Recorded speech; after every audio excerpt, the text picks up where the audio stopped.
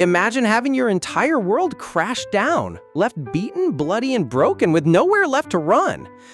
But right when you think it's completely over, the one person who actually gives a damn reaches out to save you. Reaching back with trembling hands, sadness he couldn't even believe anyone would still stand by his side.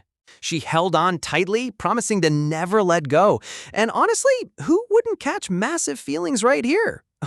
Talk about top-tier female lead energy. Fast forward to middle school at Palgok, where a familiar voice suddenly calls out down the hallway. Ju Erin turns around with those massive curious eyes, wondering who could possibly be calling her name. An Min-gyeol shows up in 7th grade, trying his best to look calm while internally panicking. The second she realizes they're in the exact same class and sitting right next to each other, she completely loses her mind with joy. She immediately calls him out for keeping it a secret, but little does she know, he specifically applied here just to be near her and executed a full stealth mission. She gives his arm a friendly poke, gushing about how sharp he looks in his crisp new uniform. Rubbing his blushing cheek, he barely manages to stammer out a thankful reply. Gathering every last drop of courage, he mutters back that she looks insanely pretty in hers, too. She immediately leans in teasingly, covering her face while asking if he's falling for her. And man, her teasing skills are downright lethal. Min-gyeol's entire brain short-circuits in full-blown panic mode right as her friends call out to her from across the room. She laughs off her playful comment, waving goodbye as she heads over to her group, leaving him standing there like a stunned statue. Watching her chat happily with her friends, he silently reflects on how deeply head over heels he really is for his childhood savior. Because back in elementary school, his life was an absolute nightmare where everyone pointed fingers and hated his guts. Whispers surrounded him everywhere, and neither his teachers, classmates, nor even his own parents were on his side. While everyone else threw him under the bus, little Erin stood boldly in front of him, screaming at the bullies to back off. Her unwavering faith kept him floating through the dark times, and now look at her, winning class president with a landslide 20 votes. Seriously, she's practically a saint. Even lugging giant stacks of heavy books for the teacher? Sighs. Her selfless golden heart shines through every single day. Staring at her from across the hall, Min-gyeol tightens his fist, swearing to himself that he's gonna confess his true feelings before high school starts. Later that afternoon, Arn casually asks if he wants to grab food with her and the rest of the crew after class. But his social anxiety kicks in hard, stammering that he only really knows her and it'd be super awkward, making her quickly drop the offer. The second she turns away, he grabs his head in utter despair. Mocking tone. Seriously, bro? She gave you the ultimate golden ticket to hang out and you hit her with the introvert shield? How many of you have fumbled a moment with your crush like this? Drop your most painful stories below. So now he gets to sit alone and watch her plan a fun duck-pokey and karaoke outing with everyone else. Slumping at his desk in full gloom mode, he tries coping by telling himself 5 people is way too crowded anyway. But as Erin glances back with that gentle smile, it's clear the spark between these two, oh, it's far from gone. While waiting at the bus stop after school, Erin turns around in surprise as she spots him standing nearby. Min-gyeol stammers in confusion. Confused chuckle, knowing she usually takes a completely different bus route home. Hopping onto the bus together, she reveals she's starting cram school, meaning they'll take the same bus 3 days a week. Min-gyeol's inner soul literally throws a party. Hugging her backpack tightly to her chest, her expression grows unexpectedly serious as she turns to him. She out of nowhere asks him about his personal study habits, catching him totally off guard. He admits he just solves workbooks at home and tries not to doze off during lectures, which sounds pretty typical. She slumps against her backpack defeatedly, groaning that it really must just come down to pure natural talent. Min-gyeol, confused by her sudden dramatic sigh, asks why she's bringing up studying all of a sudden. She explains her big dream of getting into a top university in Seoul, realizing they need to start grinding now if they want to avoid local high schools. Listening to her break down GPAs and competitive admission quotas, he realizes just how seriously she's planning out her entire future. Smiling brightly, she clutches her bag and assures him that a smart guy like him could easily get into a Seoul university. Caught completely unprepared without any real plans, his face turns bright red as he stammers around. But then, locking eyes with her, he blurted out that he wants to go to the exact same school as her. Realizing what just slipped out of his mouth, he instantly flails his arms, screaming at himself for being a complete idiot. Instead of getting weirded out, Aaron bursts into the sweetest laugh, cheering that they should work hard toward the exact same goal together. With heart symbols practically floating around his head, he happily agrees, marking the start of their official bus rides home every Tuesday, Thursday, and Friday. Those bus rides quickly morph into private study sessions, with Min-gil solving her homework headaches in a flash. But things take a funny turn when she gushes over a ridiculously handsome male actor on her phone, making Min-gil visibly jealous. Driven by pure male competitive instinct, he spends an hour in front of his bathroom mirror, slathering hair wax to copy the actor's hair. Cut to the bus stop, where Aaron takes one look at his greasy, slicked hair and asks if he forgot to wash it today. Talk about a soul-crushing critical hit to his ego. Horrified, he immediately dumps the entire tub of hair wax into the trash, swearing he can't confess looking like a total greaseball. Face down on his school desk, he stares blankly into space, realizing that if he wants to win her heart, he's got to rethink his entire strategy. Looking at her radiant smile, Min-gil couldn't help but admire Aaron, wishing he could be as bright and inspiring as she was. Back in the hallway outside Class 2-1, Aaron suddenly turns to him, mentioning how much more he's been smiling lately. Caught off guard, Min-gil stammers back in confusion, wondering if his frequent smiling looks weird or unnatural. Twirling a lock of hair around her finger, she blushes softly and confesses that she was just thinking about how insanely pretty his smile is. She leans in with a gentle beam, telling him he should definitely smile like that way more often. That night, lying awake under his covers, Min-gil stares blankly at the ceiling, replaying her compliment on an endless loop in his head. Couldn't even remember the last time anyone praised him like that, sighing a sudden surge of warmth inside his chest. The next day on the bus, he notices Aaron sitting quietly by herself near the front. Leaning over the back of her seat, he asks if everything's okay or if something bad happened to make her sit alone. Hiding her blushing face behind her sleeve, nervously mumbles that she just has a lot of heavy thoughts on her mind. Min-gil's brain instantly crashes into panic mode, convinced he somehow ruined her mood and completely doomed himself. Walking home later, he hangs his head in utter gloom, agonizing over whether he came across as annoying or overly excited. He just wishes he could be normal and not constantly overthink every little interaction. The moment he steps through the front door, his sister points out his puffy eyes, asking if he was crying on his way back. But before he can even make an excuse, his parents call him over to the dining table with dead serious expressions. Standing frozen in the doorway, a sinking feeling hits his stomach as he senses life-changing news is coming. Cut to the neighborhood gazebo that night, where Aaron gasps in utter disbelief after hearing he's moving all the way to Seoul. Min-gil quietly explains that his dad's transfer requires the family to relocate, and his parents want him preparing for college there. She asks if that means he'll be attending high school in Seoul too? And he solemnly nods, accepting his unchangeable fate. Clutching her hands together, her voice trembles as she realizes how difficult it'll be to see each other once he's living far away.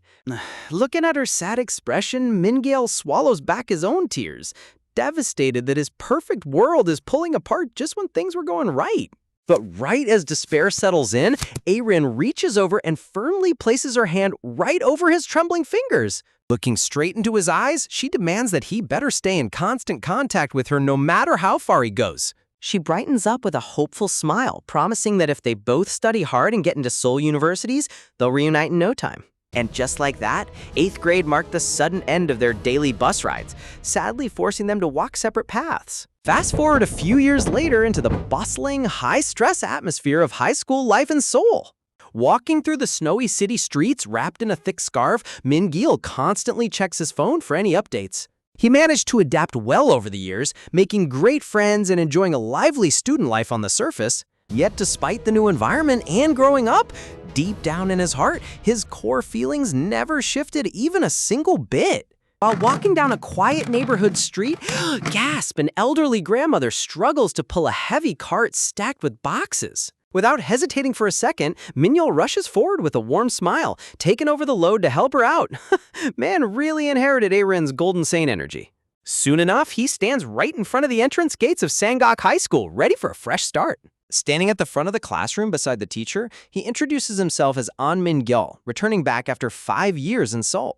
He flashes a bright, handsome smile, politely asking everyone to take good care of him during their remaining senior year. The classroom instantly erupts in excited whispers over how handsome he is, with a guy in the back raising his hand to ask where he went to middle school. He answers that he attended Palgok Middle School, prompting the teacher to quickly hush the crowd and begin today's lesson. Assigning him an open desk near the middle, the teacher kindly double-checks if his eyesight is fine from that distance. Taking his seat, he settles down quietly into the unfamiliar classroom environment. He silently recalls how Erin mentioned she was attending USIAC High, feeling a pang of regret that USIAC had no open transfer spots left for him. Later, outside Class 3-1 during break, his new classmates gather around, asking how long he lived up in Seoul. One curious guy blurted out asking why his family moved back, making his friend immediately swat him for being way too intrusive. Min-gil just chuckles politely, sigh, reassuring them that it's no big deal and nothing to hide. In reality, his father's business in Seoul hit rock bottom and went under, forcing them to move back while he finishes high school alone.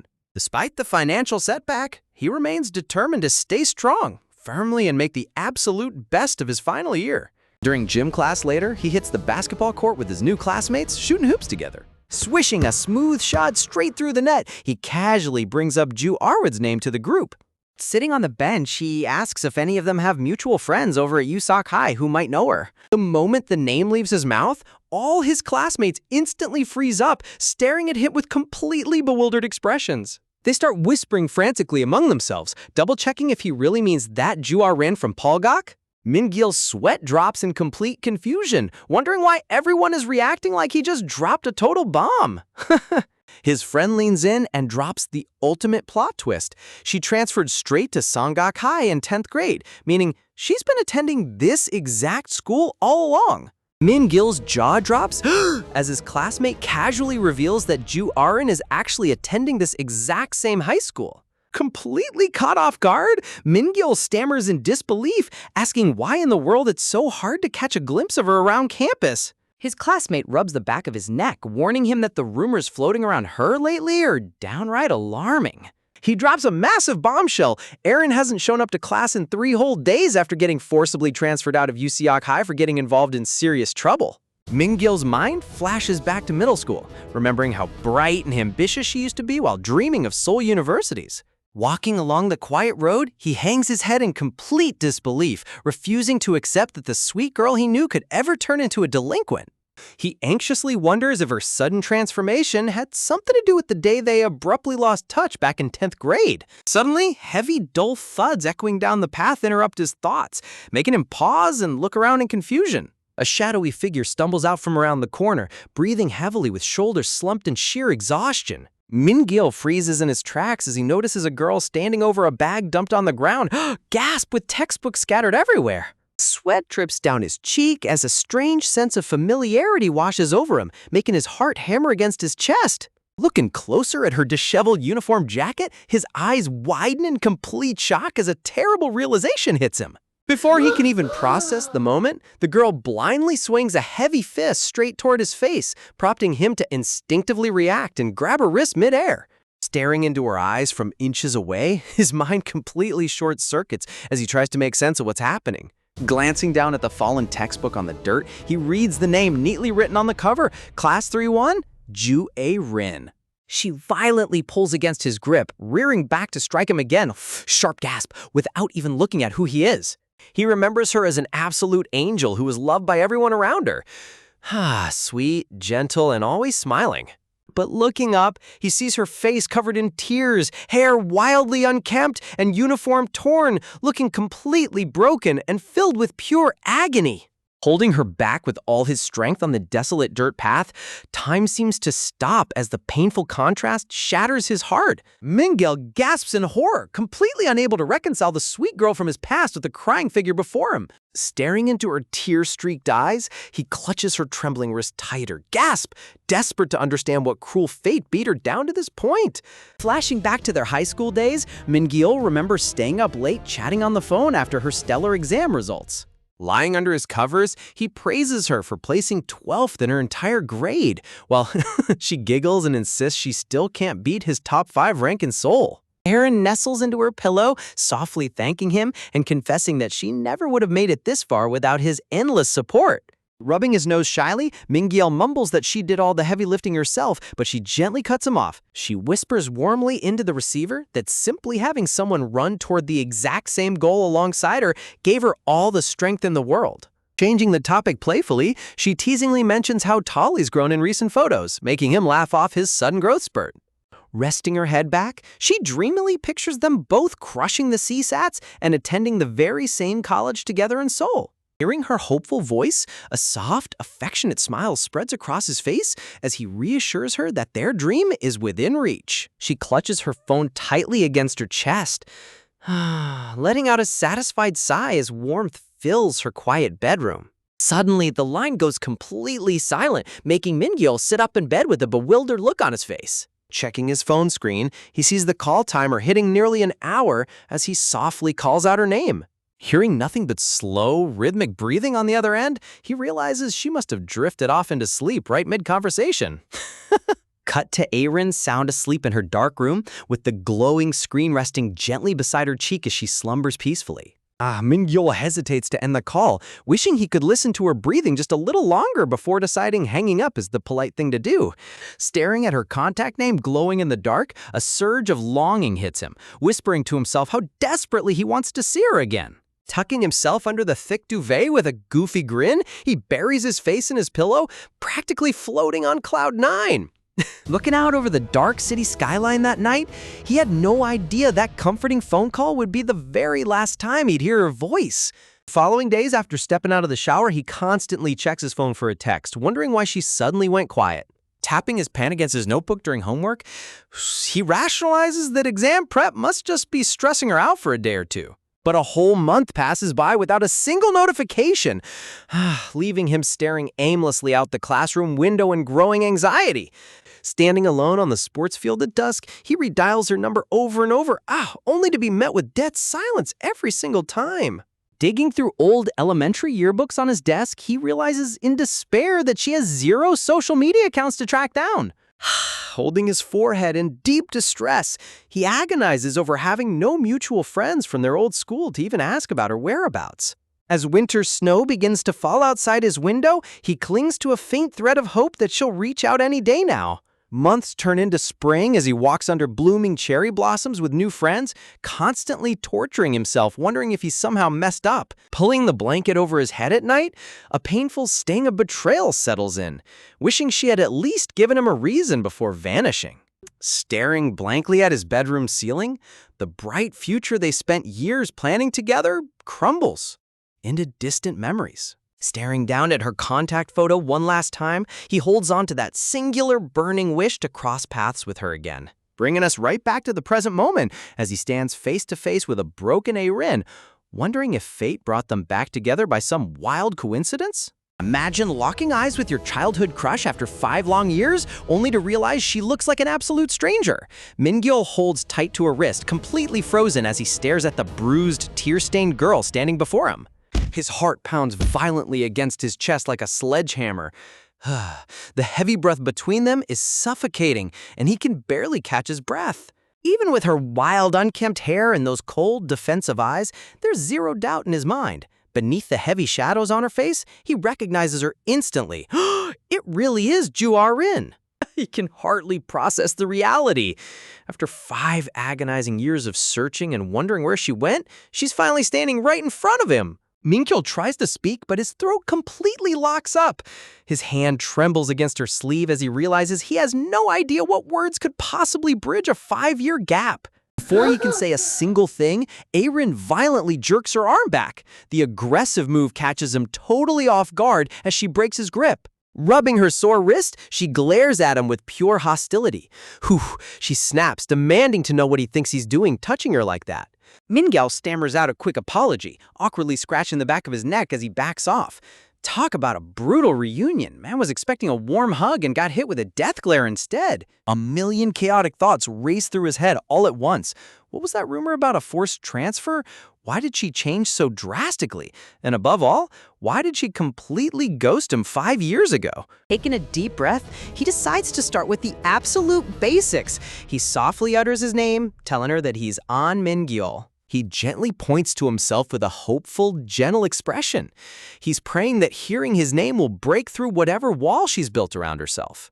But Aaron just stares back at him with a cold, blank expression. For a split second, it feels like his name means absolutely nothing to her. Suddenly, her eyes widen in sheer shock. The realization hits her like a physical blow as the name finally registers in her mind. Her hand flies to her chest as her breathing becomes ragged and shallow. Seeing him here of all places is clearly her worst nightmare come true. Without warning, she spins around on her heel and bolts down the dirt road as fast as her legs can carry her. Min-gil yells out her name, lunging forward to chase after her. Breathlessly, he can't let her slip away through his fingers a second time.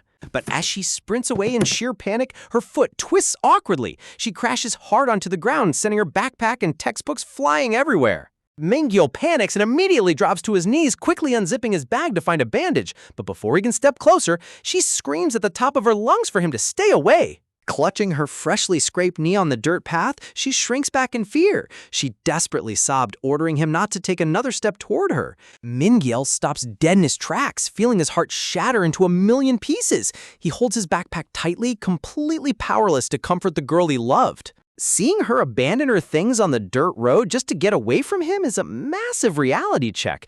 Man, the trauma she's carrying must be deeper than any of us can imagine. You can't help but picture the old Ju Ah-ren from their middle school yearbook, the sweet, bright girl who was always full of life and gentle smiles. Back in Class 3-1 the next morning, Min-gil flips through the official class roster. Sure enough, her name is printed right there. They're officially classmates in Year 3, Class 1. He connects the timeline in his head. Her transfer to Sangak High back in 10th grade lines up perfectly with the exact month she abruptly stopped answering his calls. He turns to the guys sitting nearby and casually brings up Ju Ah-ren, hoping to extract any clue about what happened to her over the years. One classmate shrugs casually, claiming she was giving off bizarre, distant vibes from the very first day she stepped foot in the school. Min-gil leans in eagerly, asking what her overall vibe was like.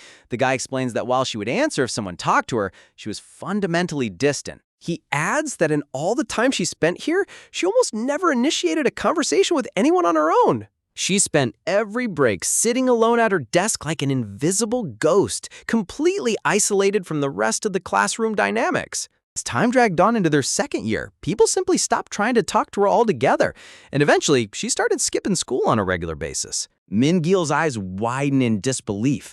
He presses further, asking if any of them know the real reason she had to leave Yusok High in such a hurry. The classmate lowers his voice, whispering that while nobody knows the full story, rumors were flying around that she got involved in something really nasty.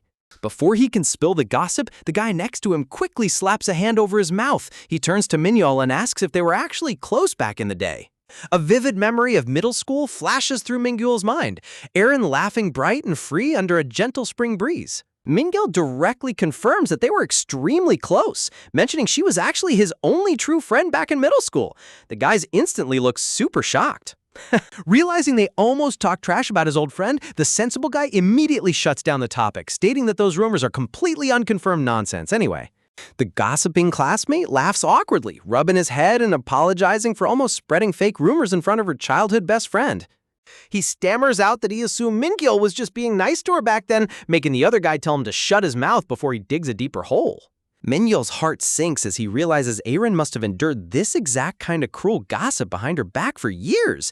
He quickly changes the subject, asking if she still comes to school at all. Seon-ho explains that the school told her to at least report to the guidance counselor's office, but she usually sneaks in during class hours and disappears before anyone notices. Another guy suddenly remembers something useful, mentioning that a girl named Gina over in Class 2 also went to Palgok Middle School. He suggests Min-gil go talk to Gina, thinking she might still be in contact with Aaron or their old middle school circle. Min-gil puts on a bright smile and thanks him for the tip, even though internally he's thinking, who on earth is Gina? Meanwhile, over in Class 2, a group of girls gathers around Park Gina, asking if she remembers An Min-gil from middle school. Gina casually sips her juice box, trying her absolute best to play cool, as she claims they weren't close at all back then. Her friends tease her relentlessly, giggling that of course she wasn't close to him since she literally has 0 guy friends. They press her to reveal what he was like back then. Gina takes another sip, mumbling vaguely that he was totally average and nothing special, but her friends immediately call bluff, teasingly asking if she secretly had a crush on him. Gina's face turns beet red as she aggressively squashes her juice box. She yells in denial, but before her friends can roast her any further, the classroom door slams open. A girl standing at the doorway shouts out that the handsome new transfer student from Class 1 is standing right outside looking for Gina. Gina's jaw drops in complete shock while her friends instantly go absolutely wild. They squeal in excitement, violently shoving her out the door so she can go talk to her middle school crush. What crazy revelations will Gina spill about Erin's past? Drop your theories in the comments down below. Gina awkwardly fidgets with her hair, blushing like crazy as she tries to play it totally cool in front of her middle school crush. Min-gil casually leans against the stairwell handrail, telling her he has a super important question to ask. Gina sits on the concrete steps with a bashful grin, coyly asking what on earth he could possibly want to ask her. Min-gil looks down at her with a completely deadpan expression and asks if she even remembers who he is. Gina's hopeful smile instantly collapses. Min-gil stammers that of course he remembers her. She's Gina who went to Polgok Middle School. Talk about a total romantic flop. Gina scoffs in annoyance, realizing he completely forgot their past interactions, while Min-gil's brain desperately short-circuits trying to figure out what he missed. Min-gil awkwardly scratches the back of his neck and apologizes for his fuzzy memory, while Gina just brushes it off with a sarcastic chuckle. Gina secretly lets out a sigh of relief, realizing he's completely clueless before pointing out that he was glued to Ju Erin's side back in middle school anyway. Min-gil leans in closer and reveals that he actually ran into Ju Erin yesterday by total coincidence. Gina's eyes instantly go wide with pure shock. Min-gil explains that when he saw her, Erin looked and acted like a completely different person from the girl they used to know. He stares directly into Gina's eyes, asking if she knows what traumatic event happened to Erin at Yusak High before she transferred. The cheerful mood instantly dies out as a heavy shadow falls across Gina's face. Gina lowers her voice and drops a chilling question. Would he even believe her if she told him Ju Erin committed a horrifying crime? Min-gil stumbles back in complete shock, his eyes widening as her words hit him like a freight train. He tries to laugh it off in disbelief, nervous chuckle, insisting there's zero chance the sweet Erin he knew could ever do something dark. Gina leans back against the metal railing, looking down at him with a cold, almost mocking gaze. She asks if he ever truly knew the real Ju Erin, pointing out that despite being her closest friend, gasp, he barely knew anything about her deep down. A flashback panel reveals young Erin smiling softly. Gina explains that Erin never once spoke about her family, her personal worries, or her childhood to anyone. Gina crosses her arms, revealing that something terrible eventually took place at her former high school. Min-gil stands frozen on the stairs, his heart pounding in his chest, as he waits for the terrifying truth. Gina's expression turns completely grim, setting up a dark revelation that changes everything. Flashback imagery reveals police tape around a sheet-covered body. Gina explains that police discovered Erin at the scene of a student's death, but she refused to give a statement and claimed the student made their own choice. Gina reveals that due to a lack of physical evidence, the case was ruled a suicide, but vicious rumors followed Erin everywhere until she couldn't attend Yusak High anymore. Min-gil's eyes dilate in utter horror as the weight of the dark rumor finally settles in his head. A horrifying visual shows blood spattered across the concrete ground near the crime scene. A chilling visual panel reveals young Erin standing covered in bloodstains, staring forward with cold, empty eyes. Man, talk about an absolute psychological nightmare. Back in the present, Min-gil sits at his desk in Class 1, completely lost in a sea of overwhelming thoughts. Gina's haunting words echo through his mind.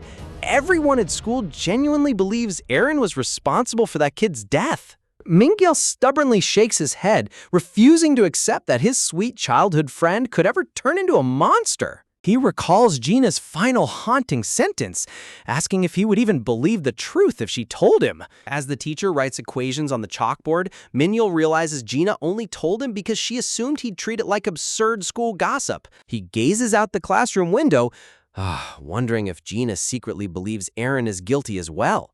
Min-gil pulls out a yellow notepad and uncaps his pen, determined to logically organize every piece of evidence. He writes down the key facts.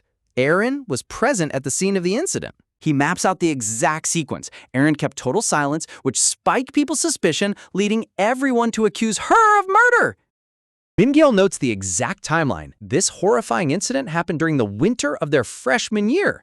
A black and white flashback panel shows Erin sitting alone on a park bench, the exact moment 5 years ago when she suddenly cut all contact with him. Min-gil feels a heavy tightness in his chest, realizing the unimaginable torture Aaron must have endured while being branded a killer by her own peers. He pictures her scattered textbooks on the floor, a symbolic image of her peaceful life completely shattering into pieces. He connects the dots. She transferred to Sangok High to escape the nightmare, but the cruel rumors followed her right through the front doors.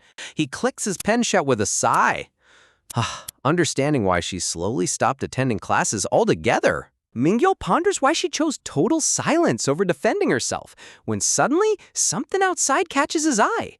Through the glass, he spots a girl with dark, unkempt hair carrying a heavy backpack. From his high vantage point, he watches her walk past the outer school wall. A high-impact text panel shatters the silence. It's Ju-Arin! Min-gil freaks out inside his mind, realizing she actually showed up to school today of all days. He remembers his classmates mentioning that she sneaks into the counseling office during class hours to avoid seeing anyone. Desperate to catch up with her, Min-gil frantically turns his head. Oh, he's stuck right in the middle of an active lecture. Min-gil pulls off the ultimate high school classic move, fake squirming in dramatic agony while begging the teacher to let him go to the infirmary. Man deserves an Oscar for that performance. As he bolts out into the hallway, Gina watches him from her desk window, knowing full well he's running after Aaron. Min-gil sprints down the concrete pavement outside the school walls, his heart hammering against his chest as he frantically chases after the girl who vanished from his life years ago. Back inside class 2, Gina presses her cheek against the window glass in complete disbelief, wondering where on earth Min-gil is rushing off to in the middle of active lecture hours. Out on the open residential street, Min-gil slows his stride, catching his breath as sweat drips down his temples. Man, sprinting full speed in a formal high school uniform is a total nightmare. He scans the quiet alleyway, knowing this secluded path is the only realistic route leading toward the main suburban district. Clenching his right fist with pure determination, he pushes forward, swearing to himself that he knows exactly what Aaron needs most right now. Painful flashback takes us back to his elementary school days, where ruthless bullies shoved young Min-gil around in the hallway without a single shred of remorse. During group classroom projects, the girls backed away in total disgust, snickering to each other and warning everyone to guard their wallets before Min-gil stole them. Disgusted sigh. Talk about absolute elementary school toxicity. Whenever items went missing in class, toxic rumors instantly pointed fingers at young Min-gil, leaving him standing completely isolated in a swirling sea of hateful whispers. Even inside the faculty office, the class teacher forced him to bow his head down, pressuring him to take the blame and apologize for things he never even did. Tears welled up in young Min-gil's eyes as he lowered his head, forced to swallow his pride and whisper fake apologies just to survive another day. Text boxes revealed the heartbreaking truth. Deadpan. Nobody was ever on his side back then. Even at home, his own parents argued across the dinner table. Sarcastic, worrying that he was turning into a chronic liar. Staring at the ceiling in his pitch-dark bedroom, young Min-gil realized that his friends, his teachers, and even his own parents didn't believe a single word coming out of his mouth. Day after painful day, school became an endless cycle of psychological torture, until walking across the high pedestrian footbridge every afternoon, young Min-gil stared forward with hollow, lifeless eyes, feeling completely drained of any desire to keep waking up. Looking down from the steep concrete bridge toward the roaring traffic below, a horrifying thought crossed his mind. He just wanted all the suffering to end right then and there. Then came the day they rearranged classroom seating. A girl raised her hand in dramatic panic, whining to the teacher to move her away so Min-gil wouldn't rob her. As the rest of the class grumbled, a quiet girl carrying a bright pink backpack slowly stepped over to the empty desk right beside him. She leaned over his desk with the brightest, sweetest smile imaginable and greeted him like an old friend. That girl was none other than young Ju-Arin. Back in the present, Min-gil runs through the alley gasping for air as that core memory ignites a fire in his soul. He realizes what an outcast truly needs isn't some grandstanding speech, but something fundamentally simple. Min-gil skids to a halt right at the entrance of a dark concrete underpass. All it takes is having just one single person standing firmly on your side. His eyes dilate in sudden shock as a familiar silhouette catches his gaze beneath the gray archway. Standing right under the arch, Ju-Arin turns around in utter surprise as her name echoes through the tunnel. Min-gil stands there panting out of breath, staring directly into her eyes with a silent promise he will be that one person on her side no matter what. Erin stares back in complete silence, her wide eyes frozen as if seeing a ghost from her long-lost past. Split between two worlds, Min-gil covers his mouth while catching his breath, while Arin tightly clutches her shirt collar in visible anxiety. Rain softly begins to fall outside the archway as Min-gil hunches over, desperately trying to catch his breath after running half a mile. His brain goes into complete overload, frantically scrambling to figure out what to say first after 5 long years of total radio silence. Erin nervously wraps her hands around her backpack straps, asking in a trembling voice if he actually transferred here to Sengak High. Min-gil's jaw drops in complete, utter shock at her wild assumption. Erin stammers out that her family recently moved back into town, forcing her to transfer schools, looking down as if she's guilty of some unforgivable crime. Min-gil frantically waves his hands, blurred explaining that his parents wanted him to stay in Seoul, but he practically begged to come here just to see her and talk. Before he can even finish his sentence, Erin suddenly bows her head down deeply and whispers a heartbroken apology. Min-gil blinks in confusion, only for Erin to reveal the tragic truth. She ignored all his phone calls back then completely on purpose. Standing beneath the gray shelter, Erin confesses that she believed cutting him off completely would be better for both of them in the long run. Min-gil takes a step closer, but Erin backs away, whispers that he shouldn't waste any effort trying to understand a terrible person like her. Suddenly, Erin reaches out, grabbing Min-gil's hand and forcefully pulling it directly toward her face. She presses his open palm flat against her cheek, pleading with him to slap her repeatedly until all his anger is gone. Min-gil stands completely paralyzed in shock, while Erin begs him to hit her 10 or 100 times if it brings him peace. Seeing her beg for punishment like this is absolutely gut-wrenching. Whew, if you were Min-gil's shoes, could you ever forgive a childhood friend who ghosted you without explanation? Drop your thoughts in the comments. She looks up with heartbroken eyes, telling him that once he's finished hitting her, he can throw her away and walk out of her life forever. Text panels flash across the pouring rain outside, promising that from this moment on, for the rest of his life, silhouette imagery under the dark archway shows Min-gil gently cupping her face in his hands, completely refusing her tragic request. Min-gil looks down at her trembling frame with overwhelming warmth and deep concern in his eyes. He wonders internally if Erin genuinely believes he's harbored bitter hatred for her just because they lost touch back in 10th grade. He notices her hands shaking violently at her sides, realizing her emotional trauma runs infinitely deeper than simple high school drama. Min-gil takes a soft step forward on the damp concrete, gently asking her if she's really okay deep down inside. Reaching out with infinite gentleness, he adjusts her jacket collar, sympathy knowing in his heart there's zero chance she's okay after everything she's suffered. Erin looks down with her unkempt fringe covering her tear-filled eyes, asking what else she can possibly do to make up for her past mistakes. Min-gil firmly grabs both of her shoulders, gasp, shouting straight into her face that he would never ever hurt her. Flashback memory shows young Min-gil sitting on the bus next to young Arin, passionately talking to her as text reveals that she was the sole reason he chose to turn his entire life around, study hard, and become a better person. Imagine running through the pouring rain just to reach the one person who saved your childhood, only to realize the real struggle has barely begun. Text panels flash across the gray sky as Min-gil remembers why he kept fighting through his darkest years. Erin clutches her shirt collar in complete emotional overload, her eyes wide with disbelief as Min-gil's words hit her right in the heart. Min-gil looks at her with raw sincerity, gentle, earnest tone, confessing that the sole reason he fought so hard to transfer here was simply because he desperately wanted to see her again. Heavy rain falls outside the concrete archway, creating a somber gray curtain as the two childhood friends stand in heavy silence. Min-gil takes a gentle step forward, timidly asking if the real reason they completely lost touch back then was because of the infamous incident that broke her. Erin's eyes dilate in sudden shock as the painful past is dragged right back into the light. Erin instantly flinches and pulls her head away, her face shaded in deep guilt as she tightly clutches her chest. Man, watching her recoil like that proves just how deep her trauma really goes. Her voice stammers in absolute panic as she stutters out that she doesn't know what to say anymore. Refusing to back down, Min-gil raises his voice, revealing that he actually heard about everything from Gina. Rainwater ripples around a dead rat lying on the wet concrete pavement outside, symbolizing the toxic rumors about what happened at Yusak High and how horribly people treated her. Min-gil steps out toward the edge of the shelter, he desperately shouting at her back that no matter what the rest of the world thinks, he refuses to see her that way. Pressing his hand over his chest, Mingyul declares with absolute certainty that he knows in his heart she could never commit such a terrible crime. Gasp, leaving Aaron completely frozen in disbelief. Flashback memory shows young Aaron carrying her heavy school backpack, walking away in quiet isolation. In his memory, she turns around with that beautiful, pure smile that saved his life back in middle school.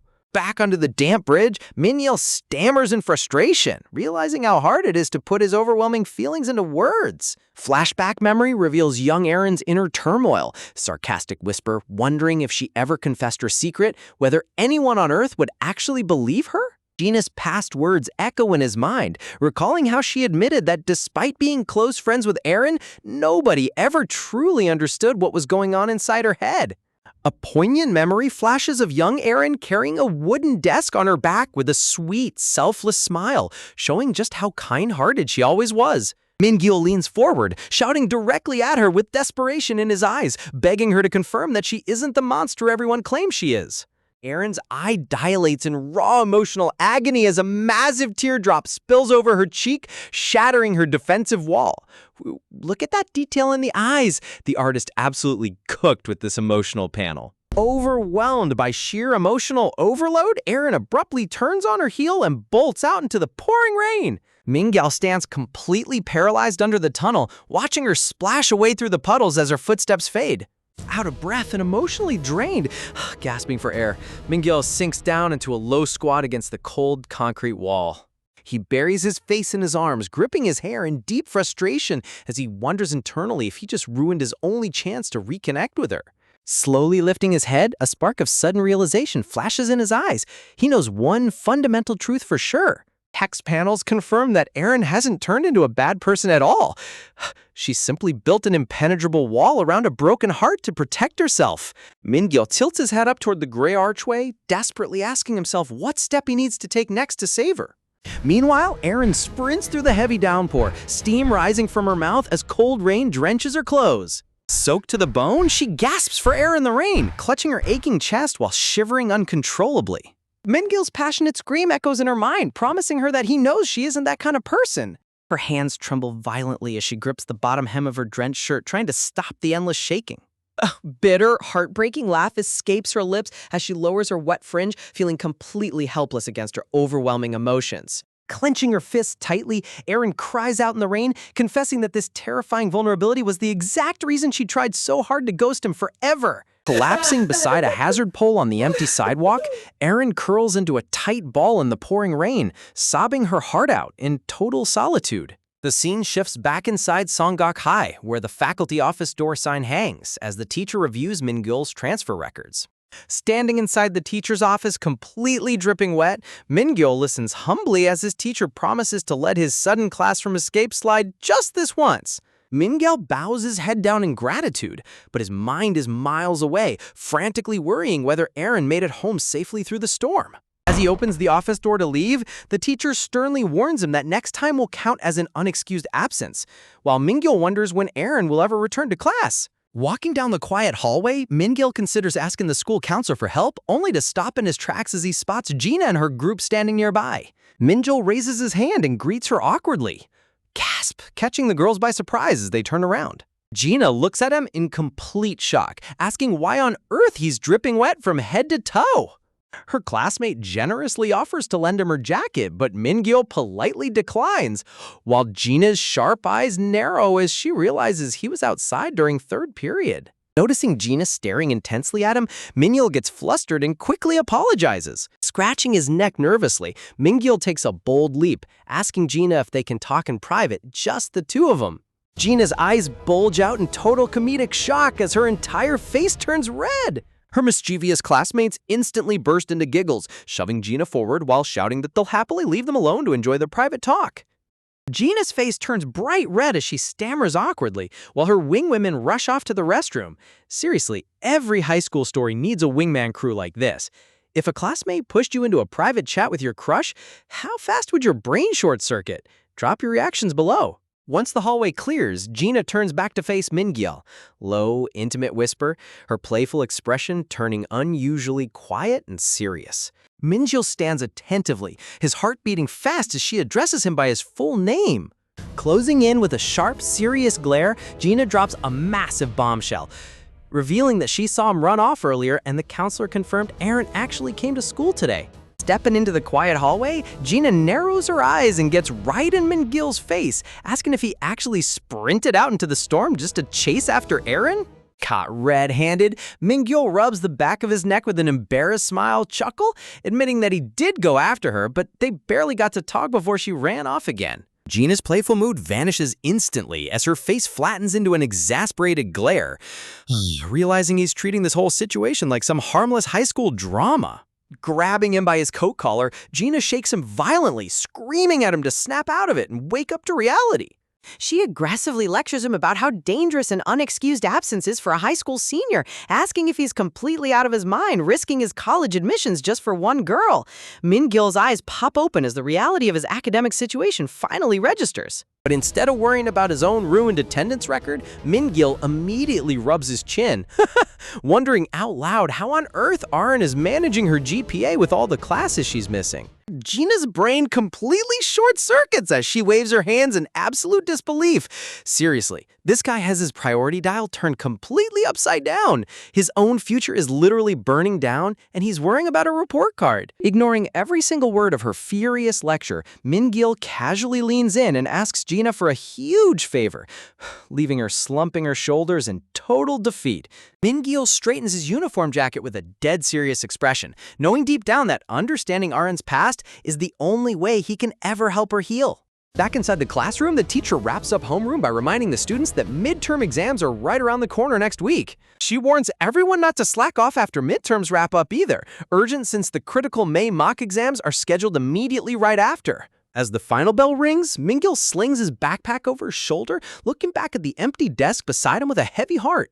Outside class 3-2, Gina's classmate invites her to go shopping before heading home, but Gina declines, saying she has something important to take care of today. When her classmate asks what's going on, Gina sheepishly reveals she has to meet up with Min-gil, causing her friend's eyes to bug out in total shock. Her friend instantly grabs Gina in a hyperactive headlock, screaming in excitement about whether Gina is finally getting her very first boyfriend. Gina flails her arms violently, yelling at them to shut up. Trying to catch her breath, Gina frantically explains that he just wants to ask her about their middle school days at Palgok, but her friends poke her ribs with sly, mischievous grins.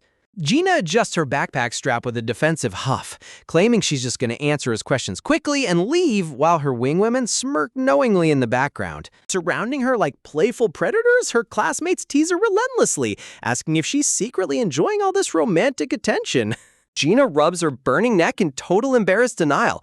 Man, watching high school friends turn a simple conversation into a full-blown romantic interrogation? It's pure comedy gold.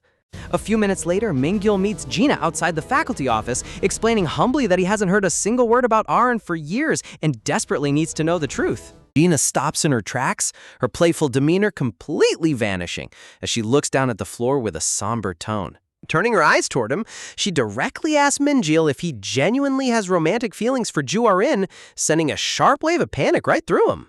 Min-gil stammers in total flustered chaos, scratching his head while trying to laugh off her blunt question. Gina puts her hands deep inside her coat pockets, staring him down with eyes that are colder than ice. Dropping a chilling reality check, Gina reveals that someone actually died during that infamous incident, warning him sternly that if he's just digging into this out of morbid curiosity, she refuses to help him. Min-gil lowers his head respectfully, regretful, admitting that he completely understands why she doubted his intentions, but vows that his heart is 100% sincere. Looking up at her with unshakable determination, he declares he knows in his soul Aaron could never commit such a horrific crime. With tears welling in his eyes, tearful Min-gil confesses that his only goal in life right now is to help Aaron smile with the pure joy she used to have. Gina stands completely frozen in disbelief, internally realizing that the timid, quiet boy from middle school has transformed into someone with absolute, unbreakable resolve. Heading down to the main entrance, Min-gil pops open his umbrella and waves to Gina with a warm, welcoming smile. Stepping out under the pouring rain, Min-gil offers to share his umbrella, suggesting they can just chat on their way home since he changed into his track jacket. Gina walks beside him under the shelter of the umbrella, glancing at him sideways while asking how on earth he became so outgoing when he used to be so timid. Rainwater streams down the gray sky as Gina's mind drifts back to their early days at Palgok Middle School. She brutally lists off his middle school reputation, recalling how he had 0 friends, a voice like a whisper, and absolutely abysmal social skills. An imaginary arrow impales Mingyul's chest as he weak smiles through the roast. Looking him up and down, Gina asks with genuine fascination what could have possibly caused such a dramatic glow-up over the years. Mingyul's sneakers splash quietly through the wet puddles as he takes a deep breath before opening up. Flashback panels reveal his brutal daily routine, waking up at 5 a.m. every morning to pull pull-ups, forcing himself to smile and initiate conversations, keeping up with trends, and studying till late at night. Gina gapes in awe, realizing the insane effort it took. Mingyul turns to her with a radiant, blissful smile, gasp, confessing that every single ounce of hard work was driven by one simple goal, to become a man worthy of standing by Aaron's side. Gina's cheeks flush with a soft blush as she stares at his passionate face in absolute awe. Look at that character growth. He literally forged himself into a better person through sheer willpower. Flashback shifts to middle school class 2-1, where Aaron's classmates invite her to hang out downtown after school. Young Aaron ties her hair back into a cute ponytail, politely declining their offer because she has to go to her cram school academy today. Gina mentions that today is the day Aaron walks with Mingyul, amused confusion laced in her voice as she asks why Aaron never signed up for the academy's free pickup shuttle. Dialogue panels pop up as the girls discuss how easy it is to register for the shuttle service. Young Aaron rubs her neck awkwardly, claiming she's totally comfortable walking and isn't close with the other academy kids anyway, while Gina makes a devious cat-like face. Pointing her finger with a sly smirk, Gina exposes her instantly, teasing that Aaron just secretly wants an excuse to walk home with Mingyul every day. Aaron's jaw drops in complete shock.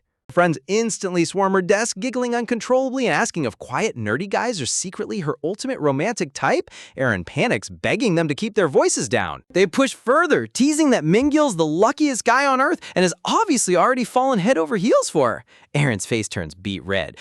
Just as her friend is about to shout out that Aaron should ask him out, Aaron lunges forward and slaps her hand right over her friend's mouth.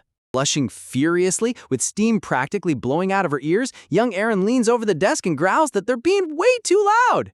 Overwhelmed by sheer embarrassed panic, young Aaron grabs her backpack and bolts out of the classroom like a sprinter, leaving her friends giggling in the dust. Imagine diving headfirst into your crush's dark secret, only to uncover clues that could shatter everything. Young Aaron looks back with a flushed face, wondering what on earth just happened. Gina steps alongside Mingyul under the shelter of the umbrella, subtle breath, adjusting her bag straps while looking at him out of the corner of her eye. Out of nowhere, Gina mutters a pitying comment under her breath, prompting Mingyul to react in utter confusion, while Gina secretly vows to take her secrets to the grave. Mingyul casually asks how long she's been friends with Aaron, and Gina reveals they've been tight ever since Aaron transferred back in 2nd grade. Sipping on her juice pouch, Gina boasts that she was likely the very first person to open up to her, leaving Mingyul wide-eyed in total shock. Mingyul stammers in surprise, realizing for the first time that Aaron was actually a transfer student back in middle school. Man, this guy really was living in his own world back then. Gina raises an eyebrow, mocking him for claiming to like Aaron while knowing basically 0 details about her past, causing Mingyul to blush and rub his neck in embarrassment. Trying to piece the puzzle together, Mingyul asks if the wild rumors circulating about Aaron were something she actually confirmed herself. Gina takes a slow sip of her drink, admitting that she actually heard the story secondhand from a close friend who attends Yusak High. She explains that most of their former middle school classmates went off to Yusak High, which immediately sparks Mingyul's curiosity even further. Leaning in with an intense look, Mingyul demands to know what kind of relationship those students actually had with Aaron. Gina turns her back toward him, quietly admitting that even she doesn't know the full details of what went down behind closed doors. Mingyul lowers his gaze in disappointment, realizing that Aaron's inner social circle remains a complete black box to everyone. Desperate for answers, he asks if there's anyone alive who could actually shed light on the truth behind her mysterious past. Gina strokes her chin thoughtfully, dropping a massive bombshell that family, like a younger sibling, would obviously know best. Mingyul's mind completely blows up. Mingyul screams out in shock, asking if Aaron had a secret sibling this whole time. Gina frantically backtracks, admitting she never saw them personally and is just guessing. Mingyul demands clarification, so Gina recalls the exact moment she saw Aaron's mother during their transfer to Songgak High. Gina narrows her eyes, drifting into her memory as she recalls passing by them in the quiet school hallway. Flashback panels show Erin's mom complimenting the new school environment while walking past Gina without even noticing her presence. She distinctly remembers the mom saying she should convince someone named Dare to attend the same school once she graduates. Hearing the mysterious name Dare, Mingil freezes in place while Gina speculates it could be a sister, a cousin, or someone completely unrelated. Stark title card emphasizes the heavy truth. Erin never spoke a single word about her family to anyone. Looking at an old family photograph resting on a desk, Mingil realizes he never even stopped to imagine what Erin's home life was like. Reaching for his bedroom door handle, a sudden heavy realization hits him like a freight train. Mingil steps into his quiet room, thinking to himself that if Erin truly does have a sibling out there, a haunting memory image of a sharp-eyed girl flashes through his mind, making him wonder what her family must feel watching Erin suffer in silence. Seeking answers at home, Mingil asks his mom, who is sitting on the floor folding fresh laundry, if she remembers Ju Aren. His mom looks up in confusion, asking who that is, while Mingil explains she was his middle school classmate. She shakes her head, dismissively noting that neither she nor his dad pay attention to old middle school classmates. Turning around, his mother suddenly changes the topic, sharply asking him why he's been walking around looking so completely miserable lately. She softly explains how proud they were when his grades skyrocketed in Seoul, but what they loved most was seeing his personality brighten up. Admitting she hated bringing him back to this town. Mingil lowers his eyes in guilt, asking if his gloomy expression makes his parents feel bad, and his mother gives him an honest yes. Stack clothes sit beside her as she reminds him that she trusted his promise that moving back wouldn't destroy his academic focus or emotional state. She looks him dead in the eye with a stern warning, cautioning him that if his midterm exam scores slip, there will be serious consequences. Talk about parental pressure. Meanwhile, Gina arrives home late, greeted at the front door by her curious mother asking if she was at Cram School Academy. Her younger brother, chilling on the couch, instantly smirks, teasing that she looks like she was out meeting a boy. Gina completely flusters, flailing her arms in denial. Her siblings relentlessly tease her, while her mom chimes in lightly laughing, warning her to save the romance for college since she's a high school senior. Gina screams in frustration that she isn't dating anyone. Her brother bursts out laughing, roasting her by asking if she's not dating or just completely unable to get a boyfriend. Gina growls that he's dead meat. He points to the takeout box, mentioning their dad bought fried chicken. But Gina stomps off to her room, leaving him wondering if she's on a strict diet. Before closing her door, Gina turns around and directly asks her younger siblings if there's a girl named Ju Dare at their school. Her brother shrugs, repeating that he already checked and there's nobody by that name at Pelgok Middle or any nearby schools. Gina closes her door with a tired sigh, telling them to just forget she ever asked, while her brother peers out from behind the sofa in confusion. Her brother yells out one last sarcastic tease, telling her to go focus on her studies, prompting Gina to scream at him to shut up. Typical sibling dynamic at its finest. Collapsing face first onto her bed, Gina slumps into the mattress in absolute physical and mental exhaustion. Staring blankly at the wall, she exhales softly, feeling completely drained by the heavy weight of secrets. Lying in the quiet dark, Gina nervously questions whether she let slip any unnecessary secrets to Mingil during the rainy walk. Mingil's intense face from earlier echoes in her thoughts, like desperately, asking all about Erin's past relationships. She clutches her blanket tightly, firmly convincing herself that she can never, ever mention that forbidden story to him. An image of Erin's bright, pure middle school smile flashes in her mind, knowing that revealing the horrific truth would completely destroy Mingil's heart. Across town, Mingil lies peacefully in bed under the dim moonlight, completely unaware of the dark storm waiting for him on the horizon. Ever had one of those days where the absolute worst luck turns into the most heart-fluttering moment of your life? Well, Mingil's about to find out. Boarding the city bus right behind Erin, he taps his transit card only to get met with a loud beep and an insufficient balance message. Before he can melt from humiliation, Erin smoothly steps up and swipes her card for 2 student tickets. Handing over his dignity, Mingil sits right beside her, stammering that he'll pay her back every single cent as soon as humanly possible. Erin just chuckles, telling him it's literally not even 1,000 won. But Mr. High Moral Standards over here insists that money matters need to be crystal clear. He practically begs her to ask for any favor in return so he isn't burdened by debt. Erin tilts her head with a cute smile and asks if she can just borrow his study notes instead. Mingil immediately agrees, excitedly offering to hand them over right then and there. Staring at her sweet attitude, sighs gently, Mingguo lets out a warm smile and blurted out that she's honestly such a genuinely kind person. The moment those words leave his mouth, Erin's entire face freezes. She looks at him like he just spoke ancient alien Greek. Waving her hands in complete panic, Erin shouts a hard no that startles Mingyil half to death. Talk about an extreme overreaction to a compliment.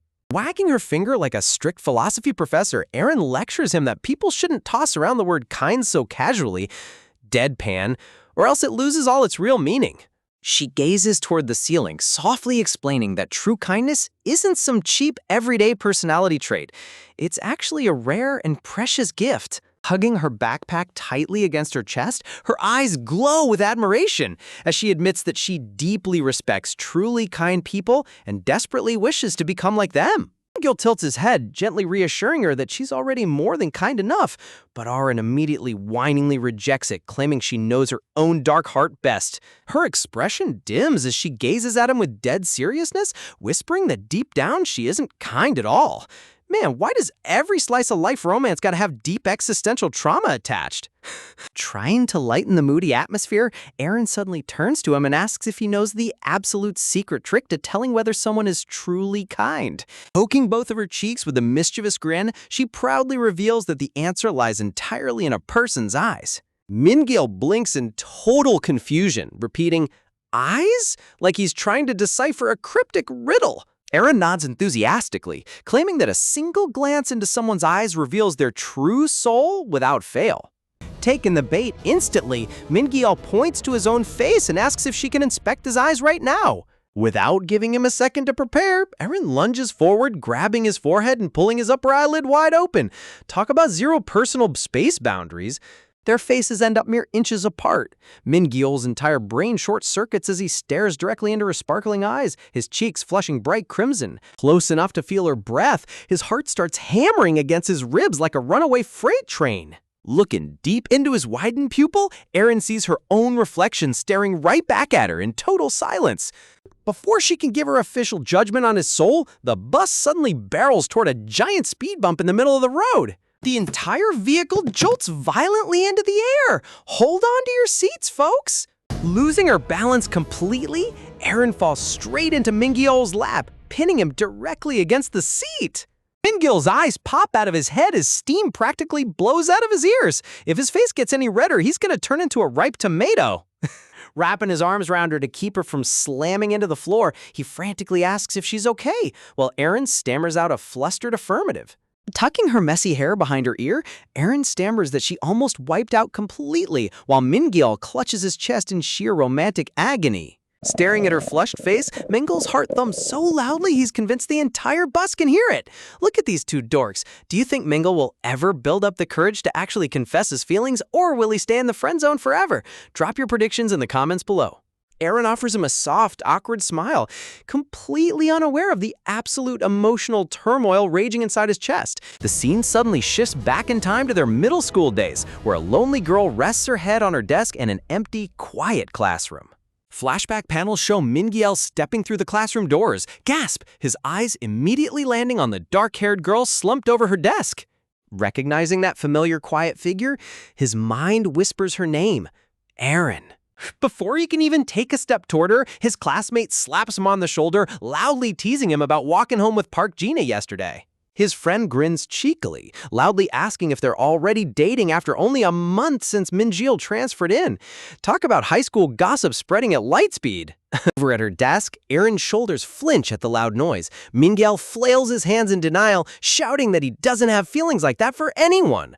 His friends burst out laughing, poking fun at his flustered reaction, while Mingyil tries to brush off their noisy teasing. But as the classroom buzzes with lively chatter and group laughter, something subtle catches Mingyil's attention.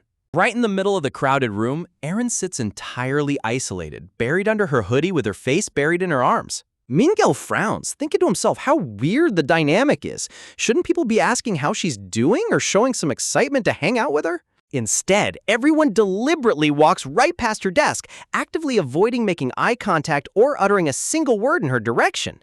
As time passed and they entered their second year, the invisible wall around Aaron only grew taller until no one spoke to her at all, though she never seemed to complain. Unable to ignore the cold atmosphere any longer, Min-gil breaks away from his noisy friend group and turns his heels toward her isolated desk. Walking past the faint shadows of ignoring classmates, he stands directly in front of Erin's seated desk. Softening his voice, Min-gil gently asks her, "Did you get home okay that day?"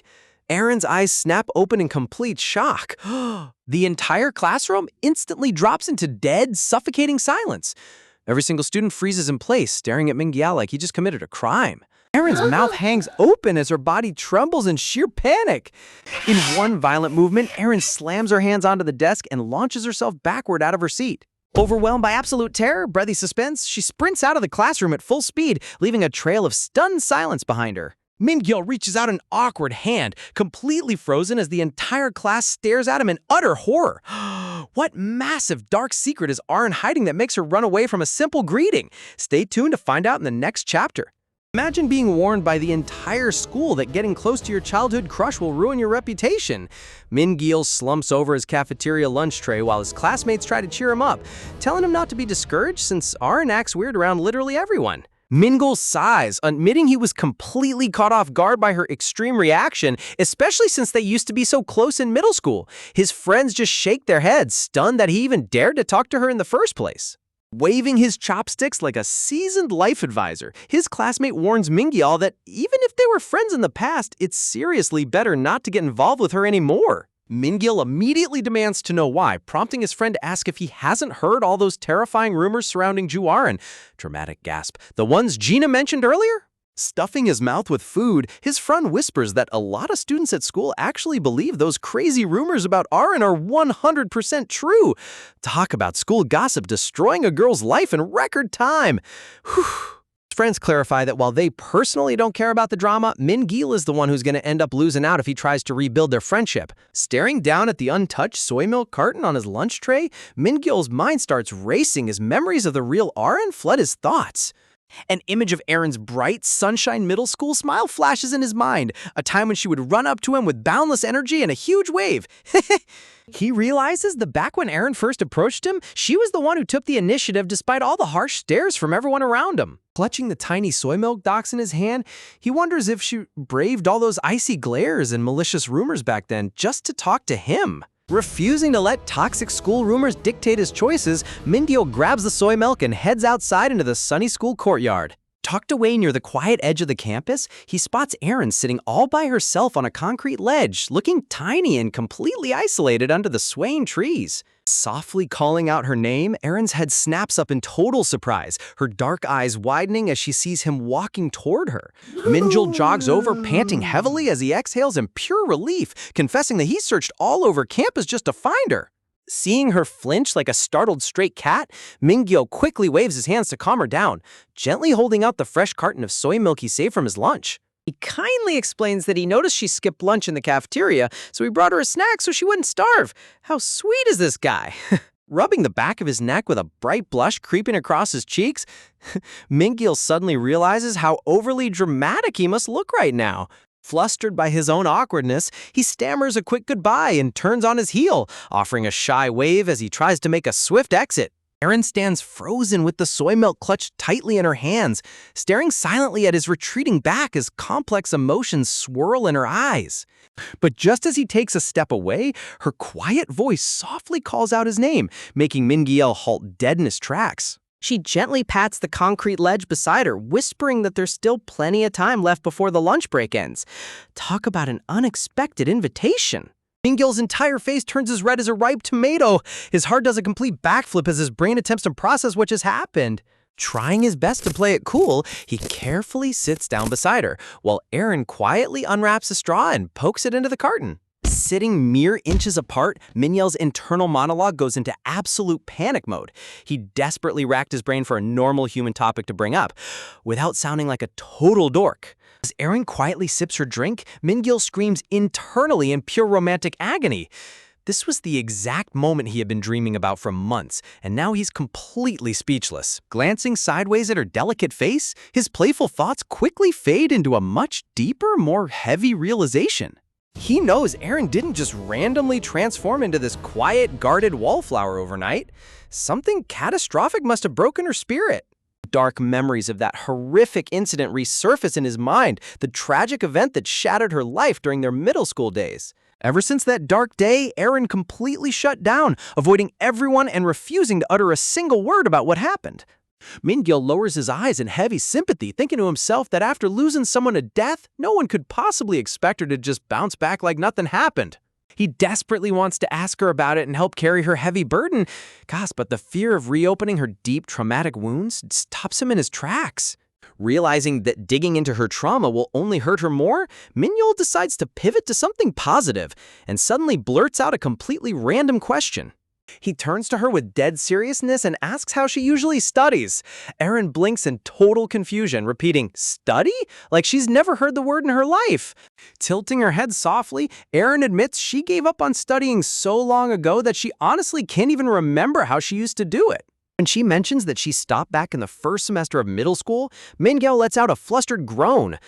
That's over 2 whole years of lost academic progress. But beneath his funny sweat drop reaction, deep breath, a deeply moving realization hits him. He remembers how passionately she used to dream about her future, realizing she completely gave up on all her goals after the tragedy struck. Whether she lost her motivation due to grief or pushed everyone away out of guilt, she completely abandoned the bright future she had once planned for herself. Taking a deep, resolute breath, Min-gil turns to face her with unwavering determination shining in his eyes. Looking straight into her eyes, he passionately asks if she wants to start studying together again, just like they used to. He reminds her of the pact they made back then to pass their exams and enter a top university in Seoul side by side. He reassures her that even if they took a long detour, it's never too late to try, promising to tutor her every step of the way. Leaning in closer with a hopeful gaze, he gently asks, "So what do you say? Do you want to give it another shot together?" Aaron's heart skips a beat. Her eyes widen in sheer shock as his sincere words crash through the thick ice surrounding her frozen heart. She stares at his earnest expression, unable to fathom how someone could still care about her this deeply after everything that happened. For the first time in years, the heavy gloom in her dark eyes begins to lift, replaced by a tiny flicker of long-lost hope. Min-gil offers her the warmest, most gentle smile, softly showing her that no matter how hard life gets, he will never abandon her again. Staring deep into his golden eyes, Aaron sees absolute sincerity and pure, unconditional affection. Snap back to present day on the city bus. Holding Min-gil's eyelid wide open, Aaron whispers to herself that he hasn't changed one single bit. He's still the exact same genuinely kind boy who saved her soul back then. Min-gil's face explodes into a deep crimson blush. Staring into her face mere inches away, his mind completely short-circuits as he squeaks out a bewildered, "Huh?"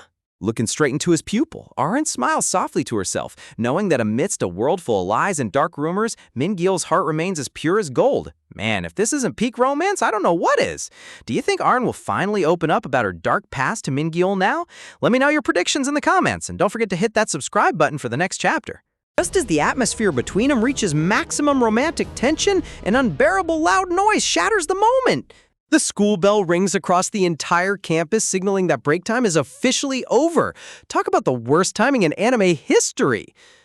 Min-gil clears his throat awkwardly, stammers, trying to hide his massive blush that they should probably head back inside before class starts. But when he notices Aaron staying completely motionless, slight confusion pauses and gently asks if she isn't coming along with him. Aaron keeps her back turned, her head hanging low as she quietly murmurs that she needs to visit the bathroom first. As Min-gil turns around to walk away, Aaron gazes at his back, softly whispering to herself that he hasn't changed at all. Sighs wistfully. He's still as genuinely kind as ever. Min-gil squeezes his eyes shut, his face burning like a hot iron as he tries to process everything that just happened. Rubbing the back of his neck in absolute flustered chaos, Min-gil groans internally, realizing he never even got a real answer from her. Man, this guy's fallen so hard, it's actually adorable. Left all alone in the peaceful courtyard, Aaron tilts her head back, staring up at the gentle sunlight filtering through the swaying tree branches. Soft, dappled shadows dance across her face as she quietly murmurs her deepest, most painful internal thoughts. Staring down at her hands, she whispers in utter self-loathing that she doesn't even deserve someone's kindness after what happened in the past. Cut to the next morning. Gina is walking down the sidewalk holding her study notepad, completely lost in her own world. Suddenly, she spots Mingil walking a few paces ahead of her with his heavy backpack slung over his shoulder. Her eyes light up as she realizes that they take the exact same route to school every single day. Her mind immediately starts racing at 100 miles per hour as she panics. Wait, should I actually go say hi to him right now? She nervously bites her finger, debating internally whether they're even close enough for a casual morning greeting or if she'll just look totally awkward. But right when she's about to chicken out, her eyes catch something up ahead. The pedestrian light turns bright red. Realizing Mingil will have to stop and wait at the crosswalk, she sees the ultimate golden opportunity. Panicking like crazy, she tries to plan her opening line. Should she just give a casual hello or bring up midterm since exam season is starting? Talk about overthinking a simple greeting. Sneaking up right behind him like a stealthy ninja, Gina prepares to launch her ultimate social interaction. But as she gets closer, she notices Mingil isn't paying attention to the traffic light at all. His eyes are completely fixed on someone across the street. Confused, Gina tilts her head. Sardonic giggle, wondering who on earth could possibly capture his attention so intensely. And there she is. Erin is walking quietly through the morning crowd, completely isolated from everyone around her, like a ghostly shadow. Gina follows his gaze, and a knowing, mischievous smirk instantly spreads across her face. Popping out of nowhere, right into his face, Gina loudly teases him, asking if he really likes Jew Erin that much. Mingil jumps 3 feet in the air. "You scare me to death!" Cut to the classroom. The teacher announces it's time to rearrange the desks for midterm exams. Mingil drags his desk while groaning in pure academic despair. Meanwhile, Erin sits quietly at her isolated desk, her hands clasped tightly as sheer anxiety gnaws away at her stomach. Mingil glances toward her, sighing softly, feeling a small wave of relief wash over him. Nervously, even if she didn't answer his proposal, he's just glad she showed up to school today. Checking the seating chart on the wall, he realizes they're placed completely across the room from each other since he transferred mid-semester. As he twirls his pen between his fingers, memories of their middle school days begin floating back into his mind. Back in their first year of middle school, their student numbers were right next to each other. Middle school Erin turns around with a bright grin, asking if they should create secret hand signals for the exam. Seeing Mingil's completely shocked expression, middle school Arin giggles playfully, stick out her tongue, and saying she was just kidding. Man, seeing how bright and happy she used to be hurts so bad. As exam day began back then, Erin was frantically reading her notes, muttering math formulas under her breath like a total study fanatic. Suddenly, the teacher yelled for Jew Erin to put her notes away because the test was starting. She squeaked in panic, quickly shoving her notebook into her desk. Right in the middle of the math portion, Erin froze in sheer horror, completely blanking on the formula. Mingil leaned forward, putting his hands together like a praying monk as he softly whispered the answer to save her life. After the exam, Erin turned around with a cute pout, teasingly asking if they really should have made those secret hand signals after all. Back then, Erin was just so full of life, passion, and ambition. Excitement builds, tackling every single test with absolute dedication and confidence. The school bell rings, snapping Mingil right back to the harsh reality of the present classroom. As the teacher drops the Korean language exam paper onto his desk, Mingil lets out a sharp, horrified gasp. Staring down at the paper, he realizes that between all the drama and transferring schools, he hasn't studied a single page. He's cooked. He anxiously glances across the room toward Erin, wondering if she's holding up all right over there. Erin sits hunched over her desk, her long bangs casting a dark shadow over her face as she stares blankly at the test. In the past, she truly believed that every correct bubble she filled on an answer sheet was building a bright future for herself. She used to visualize each answered question as lighting a glowing lantern on the pathway toward her ultimate dreams. To keep those lanterns shining brightly, she studied day and night, rapidly memorizing formulas, solving super complex problems, and writing essays with endless passion. But everything changed when the tragic incident occurred and toxic school rumors began spreading like wildfire. Surrounded by shadowy classmates whispering malicious lies behind her back, Erin felt completely crushed under the weight of society's hatred. Her mind panicked, her hands trembled with cold sweat, and every bit of knowledge she had worked so hard to build suddenly dissolved into dust.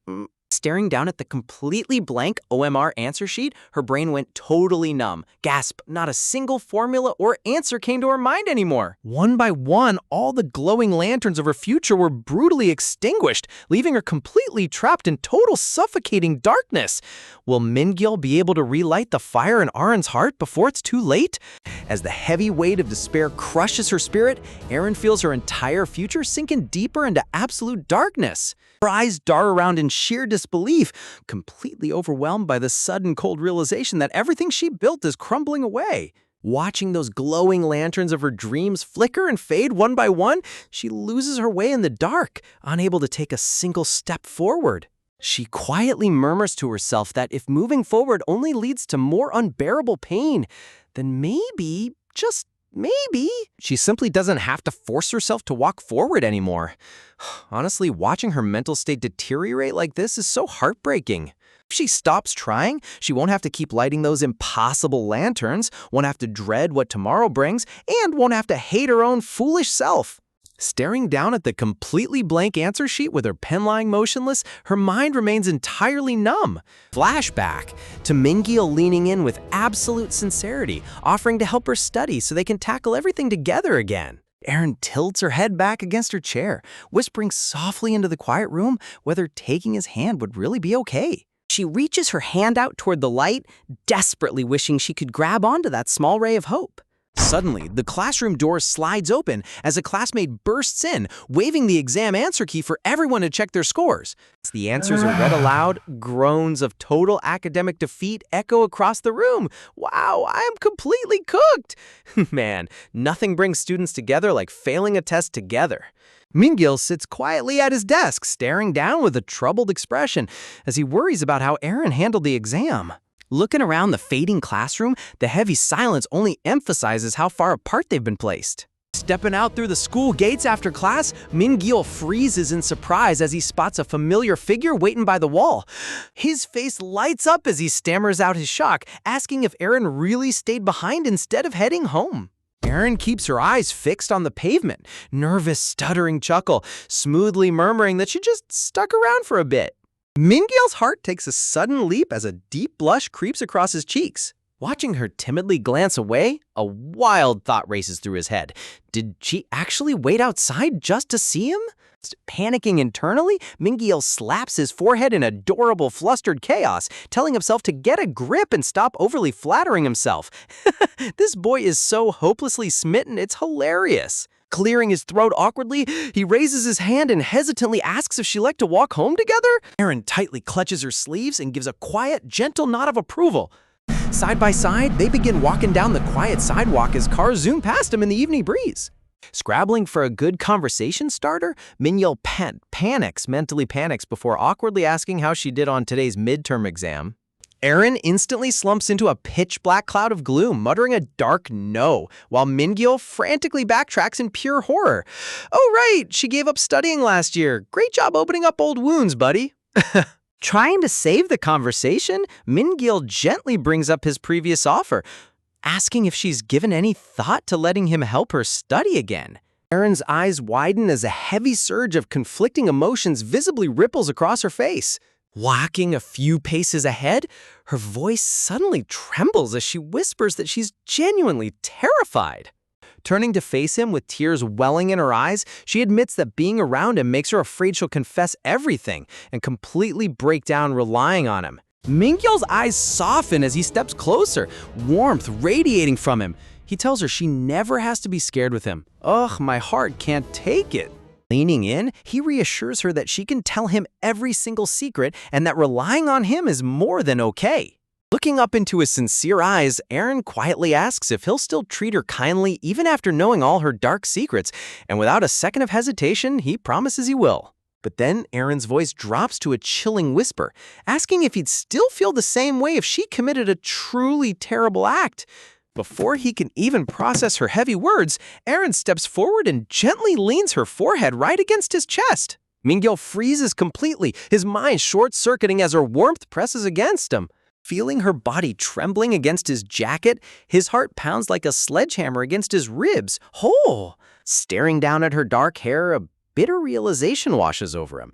She's been carrying an unbearable burden all by herself for far too long. Aaron softly murmurs into his chest, asking if leaning on him like this is crossing an unforgivable line. Overwhelmed by panic, Aaron suddenly backs away and turns to run, gasping, begging him to just pretend she never said anything. She blindly bolts toward the street, completely oblivious to the roaring vehicle barreling right toward the crosswalk. Headlights pierce through the darkness with a blinding glare as the driver slams the horn. She's frozen in sheer terror. In a flash of pure instinct, Min-gil vaults forward, throwing his arms around her waist and diving onto the sidewalk just as the car screeches past. Talk about an absolute hero move. Rolling onto the pavement, Min-gil holds her tight in a protective embrace, frantically checking if she's hurt. But as he holds her close, he feels her entire body shaking uncontrollably in his arms. Confused, he wonders if the near-miss traffic accident just scared her half to death. But when he looks down, he sees tears streaming down her red cheeks as she sobs uncontrollably. Min-gil's heart shatters seeing her break down in complete emotional anguish. Wrapping his arms even tighter around her, he vows in his mind that no matter what terrible thing happened in her past, he will protect her with everything he's got. He strokes her back gently, asking in the softest voice if she's all right. Burying her face into his shoulder, Aaron cries out in heartbreak, apologizing and whispering that maybe it really is best for them to just stay like this. Man, what a powerful cliffhanger. What do you think Aaron's dark secret really is? Drop your wild theories in the comments below. Holding Aaron tightly right on the sidewalk curb after rescuing her from the speeding car, Min-gil looks down with unwavering determination. He whispers softly that she doesn't have to carry this crushing weight alone anymore and can simply rely on him. Close-up of their hands clinging together amidst the chaotic aftermath. Right then and there, a firm resolve settles deep inside his chest. He made up his mind that very day. Wrapping his arms around her trembling shoulders, he listens to her muffled sobs as she breaks down against his jacket. He reassures her that even if she really did commit some unspeakable act in her past, it changes nothing between them. Min-gil pulls her closer, his eyes fiercely resolute, while Aaron stares up in total astonishment. He promises to safeguard her darkest secrets no matter what rumors spin out of control. Staring deep into her tear-filled eyes, sniffles, he holds her close, letting her feel the warmth of someone who finally believes in her. Look at this man's utter dedication. With a steady, unbreakable expression, Min-gil vows in his mind that he will never, ever abandon her. Sitting together on the cold concrete pavement while traffic rushes by, Min-gil knows this choice won't be easy. Even if standing by Aaron means turning the entire school against him, he's ready to face the world alone with her. Meanwhile, just outside the school building, a girl in a green track jacket named Gina glances over her shoulder with a surprised, "Oh." She spots Min-gil standing quietly near the school gate with his heavy backpack, looking like he's waiting for someone. Gina tilts her head, recognizing Min-gil and wondering if he's finally heading home after class. Thinking this might be her chance to catch up and say hi, she starts stepping forward and raises her hand. But before she can call out his name, she freezes mid-step. Peeking behind the concrete pillar, she notices Aaron standing right beside him in the shadows. Gina's eyes widen in utter shock as she realizes Aaron was waiting there with them the whole time. Cut to classmates gossiping mockingly as they walk past. They whisper about how weird it is for Min-gil to be cozying up to the mentally unstable girl, even joking if he's going to end up dead next. Man, school rumors are straight up toxic. Gina clenches her backpack straps, her face twisting with dark concern. She knows all too well that staying close to Aaron is only going to drag Min-gil down into a world of pain. In a flashback, Min-gil's tearful face appears as he desperately confessed how much he just wants Aaron to smile like she used to. He remembered the days when he strove to become a better person. Longing sigh. Someone worthy of walking right by her side. Gina stares blankly ahead, realizing that telling Min-gil to stay away from Aaron now would be totally useless. Sitting up in her quiet bedroom late at night in striped pajamas, Gina ponders the situation. If Min-gil refuses to step away, it means he genuinely believes Aaron is completely innocent, right? She flops back onto her mattress with a heavy sigh, staring up at her ceiling as heavy doubt gnaws at her mind. Lying on her back, Gina wonders, if Min-gil ever discovered that Aaron might actually not be innocent, would he finally back off? Flashback to Gina confronting Min-gil under her umbrella, asking if he really chased after Aaron despite everything?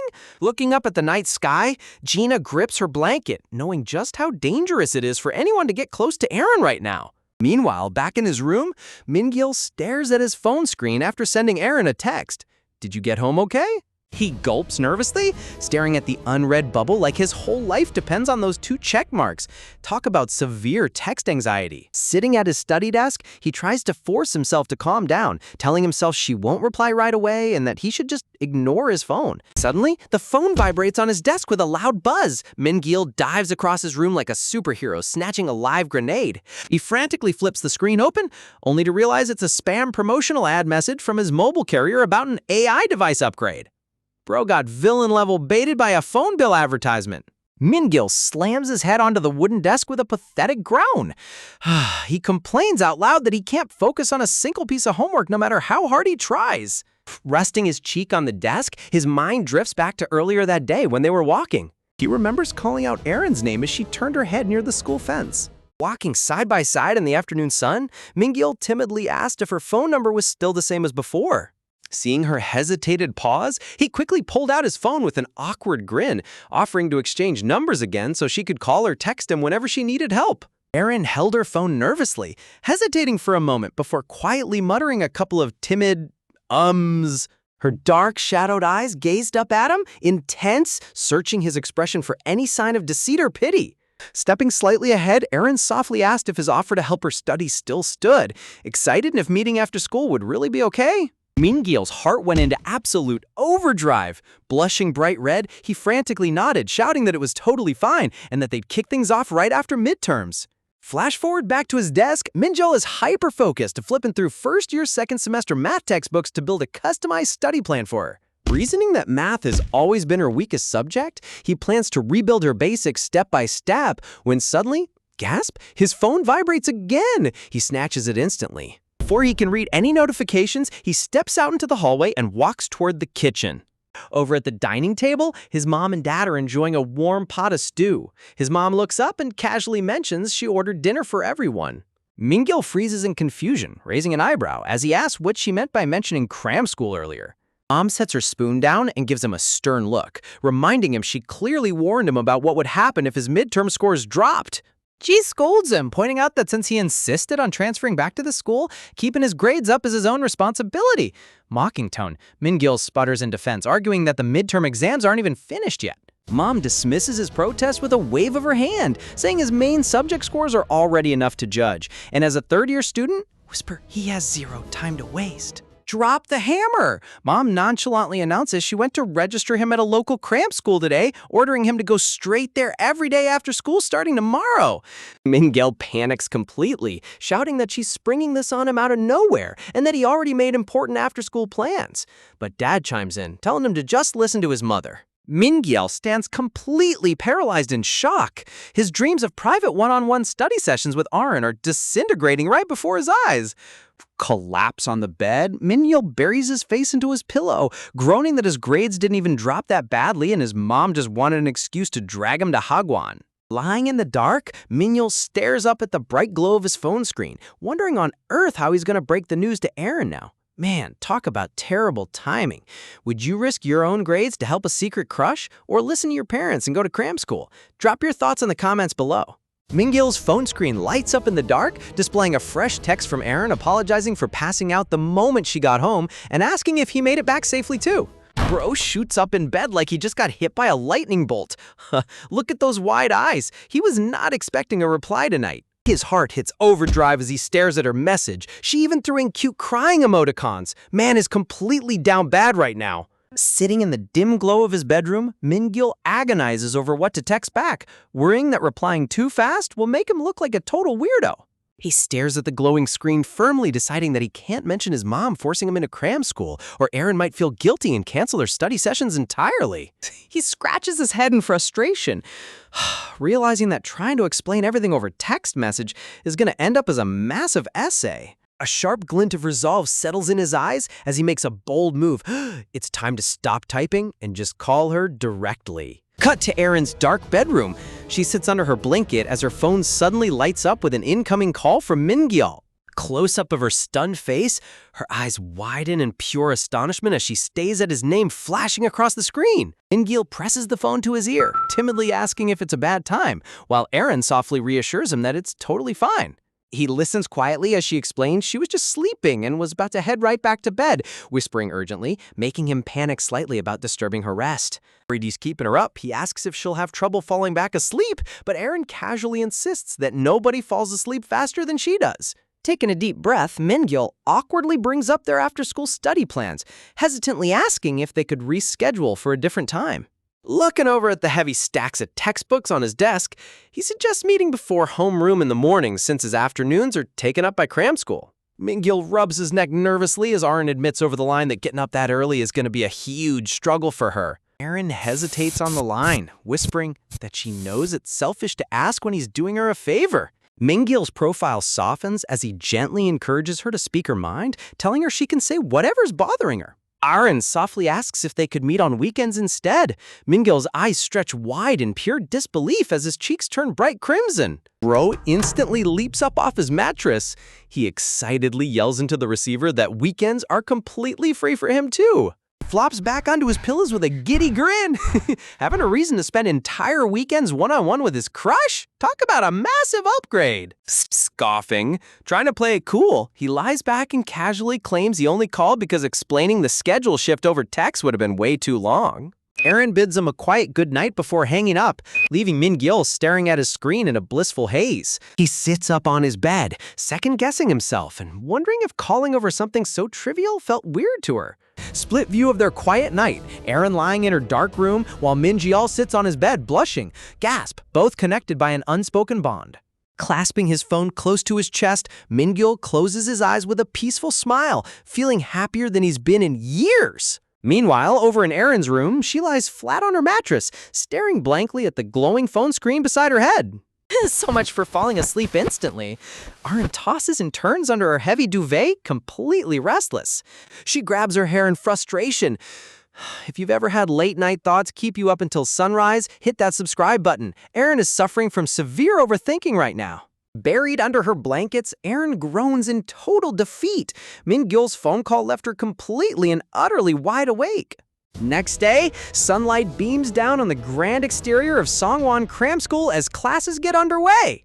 Min-gil slung his heavy backpack over his shoulder and stepped inside, where a friendly female teacher welcomed him to the academy. She leads him down the quiet hallway, explaining that the third-year prep class only has 9 students total, with hardly anyone from his high school. Setting a fresh practice exam on his desk, the teacher instructs him to work through the problems until 7 o'clock. Suddenly, the classroom door swings open as another student walks in, greeting the teacher with a cheerful smile. The teacher turns around with bright excitement, pointing out that both Min-gil and the new girl actually go to Songgak High. Min-gil turns his head, only to lock eyes with Gina in her casual hoodie. Talk about a crazy twist of fate. Min-gil blinks in mild surprise, looking completely calm and relaxed about seeing the familiar face. Gina's face flushes bright red with cold sweat. She looks like she just spotted a ghost standing in her classroom. Flash forward to lecture time. The instructor scribbles on the whiteboard, breaking down the 3 core elements of narrative writing. Gina glares at the back of Min-gil's head with intense suspicion. Look at that terrifying death stare. She's practically drilling holes into his skull. Min-gil sits peacefully at his desk, resting his cheek on his palm like a model student, while Gina's mind spirals out of control. Gina grips her pen tightly. Gasp, her face twisting as dark conspiracy theories start forming in her head. Her hand slips, leaving a massive ink line across her notes. She panics, wondering if Min-gil secretly tracked down her exact cram school to follow her. She quickly shakes her head, telling herself there's zero chance he'd do something so crazy. Suddenly, a soft voice whispers her name from the side. Min-gil leans across his desk with his hand cupped, whispering if she needs to borrow some whiteout tape for her mistake. Gina turns around in her chair, staring at him in total bewilderment. Talk about impeccable timing. Close up on Min-gil placing the whiteout tape directly into her palm. Gasp, their fingers brushing against each other for a brief second. Gina stares at the tape in shock, her face turning bright beet red as she wonders if he was secretly watching her notebook the whole time. Extreme close-up of Gina's sharp, calculating eyes staring sideways at him, analyzing his every move. Rolling the whiteout over her messy pen mark, Gina cynically concludes that even this smooth act of kindness is just Min-gil pushing himself to become worthy of standing beside Aaron. Right after their intense prep class wraps up, Mingyo slings his heavy backpack over his shoulder and steps into the quiet hallway, admitting to Gina that he was totally shocked to run into her at this cram school. Gina scoffs lightly, pointing out that she's the one who's truly mind-blown, asking how on earth he even ended up enrolling in this specific academy out of nowhere. As they stand waiting by the elevator doors, Mingyo explains his strict parents handpicked the academy for him, while Gina mentioned she only started attending once senior year officially kicked off. Walking out onto the chilly night street, Mingyo casually offers to hang out together since she probably doesn't have many academy friends yet, prompting Gina to immediately get defensive. Man's out here offering social charity like he's the king of hospitality. Mingyal just grins warmly, explaining he was genuinely worried about being completely isolated without any close friends in a brand new environment. Gina glances back at him sideways with a deeply suspicious look, trying to figure out if this guy's actually being genuine or if he's hiding some secret agenda. Sitting down together at the dimly lit bus stop bench, Gina stares at the digital arrival board before casually bringing up his academic record, asking, wasn't he supposed to be an elite top student? Mingyo looks over in confusion, but Gina admits her friend spilled all the tea about how he used to sit at the absolute top of his entire high school back in Seoul. Mingyo turns his head with a slight smile, explaining his exam scores took a slight dip this term, which made his furious parents yank him out of his old academy, making Gina roll her eyes in total annoyance at his high standards.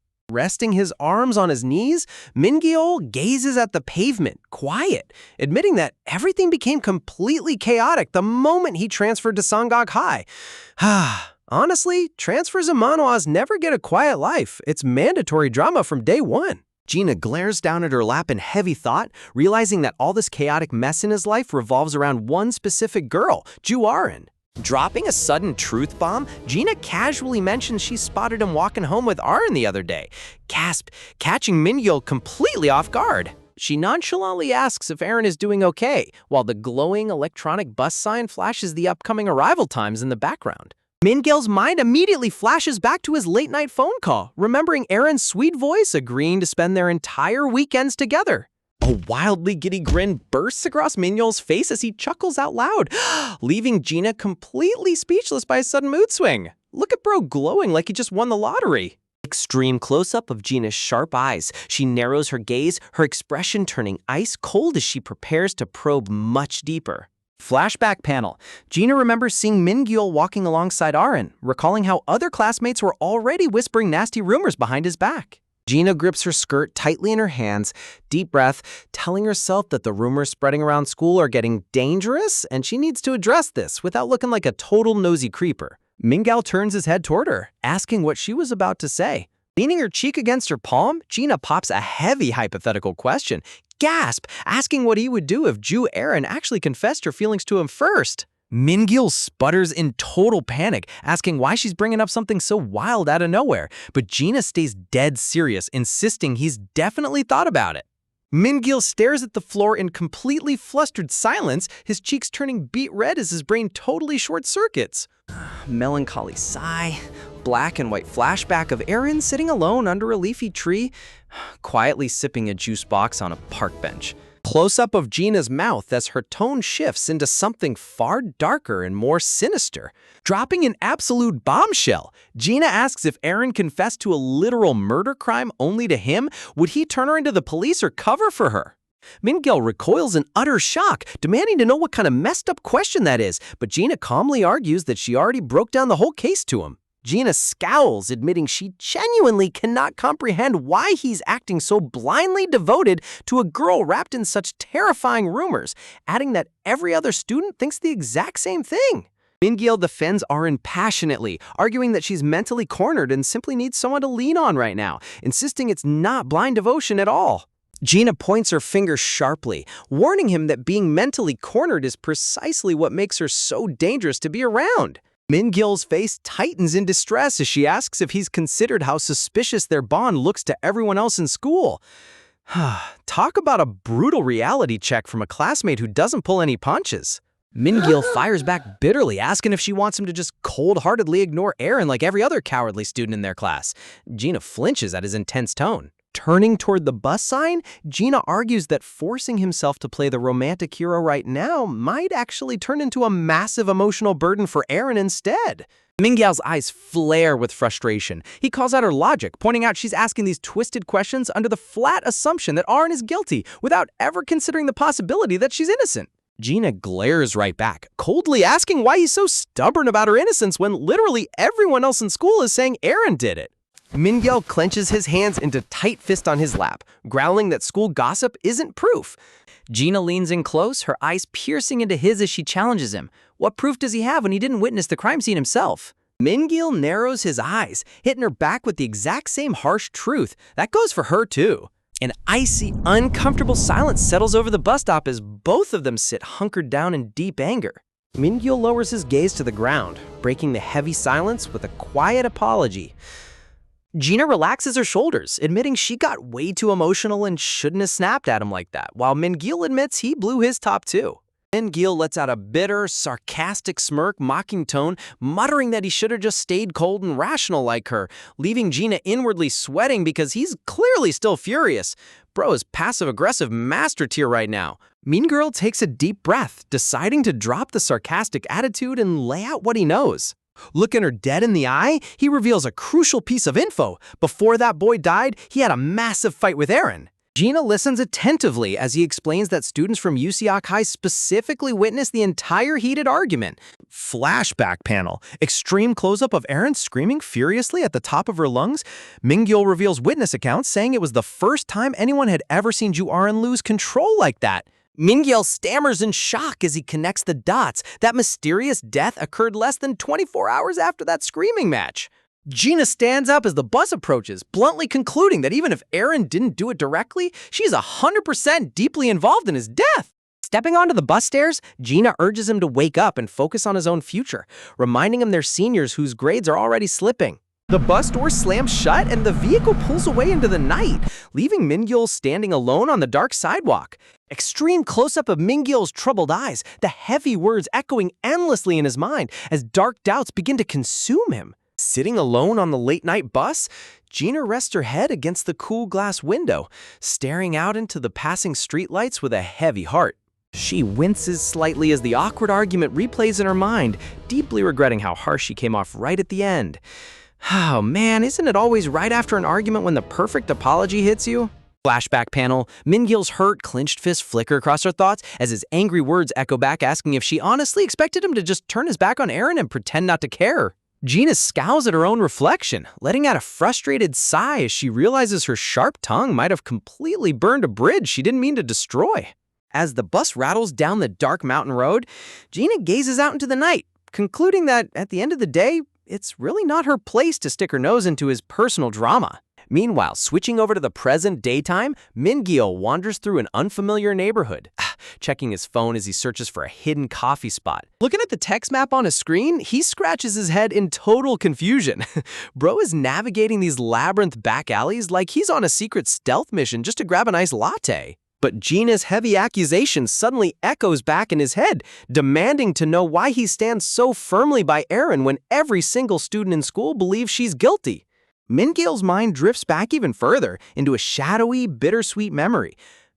Sad sigh. Remembering a quiet boy with glasses whispering a timid apology. He stops in his tracks, tilting his head up toward the bright sky as nostalgic memories begin to flood his mind. He exhales deeply, telling himself to stop digging up the past, but some memories are just far too stubborn to stay buried. Flashback to 4th grade elementary school. An elderly woman walking with a cane stumbles along the sidewalk, accidentally dropping her pouch onto the asphalt. Spotting the dark leather wallet sitting right on the pavement, young Mingyal freezes in his tracks. Without a second thought, he calls out at the top of his lungs, calling after the owner. A young girl with adorable short bangs and wide, curious eyes turns around in total surprise. Young Mingyal comes sprinting up out of breath, holding out her bright pink wallet with both hands. Look at little bro out here being the ultimate good Samaritan. The girl gasps in total shock, checking her pouch and realizing she didn't even notice it falling out at the crosswalk.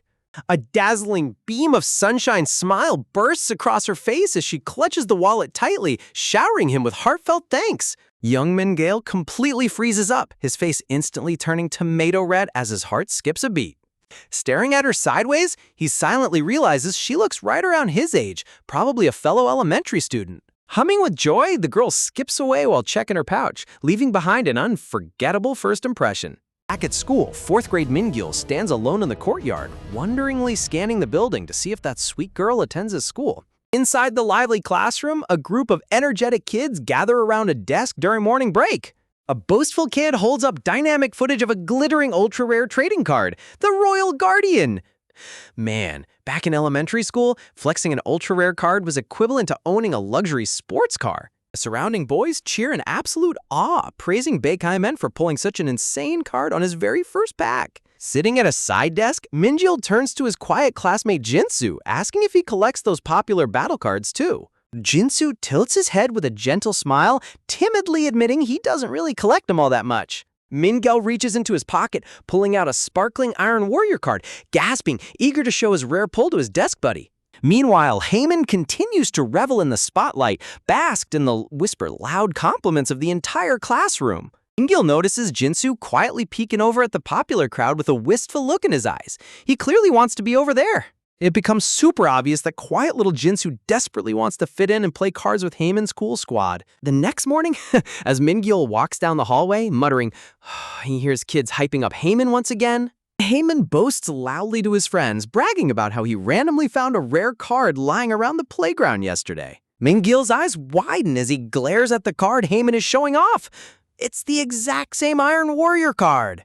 A sudden wave of shock hits Min-gil as he immediately recognizes the distinct mark on the card corner. Min-gil rushes into the classroom, calling out to Jinsu, who sits quietly at his desk. Clasping his hands nervously, Min-gil asks if that card Haemin is showing off happens to be the one Jinsu wanted to flex yesterday. Jinsu flinches violently, a cold sweat breaking out across his pale face. Lowering his eyes, Jinsu softly mutters that he actually gave that card away to a friend as a gift. Before Min-gil can digest the answer, Haemin swoops in out of nowhere and slings his arm heavily around Jinsu's shoulders. Talk about terrible timing. Haemin loudly drags Jinsu away to go eat lunch, scoffing, leaving Min-gil standing in suspicious silence. A black and white panel of the Iron Warrior card flashes in Min-gil's head. The pieces just aren't adding up. Min-gil corners Haemin in the hallway right before the bell rings, demanding a quick talk, making Haemin groan in annoyance. Min-gil looks him dead in the eye, bluntly asking where he really got that Iron Warrior card from. Haemin snaps back aggressively, scoffing, swearing he found it at the playground, mocking, but Min-gil isn't buying his story for a single second. Min-gil presses harder, asking directly if that card actually belongs to Jinsu. Haemin's friendly facade instantly shatters. He leans in with a dark, twisted scowl, whispering, asking if Min-gil is seriously accusing him of stealing? Min-gil stammers, pointing out that Jinsu's card had a very specific scratch mark, when suddenly Haemin violently grabs him by the collar. Yelling in pure fury, Haemin pushes Min-gil against the wall, dramatically threatening him for daring to doubt his honesty. Surrounding kids gasp as a full-blown hallway fight erupts, with Haemin violently shaking Min-gil while yelling that he won't let this slide. Imagine stepping up to defend a classmate, only to have the school bully corner you against a wall. Min-gil finds himself pinned down, sweating in sheer horror, while Haemin, towering over him, screams utter trash talk right into his face. But right before the bully can throw a punch, a fiery young girl leaps into the fray. Little Ju Arin grabs Haemin's arm with zero fear, barking at him to back off immediately. Haemin snarls in irritation, but Arin doesn't flinch for a single second. She glares holes through him, demanding he release Min-gil this very instant before things get ugly. Realizing a crowd is forming, Haemin shoves Min-gil aside and storms off, hurling a final threat that Min-gil is dead meat if they cross paths again. Min-gil drops to his knees, clutching his throat while gasping for air. Arin rushes over, her fierce expression instantly softening into genuine concern as she kneels down to check if he's severely hurt. Man, talk about a hero entrance. Gently offering to walk him to the nurse's office, she watches as Haemin sulks away into the distance. Min-gil can barely catch his breath, completely stunned that someone actually stood up for him. Later that afternoon, back in the classroom, Min-gil rests his head on his desk, his mind completely consumed by quiet Jinsu. He knows Jinsu was too terrified to speak up, and he desperately wants to find a way to get that stolen card back to its rightful owner. Suddenly, the surrounding kids shout for Haemin to hurry up for a soccer match. In his rush to flex on the field, Heyman hastily tosses his stuff into his locker, fearful gasp, leaving the metal door wide open as he trots away. Min-gil turns his head, noticing the unlatched locker door swaying slightly on its hinges. Bro, leaving a locker wide open in an empty classroom is literally begging for chaos. Min-gil's eyes lock onto the interior. Sitting right on top of a messy pile of textbooks is the glowing Iron Warrior card. Min-gil's chest heaves as a wave of intense anxiety hits him. His pulse races like crazy. He knows taking it back is technically stealing from a bully, but leaving it there means letting Jinsu suffer. After the final bell rings and the school clears out, Min-gil slowly walks through the deserted classroom, breathy suspense, calling out Jinsu's name into the quiet air. Realizing the timid boy is already headed home for the day, Min-gil tightly clutches his backpack straps, deciding he'll just hand the card over first thing tomorrow. Next morning arrives under a dark, heavy blanket of storm clouds looming over the elementary school. The second Min-gil steps into the room, the atmosphere drops to sub-zero. The homeroom teacher stands at the podium with a stern scowl, while Heyman stands beside him, hanging his head in dramatic misery. Heyman rubs his eyes, sniffling loudly and putting on the most Oscar-worthy performance of a heartbroken victim. Wow, look at this kid wiping fake tears. Give him an award already. The teacher's eyes glint coldly behind his glasses as he commands every single student to sit down and close their eyes immediately. Min-gil stammers in confusion as he slides into his seat, listening to the teacher declare that Heyman's prized rare card was stolen right out of his locker yesterday. The teacher fumes with anger, stating that theft is a disgusting crime that will not be tolerated, demanding total silence as he prepares to deal out harsh justice. Declaring that he will personally search every student's backpack one by one, the teacher warns that whoever took it will face catastrophic punishment. Min-gil's blood instantly runs ice cold. He didn't hide the card properly. Scanning the classroom, the teacher zeroes in on Min-gil, sharply demanding to know why his hands aren't resting on his head like everyone else. Walking straight over with a menacing shadow, the teacher bluntly announces he's going to begin the full back search right here with Min-gil. That teacher unzips the front pocket of Min-gil's backpack, reaching inside and pulling out the exact Iron Warrior card. Holding the sparkling card right in front of Min-gil's pale face, the teacher sternly demands an immediate explanation. Min-gil's eyes dilate in pure terror as his whole world collapses. Whispers instantly explode across the room like wildfire. Students gasp in total disbelief, already branding him as a dirty thief, while Min-gil trembles uncontrollably, stammering that he didn't steal it for himself. Desperately looking over at Jinsu, Min-gil pleads his case, explaining to the whole class that the card originally belonged to Jinsu, and he only sneaked it out of Heyman's locker to return it to his friend.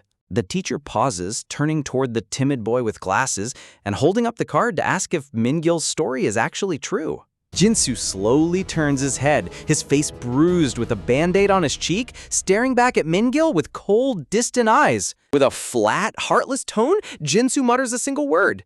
No.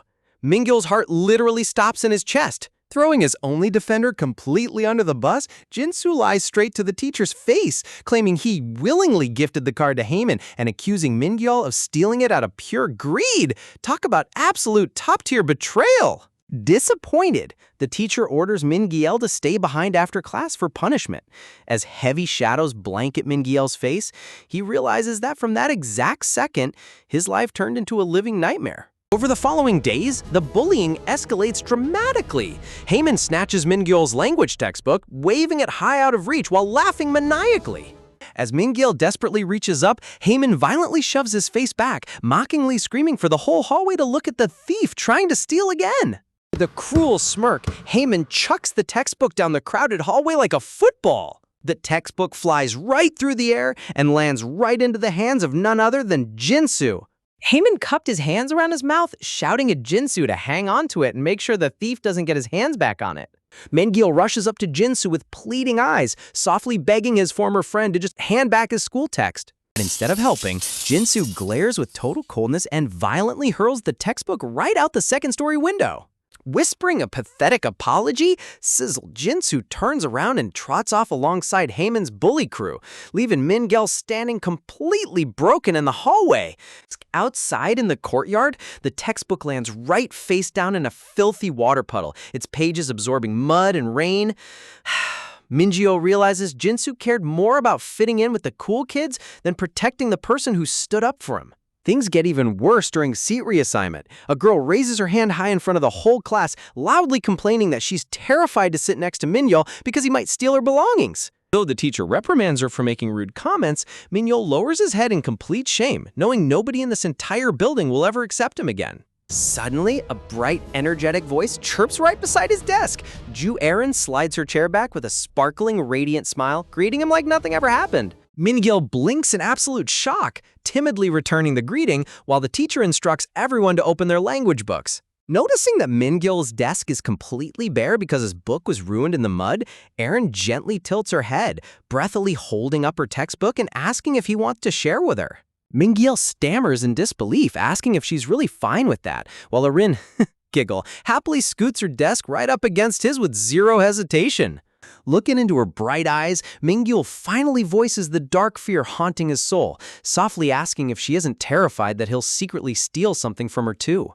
Erin pauses for a second, looking at him with pure, unbothered innocence before casually asking why on earth she would ever be worried about that. With total conviction, she reminds him of what he said in front of the class, that he was only trying to give the card back to Jinsu. Mingyul's eyes fill with trembling light as he whispers if she actually truly believes his words.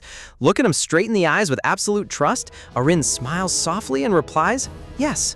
Imagine being framed as a thief by your entire school, only for one fearless girl to stand up and ask the simple question that nobody else dared to ask." Young Mingyul stammers in complete shock, unable to comprehend why anyone would take his side after everyone turned against him. Resting her chin on her hands with a bright, radiant gaze, Erin looks at him with complete, unwavering trust. Man, finding a real friend who sticks by you when the whole world is pointing fingers is literally priceless. Mingyul's eyes dilate in pure awe as her words wash over him, shattering years of painful isolation in a single second. As Erin turns back toward the window with a gentle smile, Mingyul realizes that no matter how dark things get, he finally has someone standing in his corner. Fast forward years later to high school. Present-day Mingyul sits at a cozy cafe table, sliding iced coffees across to Erin with a grateful smile while thanking her for taking the time to meet up. Adjusting her baseball cap over her dark hair, Erin lightly laughing, Erin softly refutes him, admitting that she's actually the one stealing his entire weekend afternoon just to get tutored. Pulling out notebooks from his bag, Mingyul chuckles and asks if they should dive into math first, though he admits it's tricky deciding where to even start. Look at him pulling out a fully structured study schedule like a professional academic coach. He excitedly breaks down key first-year topics and past exam drills while Erin just stares in mild astonishment. Settling into a deep focus, the two get straight to work, with Erin scribbling down notes under her cap while Mingyul thoughtfully taps his pen against his cheek. Pausing for a second, Mingyul glances up from his paper, looking over at her with a quiet, curious gaze. 30 minutes fly by in complete hyper-focused silence as the cafe clock ticks away overhead. Sweating slightly, Mingyul steals another subtle glance, wondering to himself how she's handling that difficult material. She remains completely absorbed in her notebook, writing furiously without taking a single break. Mingyul's eyes widen as he watches her intensity, realizing just how hard she's pushing herself. A sudden flashback flashes in his mind, remembering Erin back in middle school sitting in her uniform, always top of the class and grinding tirelessly at her desk. Snapping back to reality, Mingyul blinks, softly calling out her name under his breath. Erin slowly tilts her cap upward, breathing heavy, exhausted shadows under her dark eyes as she stares straight at him. Catching him staring, Erin asks if he said something, causing Mingyul to frantically wave his hands in embarrassment while stammering that he just spaced out. Shifting the mood, Erin passes her textbook across the table, asking if he can check a tricky practice problem for her. Mingyul leans in to review the calculus question, noting how complex it is before noticing adorable little cat doodles drawn all over the margin. Bro, even serious academic comebacks need cute cat doodles. Mingyul explains that solving this requires mastering multiple core concepts at once, asking if she remembers the formulas, but Erin bluntly admits she doesn't. Promising to sketch out the graph step by step, Mingyul breaks down the logic, while nearby cafe patrons chatter in the background about their upcoming mock exams. Erin tugs her cap down lower, quietly acknowledging his guidance with a low nod. Staring at her closely, Mingyul twirls his pen while pieces of the puzzle begin connecting in his brain. Surrounding patrons whisper among themselves, wondering if these two are high schoolers from a different district. Watching Erin hide her face deeper beneath her visor, a sudden realization hits Min-gil like a bolt of lightning. Connecting all the strange clues, how Erin insisted on this remote, out-of-the-way cafe, how she vanishes during lunch, and how often she skips school altogether. Looking at her hunched over her work, Min-gil realizes she's cramming tirelessly in complete secrecy away from everyone else. Later that afternoon, the two walk outdoors through a quiet park with a scenic stone bridge over a peaceful stream, as Erin asks how the study session felt. Min-gil turns to her with a warm, admiring smile, praising her incredible focus and reminding her that making such a rapid academic comeback is only possible because she's naturally brilliant.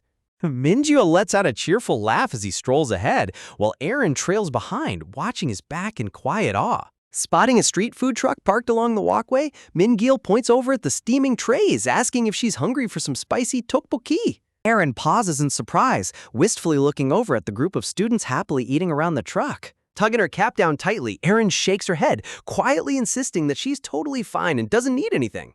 But right on cue, her stomach lets out a massive, thunderous growl that echoes through the entire park. Talk about the universe instantly exposing your lie. Turning bright red with utter embarrassment, Erin yells in panic that she's seriously fine and will just eat when she gets home, while Min-gil's sweat drops in disbelief. Watching her hurry ahead with her head down, Min-gil realizes that her refusal has nothing to do with food.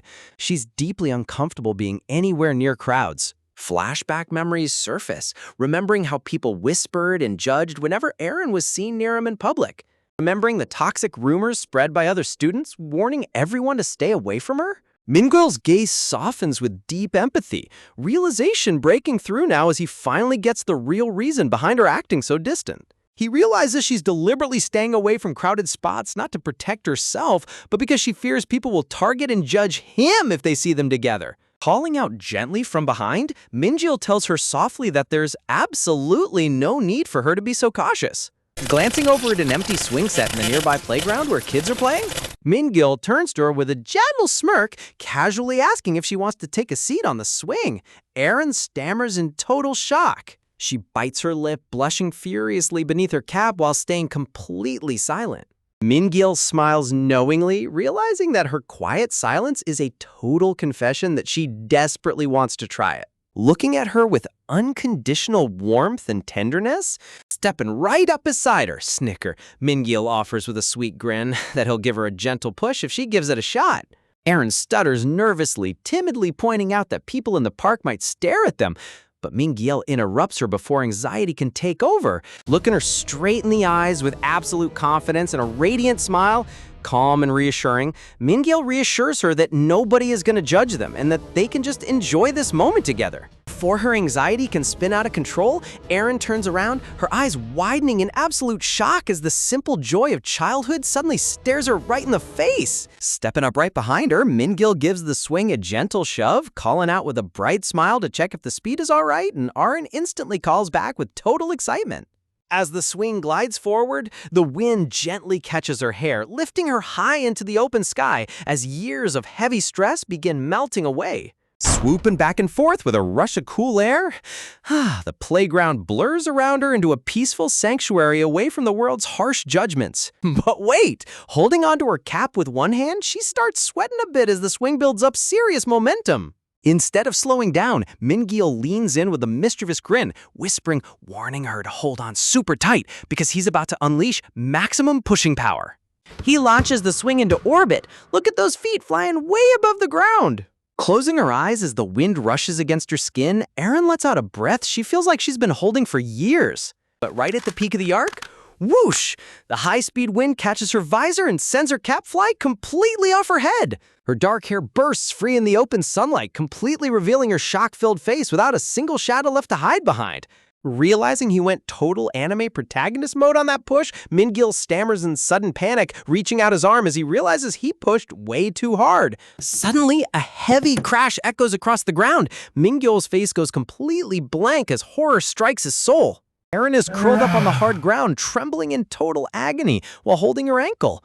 Bro went from romantic hero to disaster master in 5 seconds flat. Trying to place her foot back on the concrete, Erin winces with a painful groan, ow, as sharp aches shoot right through her joint.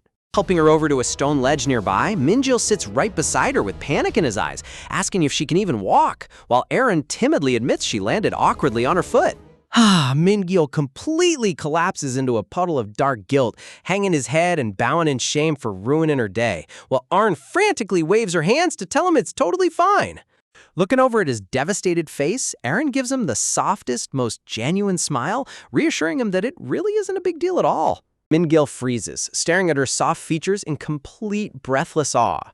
Watching her gentle profile under the soft sunlight, Min-gil realizes with a thumping heart that ever since they reconnected in high school, he has never seen her wear such a raw, beautiful expression.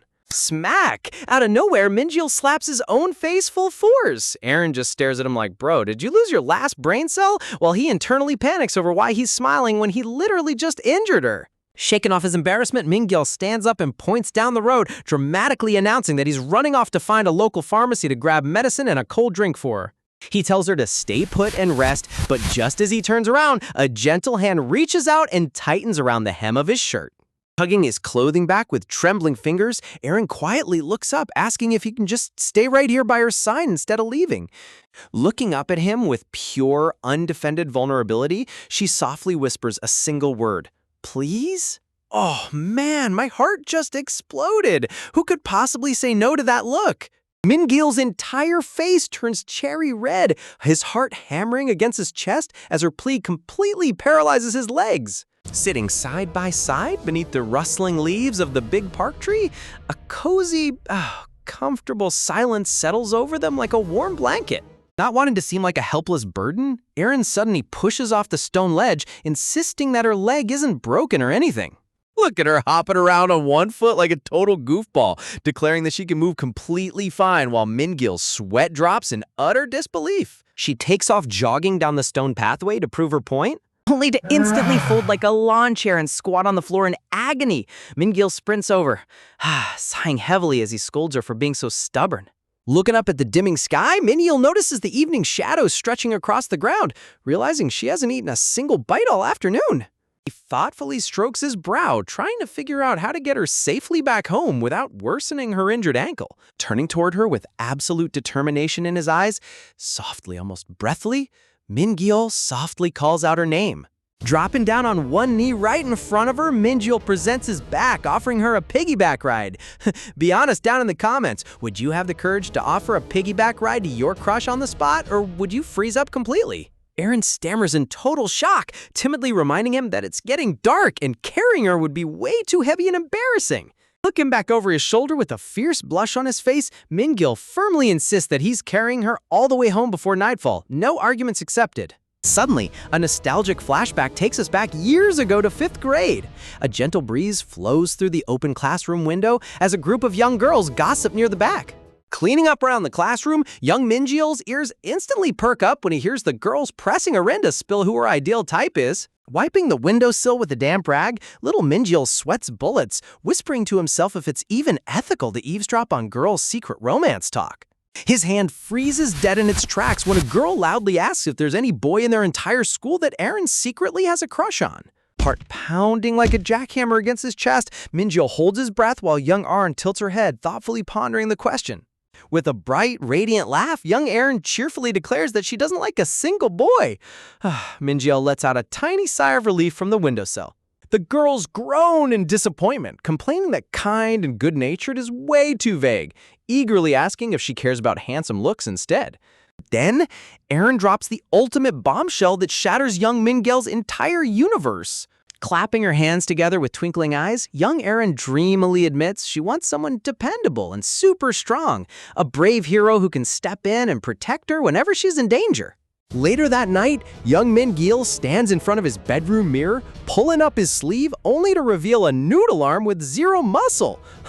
Bro was looking for biceps and found string cheese. Determined to transform into his dream hero, he drops to the floor and starts grinding push-ups, shaking like a leaf on push-up number 2.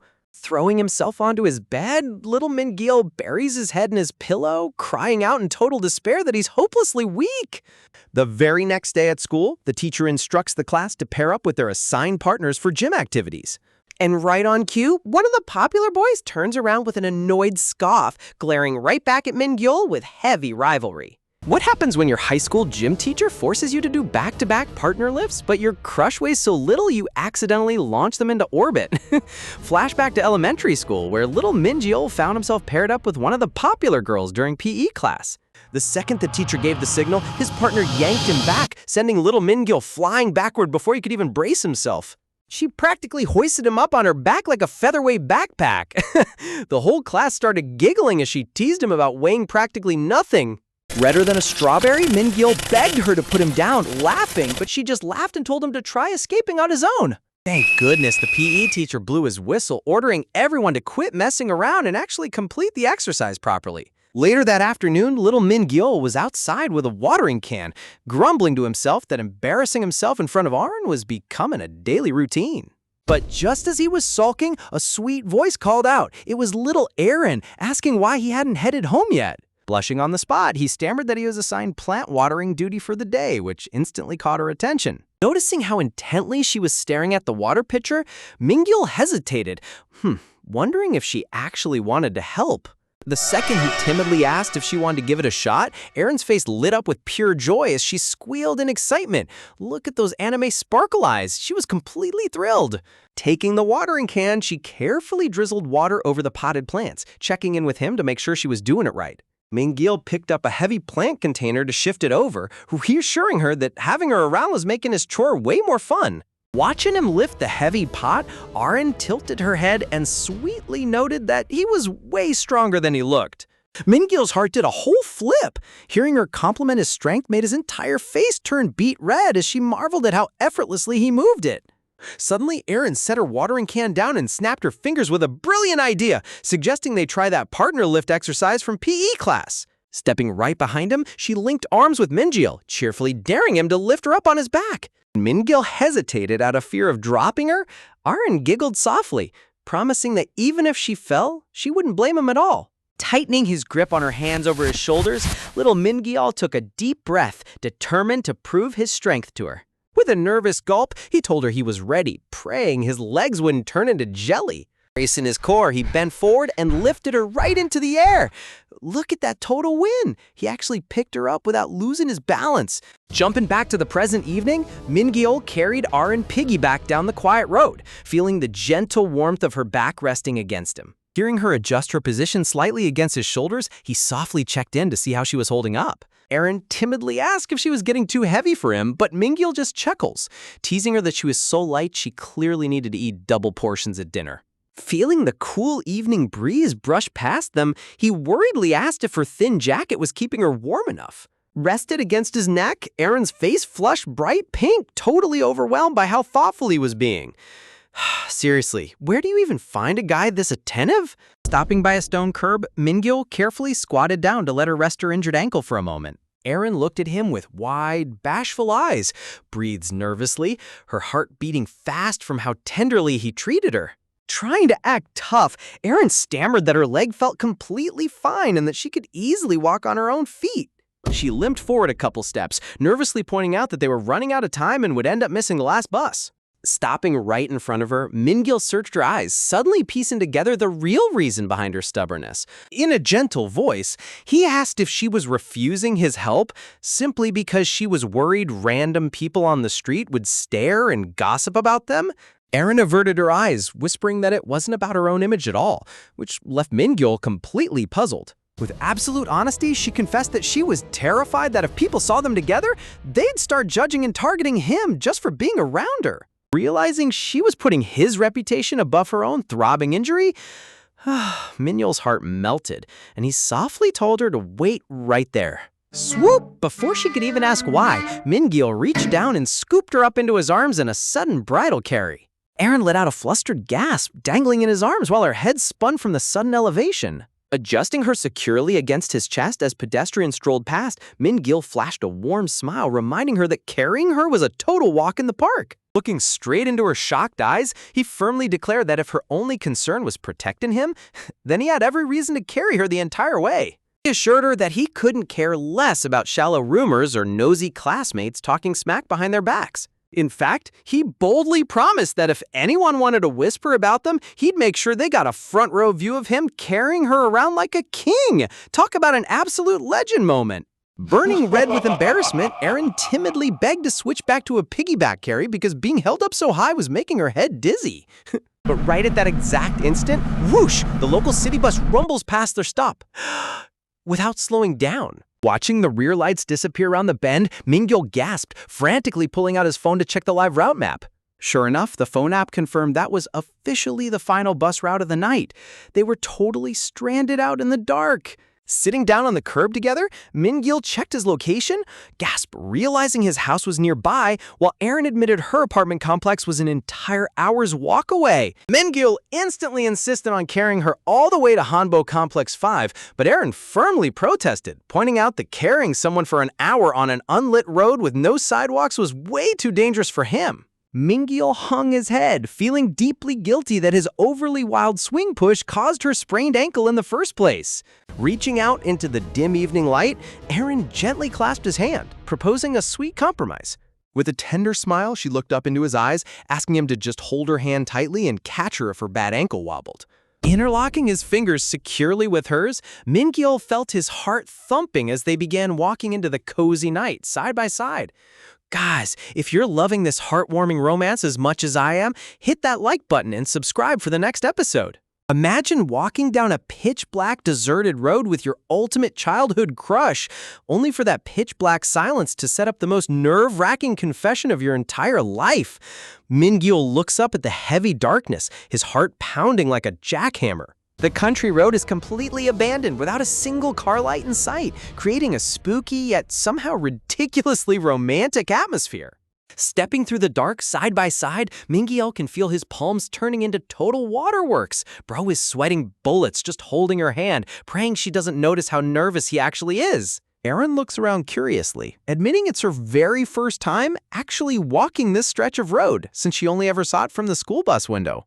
Memory lane instantly opens up as they recall how their middle school bus used to rumble right past these trees every afternoon, dropping him off just 3 stops before her. Min-gil smiles warmly, asking if that wasn't the exact time they started becoming really close friends back in middle school. But Erin instantly shakes her head, correcting him that they've been close way longer than that, all the way back to elementary school. Talk about a complete memory reset. She pouts slightly, complaining that it makes her sad that he forgot, asking if she was really the only one who thought they were close back then. Min-gil frantically waves his hands, stammering that he actually thought he was the only one. Her cheeks flush a deep pink as she quietly admits that she actually started becoming hyper-aware of him as a guy around middle school. Min-gil stammers in total shock, asking what she means by being aware of him, causing Erin to panic and stumble right over her own feet. Reaching out in a flash, Min-gil steadies her, checking if she twisted her ankle again. Erin breathes a sigh of relief, gripping his arm tightly as she reassures him she's totally fine. Looking down at the rugged, unmaintained road, Min-gil points out that nobody walks around here, so they've got to watch their steps super carefully in the dark. Pulling out his phone, he turns on the flashlight to illuminate the path, deadpan, thinking it's way safer than blindly holding hands through the pitch black. Even when Erin worries that his battery's running low, Min-gil shrugs it off with total chivalry, declaring that protecting her path is worth a dead battery any day. But with a shy blush, Erin gently reaches over and clasps his hand again, whispering that she actually prefers walking like this together in the quiet night. Ah, man, my heart can't take this level of pure sweetness. His face instantly turns into a red furnace. Min-gil quickly agrees to save his battery, claiming his eyes are totally adjusting to the dark anyway. Right on cue, Mr. Smooth Adjustment stumbles straight over a bump. Bro boasted about night vision and immediately caught air. Seeing a giant flat boulder right beside the road, Min-gil suggests they take a quick breather so she can give her injured ankle a rest. Sitting side by side on the cool rock, Erin looks out into the quiet sky, noting how different and clear everything looks compared to the bright city lights of Seoul. She softly remarks that the darker the surroundings are, the brighter the stars seem to shine in the sky. Stealing his courage, Min-gil turns his head toward her, timidly asking how her life was back when she lived in Seoul. Erin lets out a quiet sigh, gently teasing him that it took him weeks after reuniting to finally ask her about her 5 years away. Min-gil quickly apologizes, embarrassed that he hesitated so long out of fear of bringing up bad memories. Seeing his genuine concern, Aaron smiles softly, reassuring him that it's totally okay and that she doesn't mind talking about it at all. Looking up at the starry night, Mingyul warmly admits that through all those lonely years apart, his single greatest goal in life was studying hard so he could get into the same university as her. Arin's eyes widen in absolute shock. Hearing that she was his entire motivation for 5 whole years completely catches her off guard. Mingyul beams with pure happiness, confessing that just getting to sit right beside her again like this makes every single hardship worth it. Overwhelmed by his pure sincerity, Aaron bows her head low, unable to hide the emotional tears swelling up in her eyes. Mingyul panics when he hears her voice trembling, gasping, asking why he treats her so well when she doesn't deserve it. Mingyul looks at her with tender warmth, realizing that asking her why she was always so nice to him was the one question he wanted to ask his whole life. Reminiscing about the day she cheered him up back in elementary school, he remembers how her radiant kindness saved him from his deepest insecurities. He takes a deep breath, knowing there's no more hiding behind vague answers or awkward jokes. Looking down at his lap, Mingyul stammers out that for him, there's really only one true answer to why he treats her this way. With total honesty, the words finally drop right into the silent night. Because I like you. Gasp! Bro finally said it. He did not hesitate. Aaron freezes on the spot, her eyes wide as saucepans, while a blazing red blush explodes across her face. And then, reality hits Mingyul like a runaway freight train. His brain completely short-circuits as he realizes what just came out of his mouth. Panic mode officially activated. He screams internally, mentally tearing his hair out. Did he seriously just drop a full romantic confession without a warning? He blurted out the raw truth before his brain could even filter it. If you were in his shoes right now, would you try to play it off as a joke or stand your ground like a real man? Drop your thoughts below. But look at Aaron. She's covering her entire face with her hands, trembling like a leaf while her heart beats right out of her chest. Hearing the tense silence, Mingyul nervously glances over, tense noticing how intensely her shoulders are shaking. Thinking he made her uncomfortable, Mingyul slowly pulls his hand away, worried that his sweaty palm was bothering her. He hangs his head, biting his lip, while internally berating himself for ruining that peaceful moment. Just as he retracts his fingers, a delicate voice softly breaks the silence, asking why he stopped. Aaron turns her head toward him, her tear-filled eyes sparkling in the moonlight, as she asks why he let go of her hand. Mingyul stammers awkwardly, nervously muttering that his hand was getting all sweaty and gross from his extreme nervousness. Reaching out without a single second of hesitation, Aaron tightly interlocks her fingers back into his, proving she doesn't care at all. Showing him her own sweaty palm with a bashful smile, she proves that her heart is racing just as fast as his. Tightening her grip around his hand, Aaron softly whispers that his touch feels so warm and reassuring against the chilly night air. Sensing how cold her fingers actually are, Mingyul's protective instincts immediately trigger, asking if the night breeze is chilling her to the bone. Without missing a beat, he strips off his cozy plaid shirt layer to drape over her shoulders. Talk about going from a nervous mess to the ultimate romantic lead in 2 seconds flat. Imagine building up the courage to confess to your childhood crush, only for her to lean in closer and drop a line that completely short-circuits your entire brain.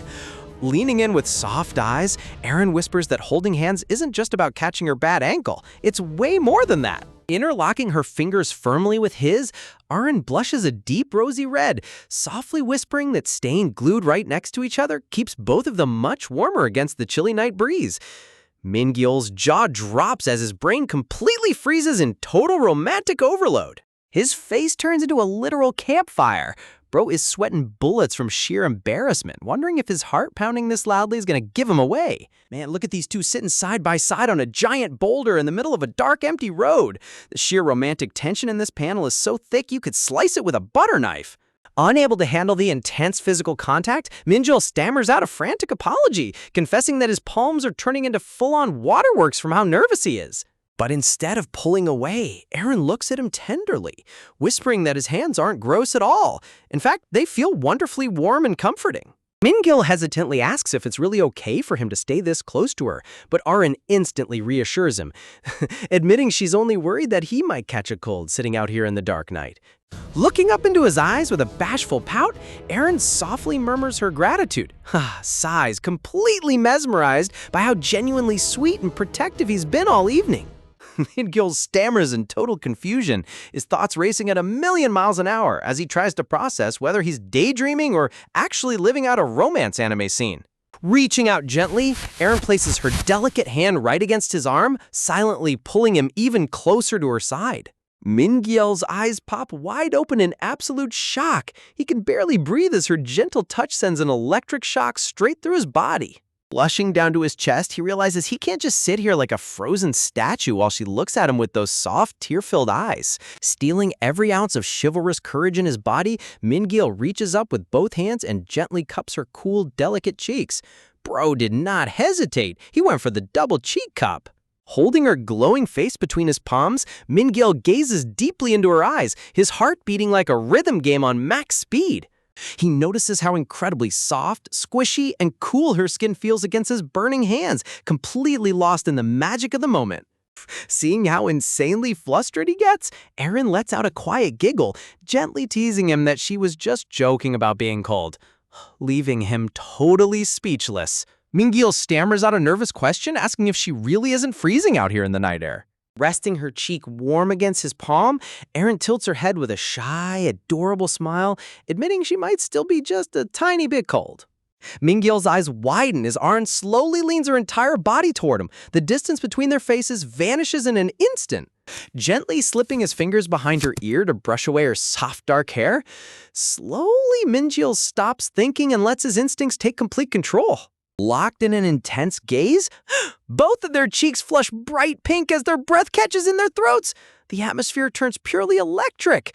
Inches away, their lips are literally a single millimeter apart, both of them closing their eyes as they lean in for what's about to be the ultimate game-changing kiss. But right at that exact split second, a massive highway bus comes roaring past him on the road, blaring its lights and completely blowing away the romantic mood. Are you serious? Bus-kun strikes again. Talk about the absolute worst timing in manhwa history. Total radio silence drops over the boulder. Both of them sit glued to the rock like two awkward statues, completely shell-shocked by what almost just went down. Min-gil looks like his entire soul just left his body. Sweat drops are pouring down his forehead while Erin stares silently at the ground, completely red-faced. Panicking from the overwhelming awkwardness, Erin abruptly leaps up from the boulder, loudly declaring that it's super late and they need to start walking right now. She grabs his arm and immediately starts sprinting down the dark road, shouting that they're almost at her apartment complex while Min-gil frantically tries to keep up with her. But in her utter state of panic, she literally starts running in the complete wrong direction. Min-gil has to yell out to turn her around before she walks all the way back to school. Turning around on a dime, Erin dashes in the correct direction while Min-gil warns her to watch her step on the uneven pavement so she doesn't hurt her bad ankle again.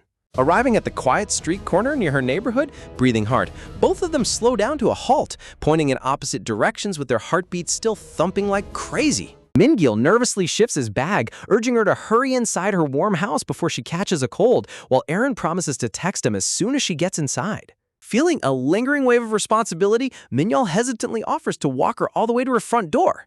Before he can even finish his sentence, Erin suddenly yells out a sharp, "No, don't come!" freezing both of them in dead silence. Realizing how harsh that sounded, Erin quickly lowers her head, stuttering out a soft apology and explaining that she's totally fine walking the last few steps alone. Min-gil blinks in surprise but nods politely, giving her a quiet goodbye as she turns around and walks into her building. The second Min-gil gets back to his own bedroom, he faceplants onto his mattress with a massive, soul-crushing groan. He buries his face in his pillow, mentally beating himself up. Today was literally a perfect 10 out of 10 romantic day, and he feels like he completely ruined the ending by being too pushy. Then, a sudden realization hits his brain like a bolt of lightning. Min-gil sits bolt upright on his bed, his eyes dilated in total horror.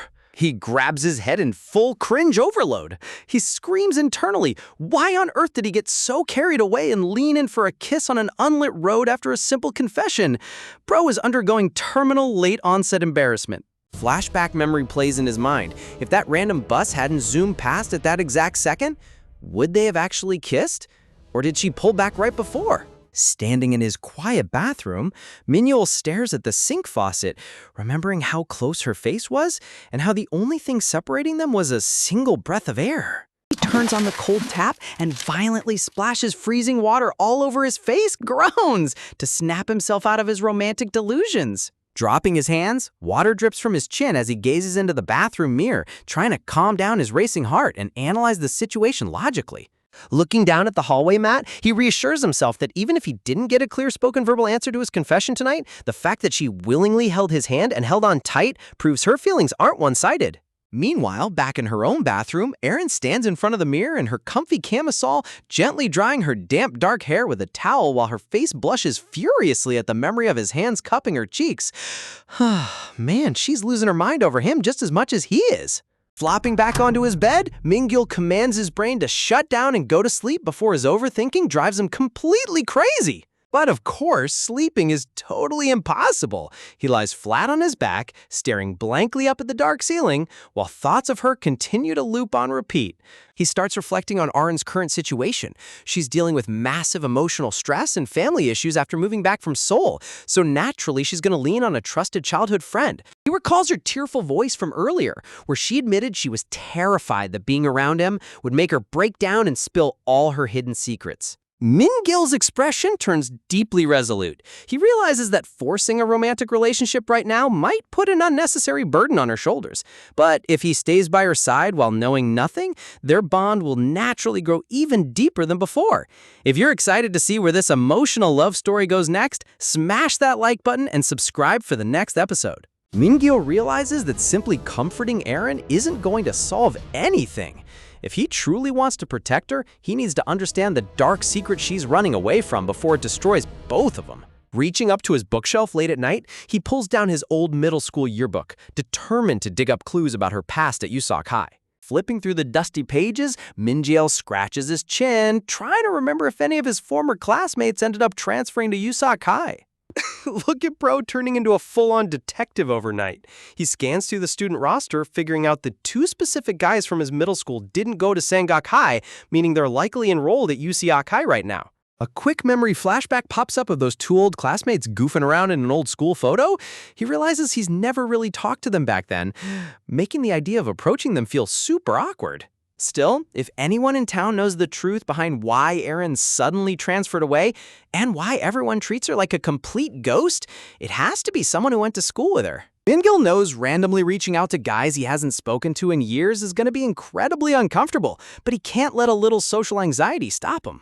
Standing in his quiet room under the dim moonlight, Min-gil sets his mind on a dangerous mission. Tomorrow after class, he's going directly to Yuseok High School to demand answers. Meanwhile, as the quiet night fades into a chilly dawn, heavy clouds gather over the school grounds, setting the scene for a heartbreaking morning. Early the next morning, Erin stumbles into the school building, gasped, wearing a thick face mask while shivering from a burning fever. The long hallways and empty classrooms stand completely silent, bathed in the pale morning light, before any other students arrive. Barely able to keep her eyes open after a sleepless night, Erin sets her heavy bag on her desk and drags her trembling legs toward the quiet stairwell. She collapses onto the cold concrete steps, curling her frail body into a tiny ball while her head throbs with overwhelming pain. Her eyes look completely drained of life, heavy with exhaustion and physical agony as she stares blankly into the shadows. Flashback memories echo through her mind, recalling Min-gil's gentle voice in the woods as he confessed his genuine feelings to her. Sitting alone in the dark stairwell, Erin buries her face in her knees, mentally tearing herself apart for freezing up and failing to give him a clear answer. She squeezes her knees tight against her chest, drowning in confusion and wondering why she can't just be normal like everyone else. 2 agonizing choices loop endlessly in her head, either cut Min-gil off completely to shield him from her dark past, or drop her guard and lean on his shoulder.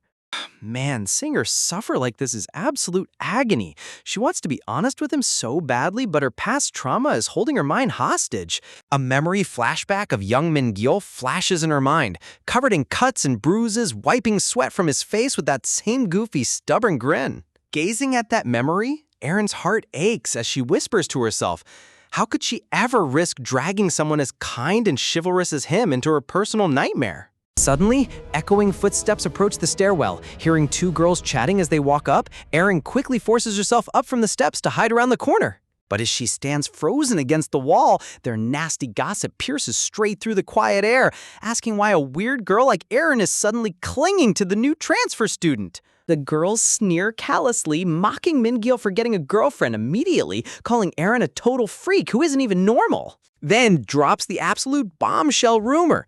The girls whisper with cruel giggles that Ju Erin literally pushed a student off a building at USOC High and killed him. And now she's trying to find her next victim. What? A murder rumor? Talk about an insane escalation. Erin presses her body flat against the wall, clamping both hands over her mouth in absolute terror as those horrific words tear her world apart. Her eyes dilate with intense shock as tears brim at the edges of her vision, trembling uncontrollably while listening to her name get dragged through the dirt. Looking down at her trembling feet, she realizes this exact nightmare is why she tried so hard to stay away from Mingil from the very beginning. Flashback memory of a cruel male student smirking maliciously in her face, taunting her that she's a selfish monster, mocking who only cares about protecting herself. Traumatized close-up on Erin's wide, lifeless eyes as the crushing weight of her past completely suffocates her sanity. Later that afternoon, Minji-el stands in his classroom looking at Erin's empty desk, panic creeping into his chest when he realizes she never showed up for class. He rushes straight down the hallway to the nurse's office, knocking on the door to ask where she went. The school nurse drops news that shocks him to his core. Erin came in early this morning with a dangerous high fever of nearly 39 degrees Celsius, so she was sent home immediately. Mingil rubs his forehead in full-blown guilt, realizing she caught a terrible cold after sitting out in the freezing night air with him yesterday. He pulls out his phone and stares at his unanswered text message from late last night, asking if she made it home safely. Pacing outside the schoolyard, Mingil grips his phone tightly, his mind spiraling with intense anxiety for her health. A flashback image of Erin's desperate cry from last night echoes in his head, remembering how she shouted at him not to follow her home. Walking toward the school gates, Mingil tries to process his thoughts when suddenly a loud voice calls out his name. His classmates catch up to him, casually throwing their arms over his shoulders and asking if he wants to hang out after their mock exams this Friday. When Mingil mentions he has academy classes on Friday, his friend instantly suggests hanging out the following Saturday instead. Mingil quickly agrees, making a mental note that he already promised to keep his Sunday open to meet up with Erin. The guys start arguing back and forth about what to do, debating whether playing basketball, eating burgers, or going to a PC cafe counts as being delinquent. Eating burgers is delinquent now? Man, these kids are hilarious.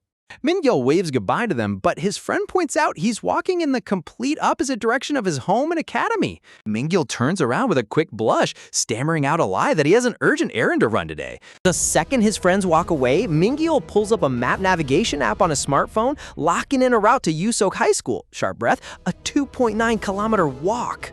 Following the GPS directions past the middle school fences, he keeps his head down, telling himself the route is simple enough to navigate. As he gets closer to the unfamiliar school, anxiety tightens around his chest, sending cold drops of sweat down his neck. He slaps his own cheeks and commands his racing brain to pull it together. He's just nervous about stepping into enemy territory. Suddenly, as he turns the corner near USOC High, his eyes pop wide open in absolute shock as a familiar silhouette catches his attention. Staring across the crowded sidewalk, Mingil's jaw drops as he spots a girl wearing a USOC High uniform. Disbelief, wondering in utter disbelief if that's really Erin standing right in front of him. Just as Mingil turns around near USOC High, he notices 3 middle school girls strolling past him, suddenly freezing in his tracks with a puzzled look on his face. Shaking his head, and he turns his feet back around, realizing they're just wearing the local middle school uniform and definitely aren't high schoolers. But a sudden, foggy memory flashes in his mind, recalling how Erin once mentioned that her younger sister, Doray, would be graduating middle school soon. Sudden jolt of realization hits him like a freight train as his eyes widen in complete shock. He stops dead in his tracks, staring back at the girl's receding silhouette while mentally arguing with himself that there's no way it could be her. Still, man's detective instincts are tingling way too hard to just let this slide without double-checking. Calling out to the group of middle schoolers, Mingil briskly jogs toward them to catch their attention. He politely raises a finger with an awkward smile, asking if they have a quick second to answer a small question. The girl with long dark hair turns around with a bewildered expression, completely taken aback by a high school stranger approaching her. Pointing at herself in utter confusion, she asks if he's talking to her, while her friends giggle in the background. Minji-el nervously asks if he can get her name. Realizing how insanely sketchy that sounded out of context, Mingil starts waving his hands in a frantic panic, sweating profusely while stammering that he just thought she looked like someone he knew. Great job, bro. Now you officially look like the ultimate school gay creep. Tucking her hair behind her ear with a hesitant look, the girl hesitates for a second before starting to speak. She softly reveals her name is Yeren, while Min-gil listens intently with a serious side profile stare. Relieved that he didn't mess up too badly, Min-gil puts on his classic goofball smile, waving his hands off while apologizing for confusing her with someone else. He turns around to leave, assuming his theory was a total dead end, but the girl suddenly shouts out for him to wait. Curiously clasping her hands together, Yeren steps forward and asks who on earth he was originally looking for in the first place. The moment Min-gil casually mentions the name Dorae, Yeren's eyes pop wide open in absolute horror and shock. Unaware of her massive reaction, Min-gil asks the rest of the group if anyone named Dorae attends their school, but her friends just shrug and claim they've never heard of her. Yeren averts her gaze nervously, stammering out that she doesn't know either, while Min-gil politely thanks her for taking a second to think about it. Walking away toward the main street, Min-gil sighs to himself, wondering if Dorae was even a real person or just another secret Eren made up to protect herself. Suddenly, frantic footsteps echo right behind him. Yeren sprints up from behind and grabs Min-gil's shoulder, shouting his full name out loud. Panting heavily against his back while catching her breath, she desperately asks if he's really on Min-gil, leaving him completely speechless. Min-gil stammers in full-blown confusion, asking how she knows who he is when this is literally their first time meeting. His eyes dilate in complete disbelief as her next words hit him right in the chest. Grabbing onto his backpack strap, Yeren shouts through her ragged breast that she's heard about him non-stop from her older sister. Min-gil freezes in place, stammering out that he's never seen her before, nervous stammer, and asking what her name actually is. Flustered and blushing, she yells out that her name is Ju Yeren, and that Dorae was just her childhood nickname that only her mom and her older sister Eren ever called her. Man, talk about an absolute plot twist jackpot. Min-gil literally tracked down Eren's hidden little sister on his very first try. Standing face to face beside the brick school fence, tense beat. A tense silence falls over the two of them under the afternoon trees.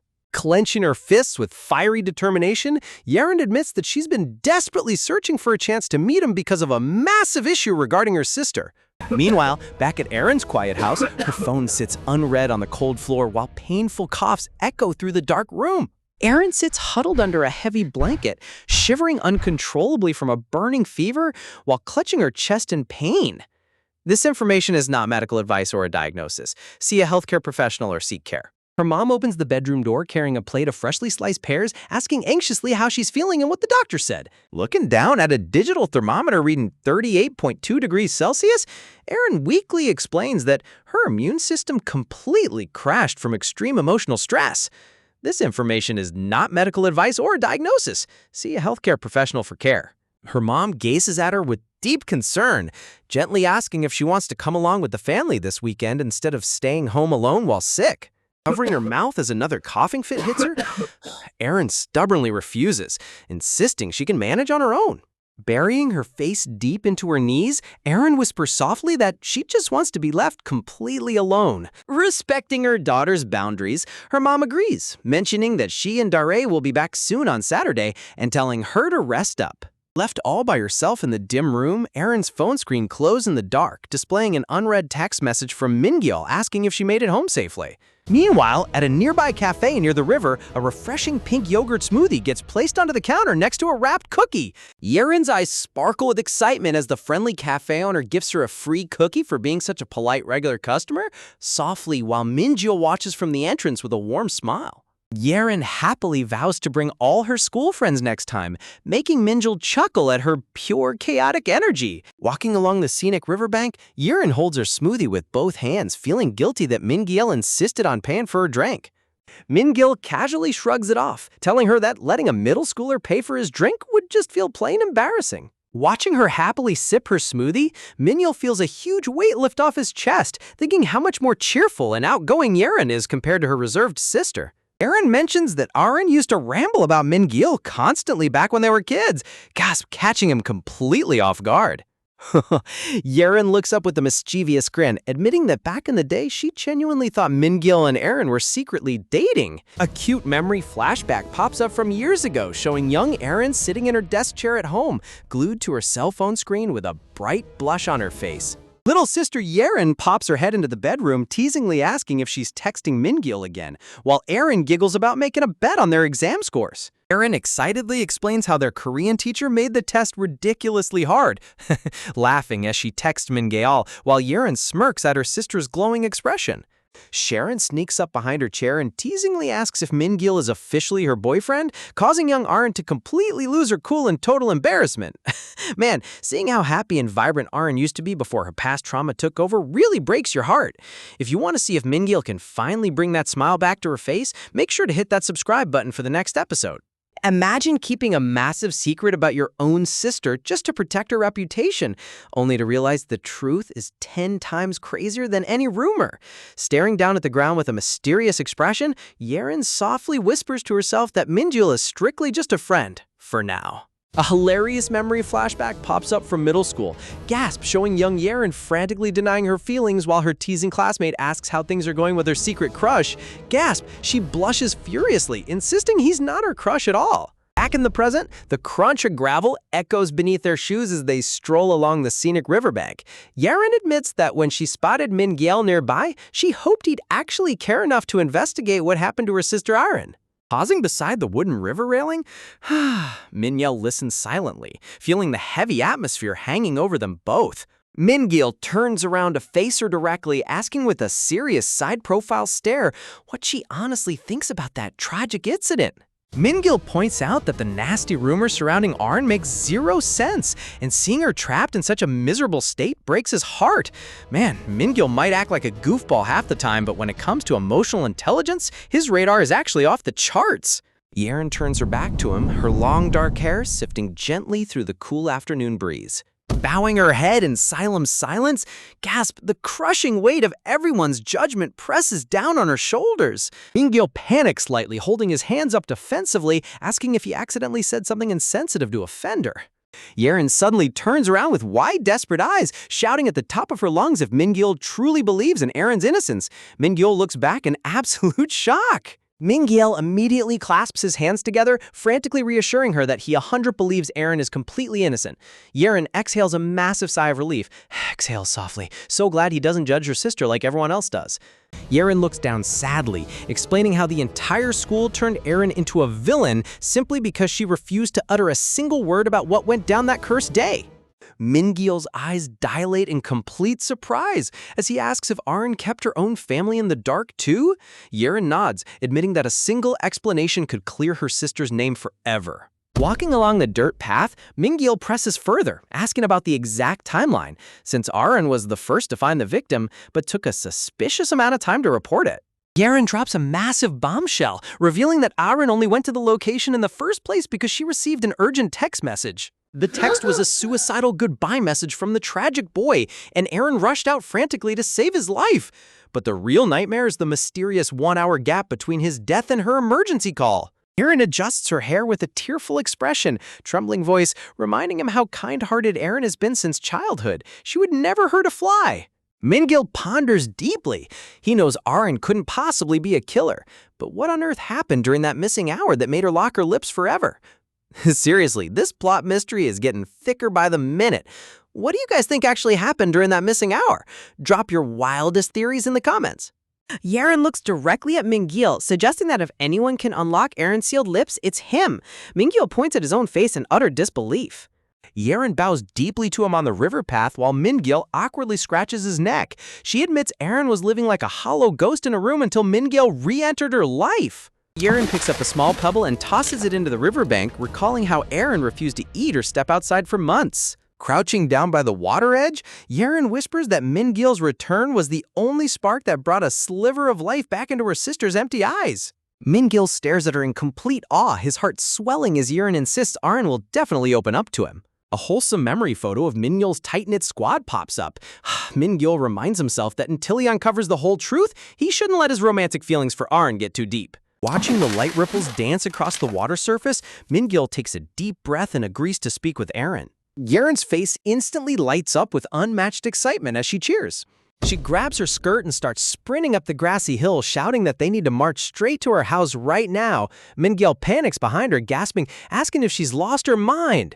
Mingyul scrambles up the hill to stop her, pointing out that barging in will backfire. Plus, Erin went home early because she's sick with a high fever. Yerin gasps in total horror. Meanwhile, over at a bustling cosmetics store near the school, short-haired Park Gina is browsing the makeup aisles when her friends call out to her. Her friends Suji and Ponytail Sang-on pop up behind her, inviting Gina to hit up the new Shabu Shabu restaurant this Saturday after their brutal 5th mock exam. Suji suddenly wraps her arms around Gina in an overly affectionate bear hug, making Gina cringe with suspicion. Suji coyly asks if Gina can use her magical social skills to invite the handsome transfer student, Aun Min-gyel, to join their lunch date.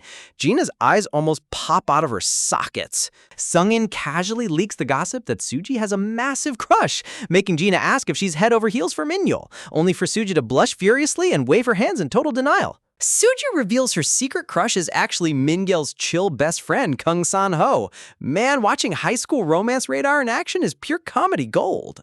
Suji clasps her hands with sparkly anime eyes, begging Gina to trick Mingyul into bringing Seon-ho along, while Ponytail Seon bluntly declares she's totally against it. Suji pouts at Sang-on, asking why she's being such a party pooper. Suji girl, there are literally ghosts everywhere. She might kind of have a point. Sang-on crosses her arms, admitting she has a super bad gut feeling about transfer student Mingyul. Gina glances back curiously, asking what's wrong with him, and Seong-on ominously hints that she's heard shady rumors about his past. Suji ignores the red flags entirely, teasing Gina that she's just jealous because Gina low-key likes Mingyul too, causing Gina's temper to flare up. Cut to a smartphone screen wrapped in a cute pink rabbit case, dramatic gasp, adding Mingyul's number to the contact list. Back under the river bridge, Mingyul hands his phone back to Yerin, telling her to call him anytime she needs a helping hand. Mingyul looks at her thoughtfully, low voice, asking if they should keep their secret meeting hidden from Arin for now. Mingyul smiles gently, figuring it's best not to overwhelm Erin while she's sick and recovering. Yerin hesitates, biting her lip with a nervous glance. Mingyul's shadow falls across his face as he admits Erin probably wouldn't react well if she knew they were conspiring behind her back. Yerin tucks a loose strand of hair behind her ear. Mingyul wonders to himself why Erin would hide such a lively, caring younger sister from the world. Stepping forward, Mingyul gently places his hand on Yerin's shoulder, reassuring her that Arin is undoubtedly proud to have a sister like Dare. Mingyul flashes his trademark bright smile with a mischievous wink, asking who on earth could ever hate someone who works this hard to protect their family. Yerin's eyes dilate in complete awe, tears welling up as her cheeks flush a bright crimson from his comforting words. Turning toward the dark shadow of the arch bridge, Mingyul gets ready to walk away when Yerin speaks up again. Looking into the dim tunnel, Yerin softly reveals how Erin used to describe him as kind, sweet, introverted, and fragile, making Mingyul realize Erin never stopped thinking about him. Yerin gives Mingyul a thoughtful look, telling him that despite everything, he seems surprisingly mature and reliable.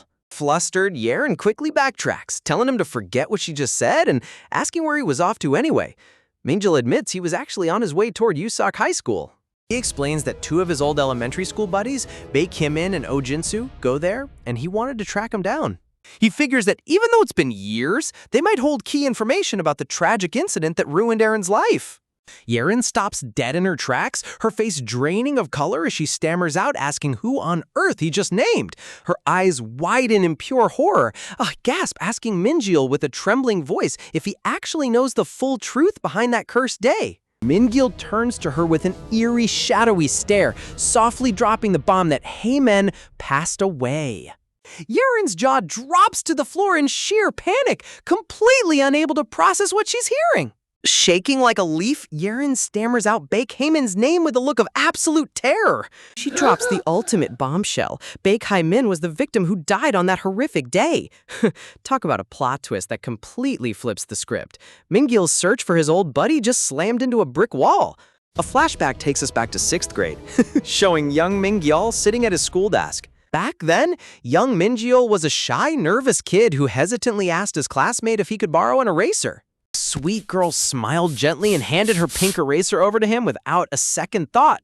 Holding the eraser in his hands, Mingyul felt relieved as the nasty rumors spreading around school finally started dying down. Classmates even called out to invite him to play cops and robbers during recess. They mentioned needing one more player, but shy Mingyul hesitated while clutching his textbook. Seeing the other kids laughing happily together made him feel a bit out of place. With a timid grin, he politely declined, promising to join them next time instead. Watching them run around outside through the window, memories of his past loneliness washed over him. Walking down the stairs, Min-gil secretly wished he could spend more time with Aaron, though they were placed in different classrooms. Peeking into the hallway, his eyes lit up as he spotted her standing near the lockers. He raised his hand with a huge smile, ready to call out her name. He froze mid-sentence, realizing she was deeply engrossed in a conversation with someone else. The gray-haired boy leaned in close, his posture looking surprisingly aggressive and pushy. Man, you can instantly spot a red flag character just by the way they stand. Noticing Min-gil standing there, she instantly brightened up and waved him over with an energetic greeting. Baek-hyun clicked his tongue in annoyed frustration, furious at the interruption. He shoved past her into the hallway, leaving her stumbling slightly as she bade him goodbye. She huffed in annoyance, calling Hyman a total pain, before noticing Min-gil's unzipped backpack. Before Min-gil could react, Hyman intentionally bumped him, causing his books to crash violently onto the floor. Hyman laughed mockingly as he strolled away, ignoring the girl shouting at him to get back and clean up his mess. What an absolute jerk! She quickly knelt down to gather scattered notebooks, furiously ranting about how terrible Hyamin was, while Min-gil apologized timidly. She fumed with anger, scoffed, telling Min-gil he had nothing to apologize for, and slamming Heyman for picking on him since 4th grade. Min-gil tilted his head, curiously asking what Heyman had even been talking to her about before he walked up. She explained that Hyman cornered her on the way to the restroom, awkwardly asking where she planned to go to middle school and if she attended Taekwondo. She added that Heyman even asked if she had a crush on anyone, calling all his questions completely useless. Min-gil hesitated for a second, nervously leaning in to ask if she actually had someone she liked. Blushing furiously, Min-gil internally screamed at himself for asking such a cringe, pathetic question out loud. She stared at him silently with wide, surprised eyes, letting the quiet moment linger in the empty hallway. Then, her face softened into a warm, affectionate smile that instantly melted all his anxiety away. Crouching down next to him, she tenderly patted his hair, giggling that he was way too cute for his own good. As Min-gil turned bright red, she winked and reassured him that she told Hyman she didn't like anyone at all. Min-gil stammered back, asking why he'd ever be worried, while she teased him mercilessly. Brightening the mood, she proudly promised to give Baek-hyun a severe scolding if he ever dared mess with Min-gil again. Snap back to the present. Min-gil aggressively corners the girl in the hallway, grabbing her arm with intense precision. Slamming his hand against the wall, Min-gil glares into her eyes, gasping, accusing her of secretly knowing all along that Baek-hyun was the victim. Min-gil demands to know why she intentionally hid the truth from him, wincing while she winces in pain, begging him to loosen his tight grip. Min-gil presses harder, reasoning that if Heyman texted Aaron a suicidal goodbye message, it makes zero sense that Aaron would turn around and murder him. Clutching her aching wrist, she fires back angrily, revealing that Aaron despised Heyman, and they had a massive blowout fight the day before, meaning Aaron might have egged him on. Min-gil stands completely paralyzed in silence as she admits she kept quiet only to protect him from getting dragged into the chaotic mess. Holding his throbbing head, Min-gil feels the dark web of secrets closing in around him as she suspiciously asks where on earth he uncovered all this hidden dirt. What do you guys think? Did Aaron really egg Heyman on during that fight, or is someone setting her up? Drop your wild theories in the comments. You know you're deep in a high school noir investigation when you're casually hitting up police stations on your lunch break. Min-gil keeps his cards close to his chest, confirming he got intel from the cops without spilling Darie's name, leaving Gina completely stunned that they actually gave him answers. As the elevator descends to the ground floor, Min-gil's mind is totally consumed by the mystery surrounding Baek-hyun's tragic fate. But Gina snaps him right back to reality, blurted out asking how he performed on the latest mock exams. Min-gil slumps back like a defeated anime protagonist, admitting he totally bombed the test because he couldn't concentrate on anything. Meanwhile, Gina pumps her fist in pure triumph, proudly bragging that she absolutely aced hers. Leaning his head back against the wall, tiredly, Min-gil mutters under his breath about canceling his upcoming weekend hangout with his middle school buddies, feeling way too exhausted to deal with social interactions. Gina spins around with wide eyes, realizing with a gasp that he's also planning to head downtown for dinner tomorrow evening. Honestly, what are the odds of two separate group plans colliding like this? Min-gil gazes up thoughtfully, wondering if taking a break from all this dark mystery hunting might actually help clear his overloaded brain. Gina pauses, her cheeks flushing with the soft pink blush as she fidgets nervous energy, trying to build up the courage to say what's really on her mind. Noticing her sudden quiet hesitation, Min-gil turns to her with a curious tilt of his head. With a bright, nervous grin, Gina pops the question, asking if he'd be down to combine both their friend groups into one massive weekend crossover hangout. Min-gil stares at her in utter disbelief, completely caught off guard by her sudden proposal. Cut to later that evening, where Min-gil stares down at his smartphone. He sent text after text asking Erin if she made it home safely after leaving school early, but every single message remains unread. Sitting alone on a playground seesaw under the dim blue glow of the night sky, he lets out a heavy sigh, his loneliness weighing heavier than the empty seat across from him. He buries his face deep inside his sleeves, feeling a familiar wave of crushing sadness wash over his heart again. Back in his bedroom, he buries himself underneath his heavy blanket, desperately trying to hide from the agonizing silence of his own thoughts. Unable to take the agonizing uncertainty anymore, he grabs his phone and dials Erin's number, praying she'll finally pick up. But all he gets is the cold, automated robotic voicemail telling him the subscriber is unavailable. Min-gil's shoulders slump in complete defeat. Clutching his head in pure frustration, sighs. He torments himself with worry, wondering if Erin's illness has truly gotten that severe. Suddenly, his phone begins to buzz violently in his palm. He hesitates for a split second, wondering if he should call DeRay instead, only to glance down and see Ju Erin's name flashing brightly across the screen.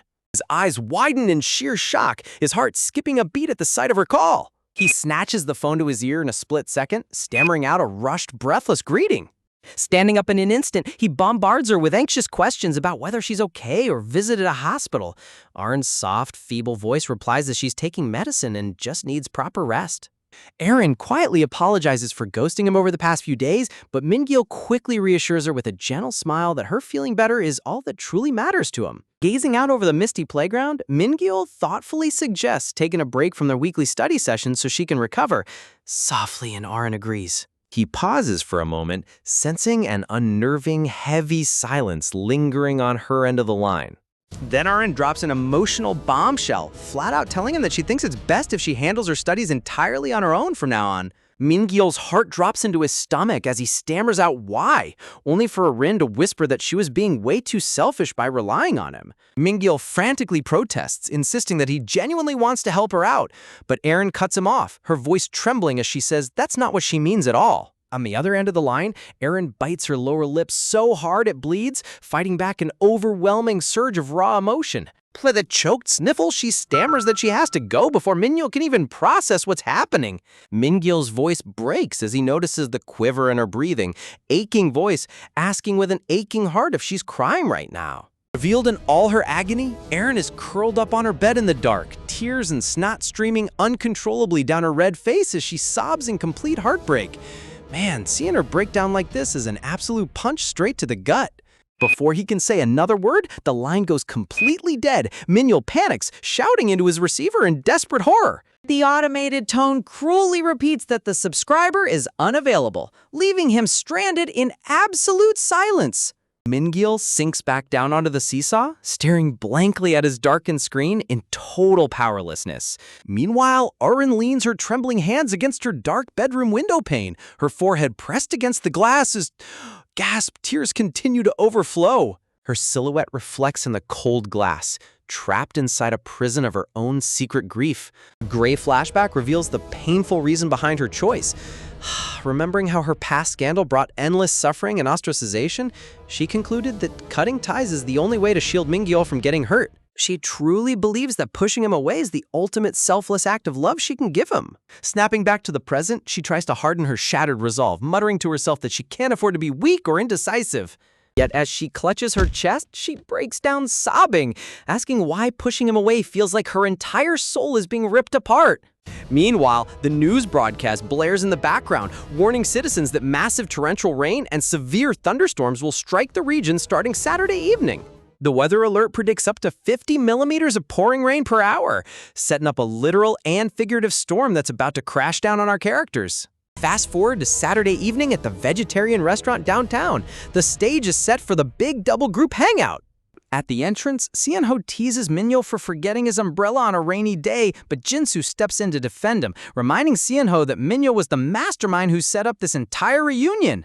Min-gil snaps out of his trance with an awkward laugh, modestly giving all the credit to Min-soo while clearly still traumatized by Aaron's phone call. Scanning the dining room, the boys instantly spot the girls waving at them from a cozy booth in the back. Suji waves like crazy while Sejong and Gina look on with amused smiles. Talk about a high-voltage squad reunion. As Min-soo pulls out a chair, Seon-hoon greets him casually, causing Min-soo to freeze up with an awkwardly stiff response. Song-eun points her finger with a sarcastic smirk, teasing him for acting so weirdly stiff. She reveals to the group that they actually knew each other back in middle school when they were both members of the broadcasting club. What do you guys think? Is there some hidden past drama between Song-eun and Min-soo, or is she just calling out his awkwardness? Let me know your best theories in the comments below. Imagine sitting down for a cozy squad hangout, only for everyone to immediately start mapping out who went to which middle school.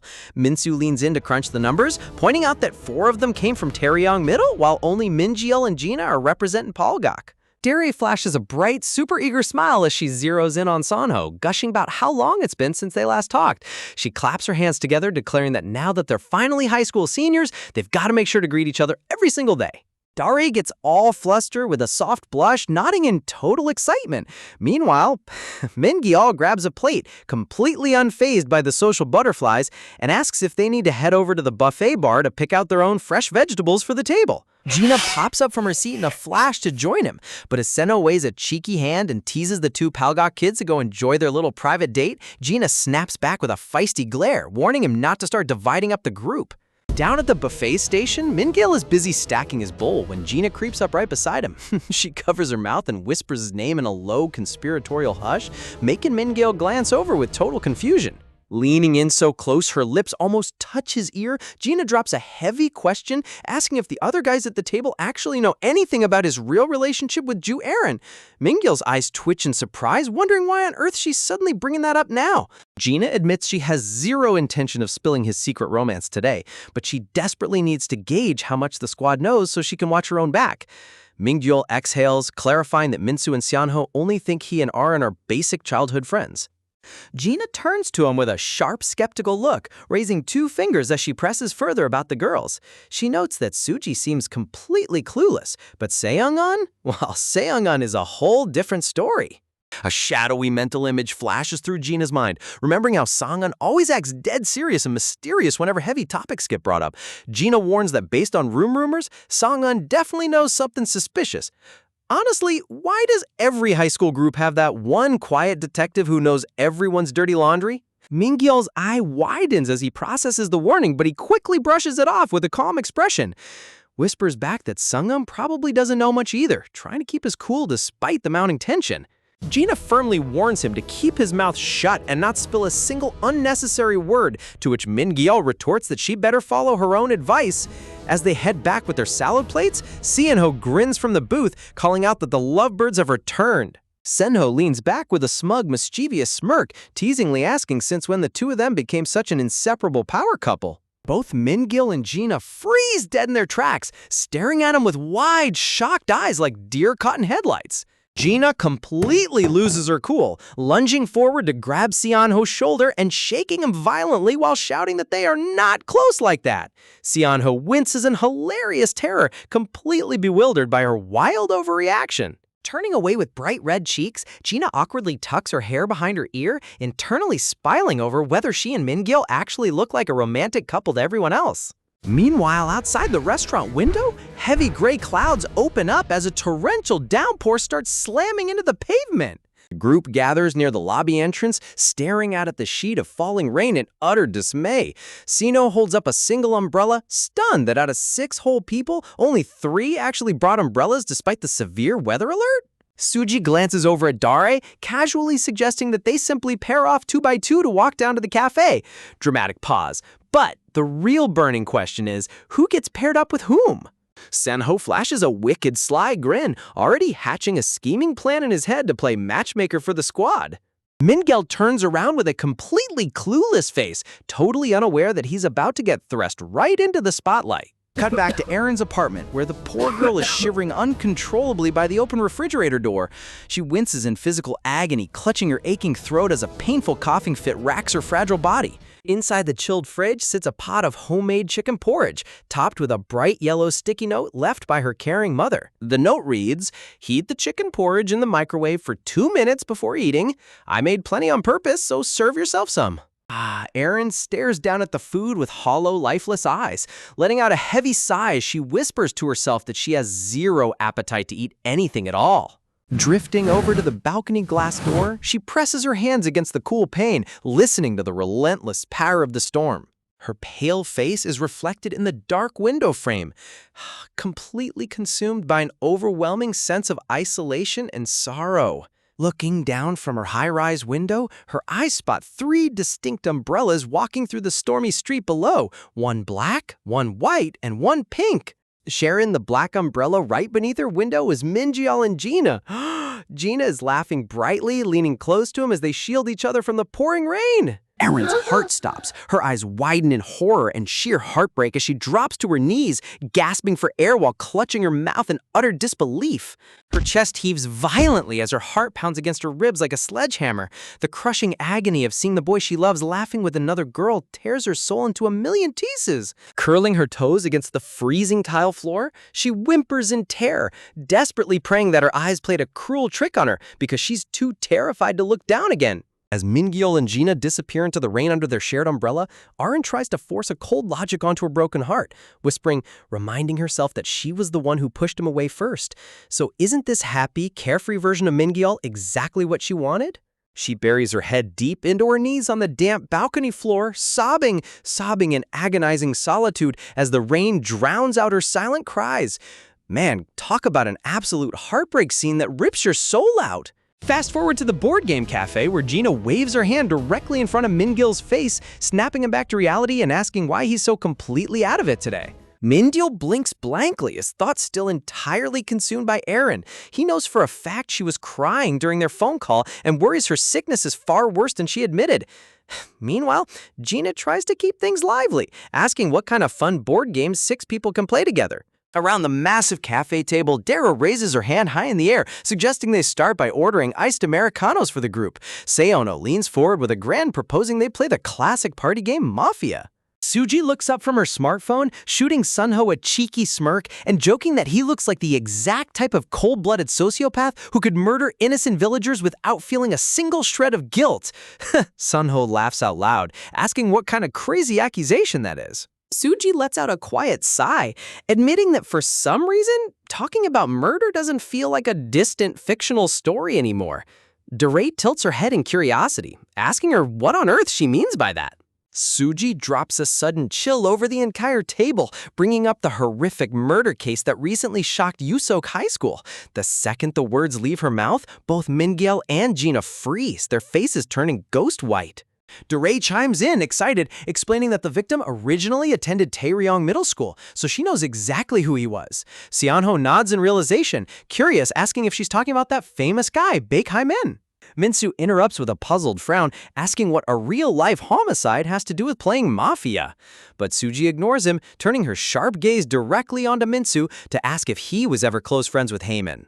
Senho answers for him, clarifying that Hae-min was super popular, so everyone knew his name, slightly exasperated, but they weren't close. Suddenly, Dare claps her hands together as a light bulb goes off in her head, remembering that the notorious transfer student who joined their freshman year was also tied to that case. Mingyal's heart drops into his stomach as the name echoes across the table, Ju Aren. His eyes widen in pure shock as all eyes fall upon her ghost. Senho turns his head toward Mingyal and Gina, playful whisper, pointing out that since Aren transferred from Polgok Middle School, the two of them must definitely know her inside and out. Gina looks down awkwardly, stammering out a timid laugh while claiming she barely knows Eren at all. But before she can dig a deeper hole, Mingyal cuts right through the awkward tension, firmly admitting that he knows Eren very well. Mingyal sits tall, staring straight into the eyes of every single person at the table, boldly declaring that he and Ju Aren are close friends. Seriously, talk about stepping up to defend your girl in front of a firing squad. Flashing a calm, gentle smile, calmly, Mingyal directly confronts the group, asking if there's anything specific they're so curious to know about her. Derry's eyes sparkle with gossip-hungry curiosity as she leans way over the table, shamelessly asking if he knows the gruesome whole story of how Hyman got killed. Suji instantly snaps at her, barking her name to shut her up. Min-gyeol's smile vanishes, replaced by a cold, unwavering glare. He firmly states that he doesn't know the gory details, but he knows one thing for certain: Aaron did not murder Baek-Hyman. Suji scoffs with a sarcastic smirk, mockingly scoffing that there's equally no way Aaron is innocent. Staring at the stacked board games on the shelf, Min-gyeol's internal monologue spirals in deep frustration. He knows he could easily play the fool, laugh off the dark tension, and pretend it's all just harmless banter so everyone can enjoy their game. But defending Aaron's honor is a hill he is willing to die on. What do you guys think? Will Min-gyeol's public defense of Aaron expose his secret investigation to the group? Or will Seong-eun drop an even bigger bombshell next? Drop your best theories in the comments below. Song-eun shrugs with a cool, detached look, casually declaring that believing crazy rumors without any actual evidence makes zero sense. Beside her, Gina buries her face in her hands, letting out a stressed sigh as she feels the heavy tension rising across the table. Sung-eun turns her sharp gaze straight onto Min-gyeol, admitting that watching him fiercely defend Aaron reminded her of something she's been dying to ask him. Gina instantly panics, throwing her hands up to stop her. Forceful breath, but Seong-eun cuts right through and asks Min-gyeol why on earth he's so desperate to get close to Aaron. Min-gyeol stammers in disbelief as Sang-in brutally suggests he's only targeting Aaron because she's vulnerable and in a bad place right now. Seriously, what kind of twisted logic is that? Min-gyeol's jaw drops in shock, while Gina snaps back that they've been close friends since childhood. But Seong-eun just shrugs, claiming she's simply repeating the rumors flying around. Sung-eun casually continues spilling toxic gossip, explaining how people claim pretty, innocent girls like Aaron instantly fall for any guy who shows them the bare minimum of kindness. San-ho warns her to back off, contemptuous scoff, but Sang-eun defends herself, claiming she's just doing Min-gyeol a favor by filling him in on how terrible his reputation is becoming. Gina glares in utter disgust, asking if anyone actually believes such garbage, but Seong-eun smugly retorts that people swallow rumors as long as they sound believable. Min-gyeol's eyes widen in sheer horror as the dark realization hits him. He asks if everyone around them believes Aaron is a cold-blooded killer just because it sounds convenient? Without skipping a beat, Seong-eun cold-heartedly admits that since Aaron and the victim fought right before his death, the murder theory sounds completely plausible to everyone. Min-gyeol forcefully interrupts, explaining that Hyman was the one who summoned Aaron to the scene, and she only went there to stop him from doing something terrible. Sung-eun tilts her head in skepticism, asking why a guy like Hyman would ever text Aaron out of nowhere if there wasn't something shady going on between them. Min-gyeol's eyes tremble with burning frustration as he realizes how deeply poisoned everyone's minds already are against the girl he loves. Sung-eun drops another theory, proposing that Hyman was secretly interested in Aaron all along, making the whole situation even messier. Min-soo finally snaps, pointing out that Hyman already had a girlfriend since middle school, firmly ordering Seong-eun to stop spreading trash rumors just for attention. Thank goodness someone at this table has common sense. Song-eun mockingly asks why Min-gyeol has taken everything so personally, completely oblivious to the fact that her careless words are tearing his heart to shreds. Unable to breathe in the suffocating room, Min-gyeol lowers his head, quietly stating that he can't stay here for another second. He abruptly pushes his chair back and apologizes for ruining the outing, turning his back on the group while Gina screams out his name in panic. Gina dashes out after him into the hallway, breathlessly calling out his name to check if he's all right. Min-gyeol stops and turns around, throwing back an ice-cold glare as he asks her what on earth she's even asking about. Gina flinches in shock as Min-gyeol confronts her directly, calling out the bitter truth that deep down, she harbored the exact same nasty suspicions as everyone else. Min-gyeol lets out a hollow apology for ruining her day off, leaving Gina standing there frozen with guilt as he turns away. Gina bites her lip tightly, her face twisting in agonizing regret as she realizes her hesitation betrayed the one person who trusted her most. Stepping outside into the torrential downpour without an umbrella, gasp, Min-gyeol lets the freezing rain drench his entire body.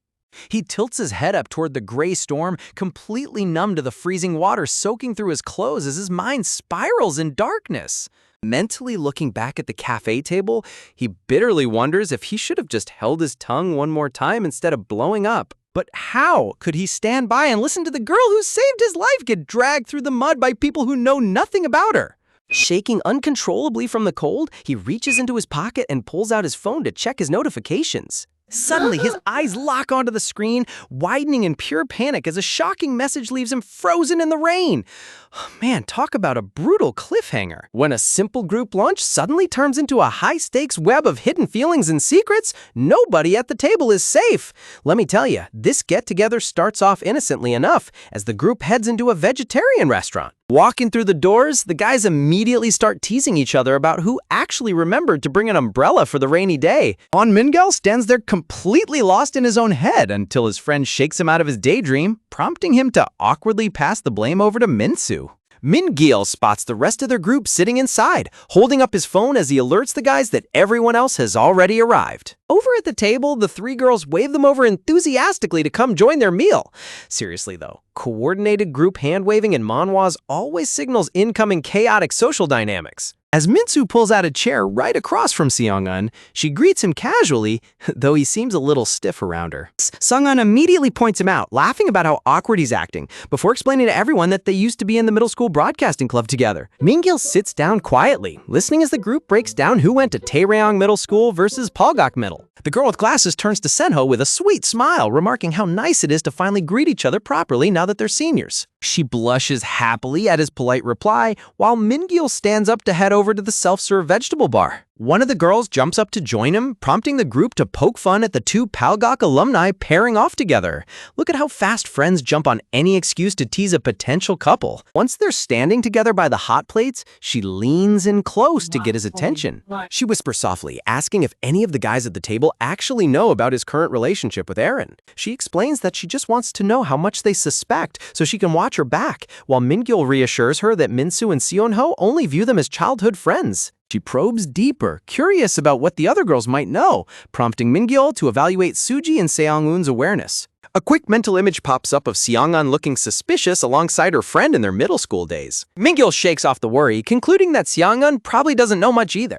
Plate in hand, she warns him to keep quiet about it while they head back to the main table. The moment they return, Minsu grins mischievously, teasingly asking when the two of them became so close. Mingyeol and the girl freeze side by side, caught off guard by the unexpected interrogation.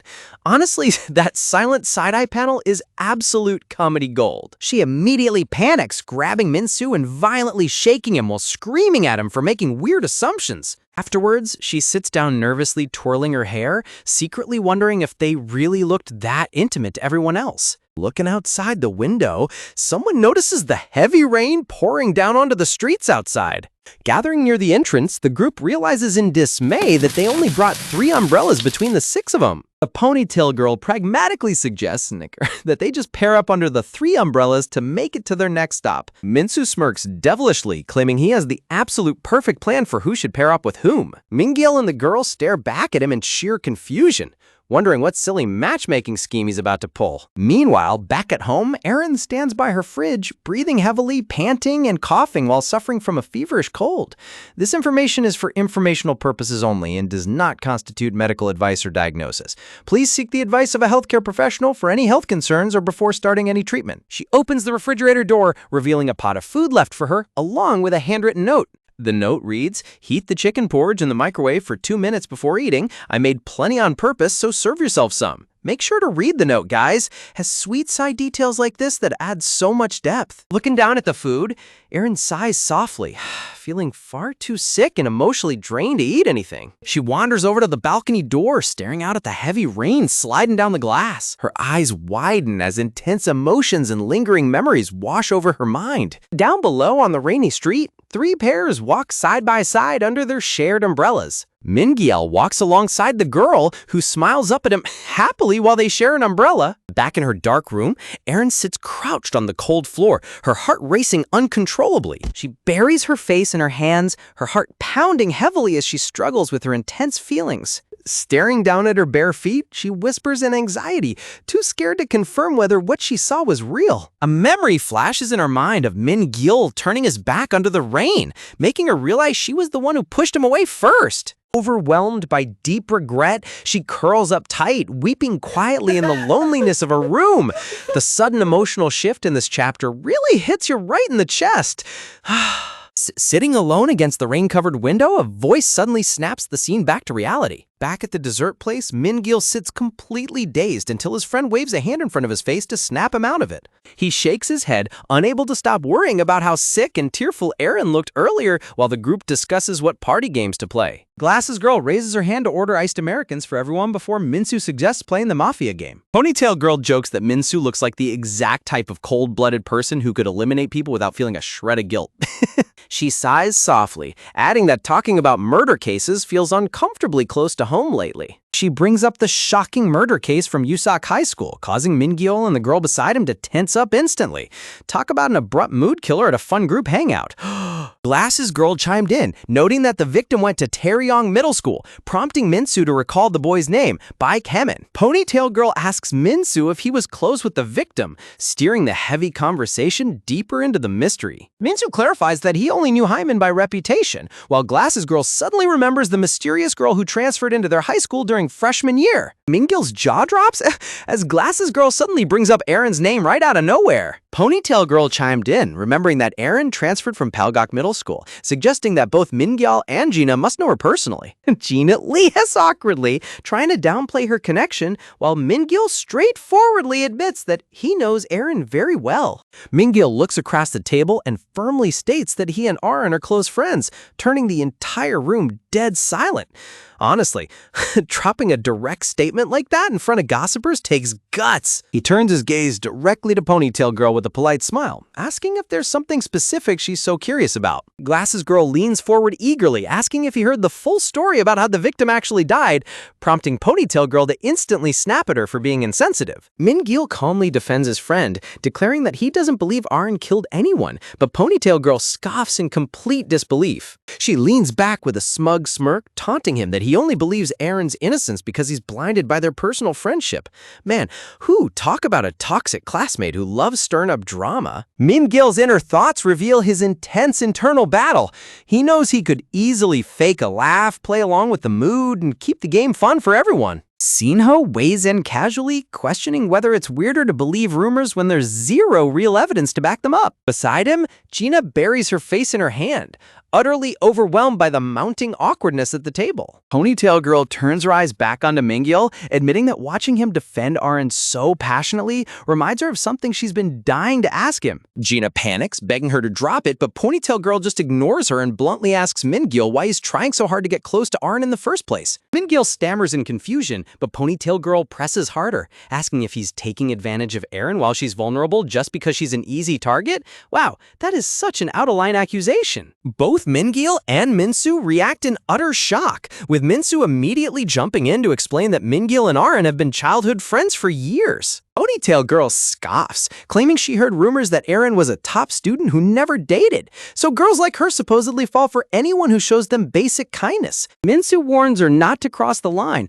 but she defends herself by claiming she's just warning Min-gil about the terrible rumors circulating behind his back. Minsu angrily questions how anyone could actually believe such garbage, while Siono cynically notes that people consider rumors simply because they sound plausible. Min-gil's face darkens as he asks if they seriously believe Aaron is a murderer just because it sounds plausible to them too? Ponytail Girl cold-heartedly responds that since Aaron and the victim fought the day before the incident, it isn't unreasonable for people to suspect her. Min-gil snaps back, revealing that Baek Hymin was the one who summoned Aaron to the scene, and Aaron only went there to stop him from making a terrible mistake. Ponytail Girl cocks her head back skeptically, questioning why Hymin would ever text Aaron in the first place if they weren't involved. Min-gil's eyes tremble with intense emotion, unable to believe how heartless his peers can be. Dark memory flashes in his mind of Hymin interacting with Aaron, making him realize that Hymin might have actually been interested in her all along. Look at the visual contrast in this flashback panel. The artist's muted tone work really highlights his internal turmoil. Minsu shuts Ponytail Girl down completely, reminding her that Hymin had a long-term girlfriend since middle school and telling her to stop spreading toxic rumors. Ponytail Girl rolls her eyes, questioning why Min-gil's taken a simple discussion so personally when she was just curious. Unable to stomach the conversation any longer, Min-gil lowers his head and quietly apologizes for ruining the outing. He suddenly stands up from the booth and walks out, annoyed, ignoring Min-soo shouting his name from behind. Gina rushes out into the hallway after him, desperately asking if he's doing okay. Min-gil turns around with a cold, distant expression, asking her what he means by that. Gina freezes in panic, calling him out for acting like she was thinking the exact same terrible things as the rest of the group. Seeing her shrink back in guilt, Min-gil softens his stance, quietly apologizing for ruining everyone's day off before walking away. Gina winces in regret, watching him disappear down the hall while feeling horribly guilty about her own silent doubts. Standing outside in the pouring downpour, Min-gil gazes up at the sky, realizing he left his umbrella behind. Rain streams heavily down his face as he stands completely drenched in the middle of the storm. Staring off into space, he wonders silently if he should have just held back his anger one more time to avoid blowing up. The cold rainwater trickles down his neck while he stands lost in his overwhelming guilt. He clenches his fist tightly at his side, frustrated that he lost his composure when he needed it most. Soaked from head to toe, he stands alone on the street, feeling completely isolated from the world. You really have to feel for him here. Trying to protect someone you care about while everyone else judges you is absolutely exhausting. Suddenly, his phone vibrates in his hand, pulling him out of his inner despair. He looks down at the glowing screen, his eyes widening in shock as he reads the caller ID. The screen displays an urgent incoming call from Aaron's older sister, Dare. A wave of anxiety rushes over him as he realizes Dare wouldn't call him out of nowhere unless something went terribly wrong. Breaking into an all-out sprint, he dashes through the rain-soaked streets with his heart pounding in his chest. He sprints past closed storefronts, paying no mind to the heavy downpour drenching his clothes. Breathing heavily, he realizes with horror that Aaron's health must have deteriorated or worse than he initially thought. Ducking under a bus stop shelter, he quickly puts the phone to his ear and tells Dare that he's currently heading back home. Dare sighs in relief, frantically begging him for a favor regarding her sick sister. She explains that she and her family are out doing urgent errands and had to leave Aaron home alone for a little while. She adds in distress that the storm outside is getting far worse than expected, leaving her terrified for Aaron's safety. Rain pours heavily over the highway where traffic officers fight against the downpour. On the other end of the line, Dare, panicked, explains that traffic is completely gridlocked, meaning their family will be delayed getting back home. Dare explains through the phone that she tried calling Aaron multiple times out of concern, but Aaron hasn't picked up a single call. Min-gil's heart drops, panicked, stammering in shock as he hears that she's completely unresponsive. Dare breaks down, admitting that Aaron has been sick since the morning and profusely apologizing for putting such a heavy burden on him during such terrible weather. Min-gil's eyes widen in sheer panic, rainwater dripping down his face as his mind races with worst-case scenarios about Aaron's safety. Look at how the artist zooms in on his eye. You can literally feel his anxiety spiking through the screen. Dare's desperate plea echoes through the phone line, begging Min-gil to head straight over to their house and check on her sister. Min-gil stands outside a massive apartment complex, staring up at the towering building while catching his breath. He realizes silently that he has walked past Aaron's neighborhood countless times without ever knowing she lived right here. Just like that, a text message illuminates his phone screen, revealing the precise address in Gangwon, along with the front door passcode. Stepping into the quiet apartment hallway, he glances down at the keypad, suddenly overwhelmed by hesitation. Staring directly at the front door of Unit 302, he hesitated, whispers, wondering if it's inappropriate to intrude into her private space like this. He covers his forehead in frustration, completely drenched from the rain while wrestling with his boundaries. Honestly, when someone is sick and uncommunicative, dropping etiquette to save them is always the right call. Leaning against the wall, Min-gil speaks back into the phone, anxiously wondering if Aaron's condition is serious enough that they should call an emergency ambulance instead of sending him in. He pauses mid-sentence, hearing a different voice coming from the receiver asking for him. Confused, Min-gil pulls the phone slightly away from his ear, asking who just took over the phone call. The woman driving the car speaks gently into the speaker, introducing herself as Aaron's mother. Min-gil instantly straightens his spine in surprise, greeting her politely while Aaron's mom reveals that Aaron has spoken about him many times before.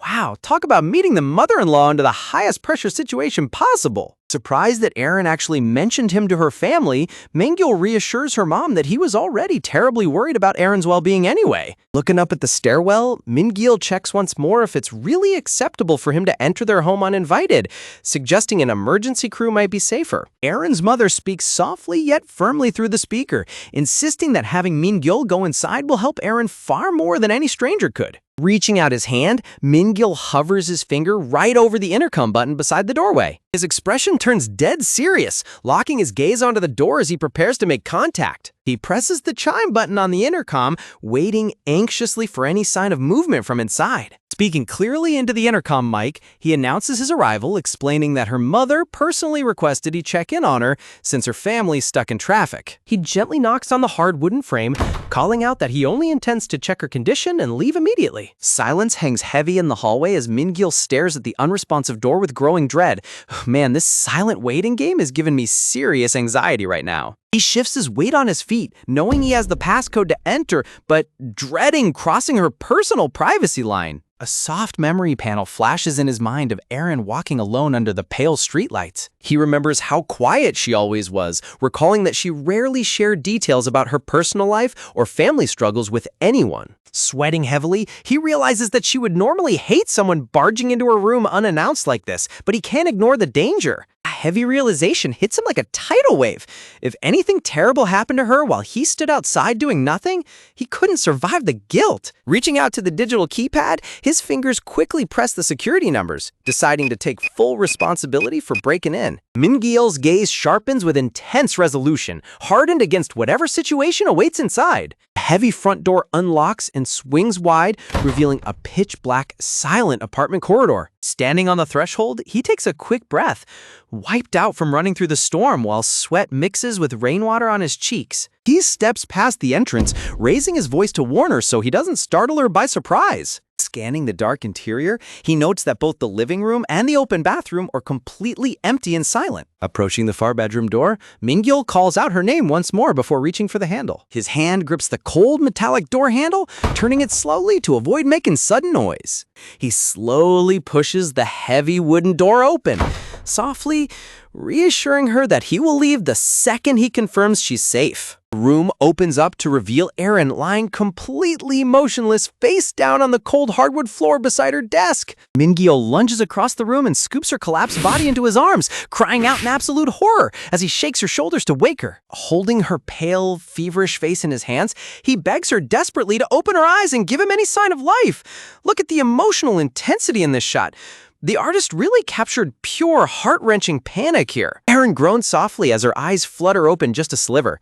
Min-gil lets out an explosive breath, realizing with relief that she's still conscious. He cradles her delicate frame tenderly against his chest, softly promising to lift her off the freezing floor and carry her over to the warm bed. Moving over to the window, he opens the frame slightly while Erin lies under the heavy blankets, murmuring weakly in her fevered state, asking why he's inside her house. She closes her eyes again, her voice trailing off into faint whispers under the heavy weight of her high fever. Listening to him move around the room, Erin's fading thoughts convince her that she must be hallucinating his presence because she had been thinking about him all day. Min-gil leans down carefully, placing a cool, damp cloth directly onto her burning forehead to break the fever. As his hand touches her collar, his brow furrows in concern as he notices her clothes are completely drenched through. Suddenly, his cheeks flush bright red as he realizes that her shirt isn't soaked from sweat. It got wet because he hugged her tightly while completely covered in rainwater. Seriously, leave it to Min-gil to ruin a tragic, dramatic moment with classic main character cluelessness. His eyes soften as he gazes down at her sleeping face. With endless warmth and protective affection, he vows to stay by her side until she recovers. Erin lies peacefully on her futon bed, a cool, damp cloth resting over her feverish forehead as her breathing settles. Min-gil stands at the edge of the room, staring down at her while wrestling with his thoughts, whispers, wondering if there's anything more he can possibly do for her right now. He steps out into the hallway to speak with her family, reporting softly that she's resting comfortably, her towel has been refreshed, and he's locking up before taking his leave. On the other side of the line, DeRay lets out a huge sigh of relief, while her mother chimes in from the driver's seat, warmly inviting Min-gil to visit their house next time so she can peel fruit for him. Man, mother-in-law approval rating just hit 100. Min-gil politely bids them farewell, promising to leave as her family assures them they are hurrying back as fast as traffic allows. Returning his eyes to the dimly lit room, he watches Erin sleeping peacefully under the thick blue blankets. Taking a quiet step toward the doorway, he whispers her name under his breath, preparing to take his final exit. Leaning over her sleeping frame, Min-gil apologizes softly, whispers for intruding on her private space, telling her that he's heading out now. He gazes down at her softly, his cheeks flushing with a gentle blush as his eyes linger on her resting face. Honestly, the romantic tension in this quiet room is absolutely suffocating. Min-gil turns his head slightly, confessing silently that he desperately wants to stay by her side longer, but knows he shouldn't overstep his bounds. Suddenly, his eyes widen in surprise as he senses a subtle shift in her posture. Looking closer at her quiet face, his mind starts racing, panicked, wondering if she might actually be awake this whole time. Erin's face remains flushed red from the heavy fever, her lips parting slightly as she drifts between consciousness and fantasy. Min-gil freezes in place, whispers, wondering if this dreamlike atmosphere is playing tricks on his mind. Suddenly, Arin reaches out and clutches his fingers tightly, convinced in her feverish delirium that she's experiencing a vivid dream. She pulls his hands closer to her chest, murmuring softly that if this really is a dream, she never wants to let go. Without warning, Arin wraps her arms around his back and pulls him directly into a tight hug. Min-gil stammers in absolute shock, calling out her name as his brain completely short-circuits. Burying her face against his collarbone, Arin whispers weakly, begging him to stay just a little bit longer. She tightens her grip around his neck, softly pleading for him to stay the entire night. Whoa, talk about a high-voltage romantic plot twist when he least expected it. Outside the apartment building, the storm continues to rage relentlessly as rain beats against the balcony glass. Raindrops trickle slowly down the outer window pane, matching the chaotic rhythm pounding inside Min-gil's chest. A close-up shot captures Min-gil's ear turning beet red, sweat pouring down his neck as his pulse skyrockets. Staring wide-eyed into the dark room, Min-gil stammers in disbelief, asking her what on earth he just said to him. Arin lets out a soft moan, snuggling closer into his chest without giving him a coherent answer. She cradles the back of his head with her soft hands, pressing him even tighter into her fevered hug. Min-gil's mind spirals into total chaos, panicked, desperately wondering if she's talking in her sleep or mistaking him for someone else entirely. Seriously, main character overthinking at its absolute finest right here. Realizing how wildly improper this situation is, Min-gil tries to gently push himself back, trembling, pleading with her to hold on for just a second. In a hilarious chibi panel, Min-gil flails his arms hysterically, panicked, struggling like a madman to break free without accidentally hurting her. Arin finally releases her grip and sinks back onto the futon mattress, panting softly as her high fever weighs her down. Wiping sweat off his forehead, Min-gil lets out an ungodly exhale, sighs, realizing he barely escaped a full heart attack. Her desperate request to stay the night echoes loudly in his head, making his heart ache with overwhelming confusion. Turning toward the exit, he shakes his head firmly, mentally lecturing himself not to get any delusional ideas, since she clearly didn't realize it was him. Pausing right at the doorway, Min-gil glances back over his shoulder one last time out of concern. His gaze lands on her shirt, noticing how the thin, damp fabric is clinging heavily to her body. Look at how the artist drew this scene. You can feel the sudden shift in mood right away. Min-gil's eyes pop open in sheer realization, remembering that when she hugged him earlier, his wet, rain-soaked clothes transferred water all over her shirt. He stresses internally, knowing that letting her sleep in drenched clothes will cause her fever to spike into dangerous territory. Holding his forehead in deep distress, he wrestles with the awkward predicament, since changing her clothes himself is completely out of the question. Resolving to do the only proper option left, he reaches out and gently taps her shoulder to wake her up. Leaning over her bed, Min-gil speaks softly, asking if she's awake and feeling any better. Arin slowly opens her heavy eyelids, staring blankly up at him through a haze of confusion. Suddenly, her eyes widen to the size of saucers, realizing with sudden horror who is standing right in front of her. Arin shrieks and recoils backward in panic. Min-gil throws his hands up defensively, screaming that it's not what it looks like and explaining that her sister sent him to check on her. Arin clutches her chest with a thumping heart, stammering in shock as Min-gil rambles about meeting DeRay a few days back. Min-gil desperately waves his hands in the air, explaining that she wasn't answering her phone, so her family panicked and asked him to drop by. Scratching his head in extreme embarrassment, Min-gil stammers that he was just about to head home after confirming she was fine. He turns his face away awkwardly, pointing out that her clothes got wet, so she really needs to get up, wash up, and change into dry pajamas before going back to sleep. Arin looks down at her drenched shirt in complete stunned silence, her face turning bright crimson red. Clutching the damp fabric, she panics internally, trembling, wondering if all this moisture was her own embarrassing sweat. Suddenly, a vivid flashback hits her like a lightning bolt. She remembers initiating a massive tight hug and begging him to stay the night. Realizing with absolute horror that her romantic dream was 100 real life, Erin buries her face in pure humiliation. Man, talk about the ultimate romantic embarrassment of a lifetime. Erin's eyes snap open in complete disbelief as the reality of her embarrassing moment sinks in. Min-gil sits cross-legged on the floor, scratching his head awkwardly as he tries to make sense of what just happened. Erin curls her knees tightly against her chest, her mind whirling with humiliation, while Min-gil completely misinterprets her deep blush as pure anger. Honestly, these two are absolute champions of emotional miscommunication. Staring down at her knees, Erin silently wishes she could find the courage to keep talking with him.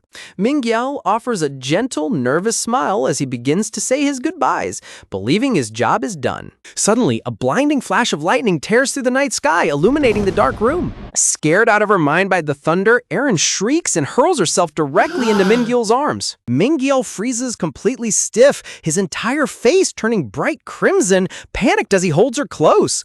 Man, the universe is really putting this poor guy's heart rate through an absolute endurance test. Erin buries her face against his chest, clutching his shirt tightly while her fevered heart pounds against his. Min-gil stares wide-eyed into the dim room, his breath hitching as his mind spins out of control. Suddenly, Erin's eyes widen as she realizes she just leaped into his arms for a second time. She quickly shoves herself backward, flustered, stammering out apologies while Min-gil desperately assures her it's completely fine, even though his internal organs are melting. Outside the window, breathy suspense, the storm intensifies as torrential rain sheets down against the building. Walking over to the glass balcony door, Erin gazes out at the weather, commenting softly on how intense the downpour is getting. Heavy rain splashes relentlessly across the empty parking lot below as Min-gil reminds her to check in on her family later since they were worried sick. Min-gil turns around in confusion, asking her what she means when she hesitates. Flushing bright pink, Erin softly asks him to stay at her house until the storm settles down a bit.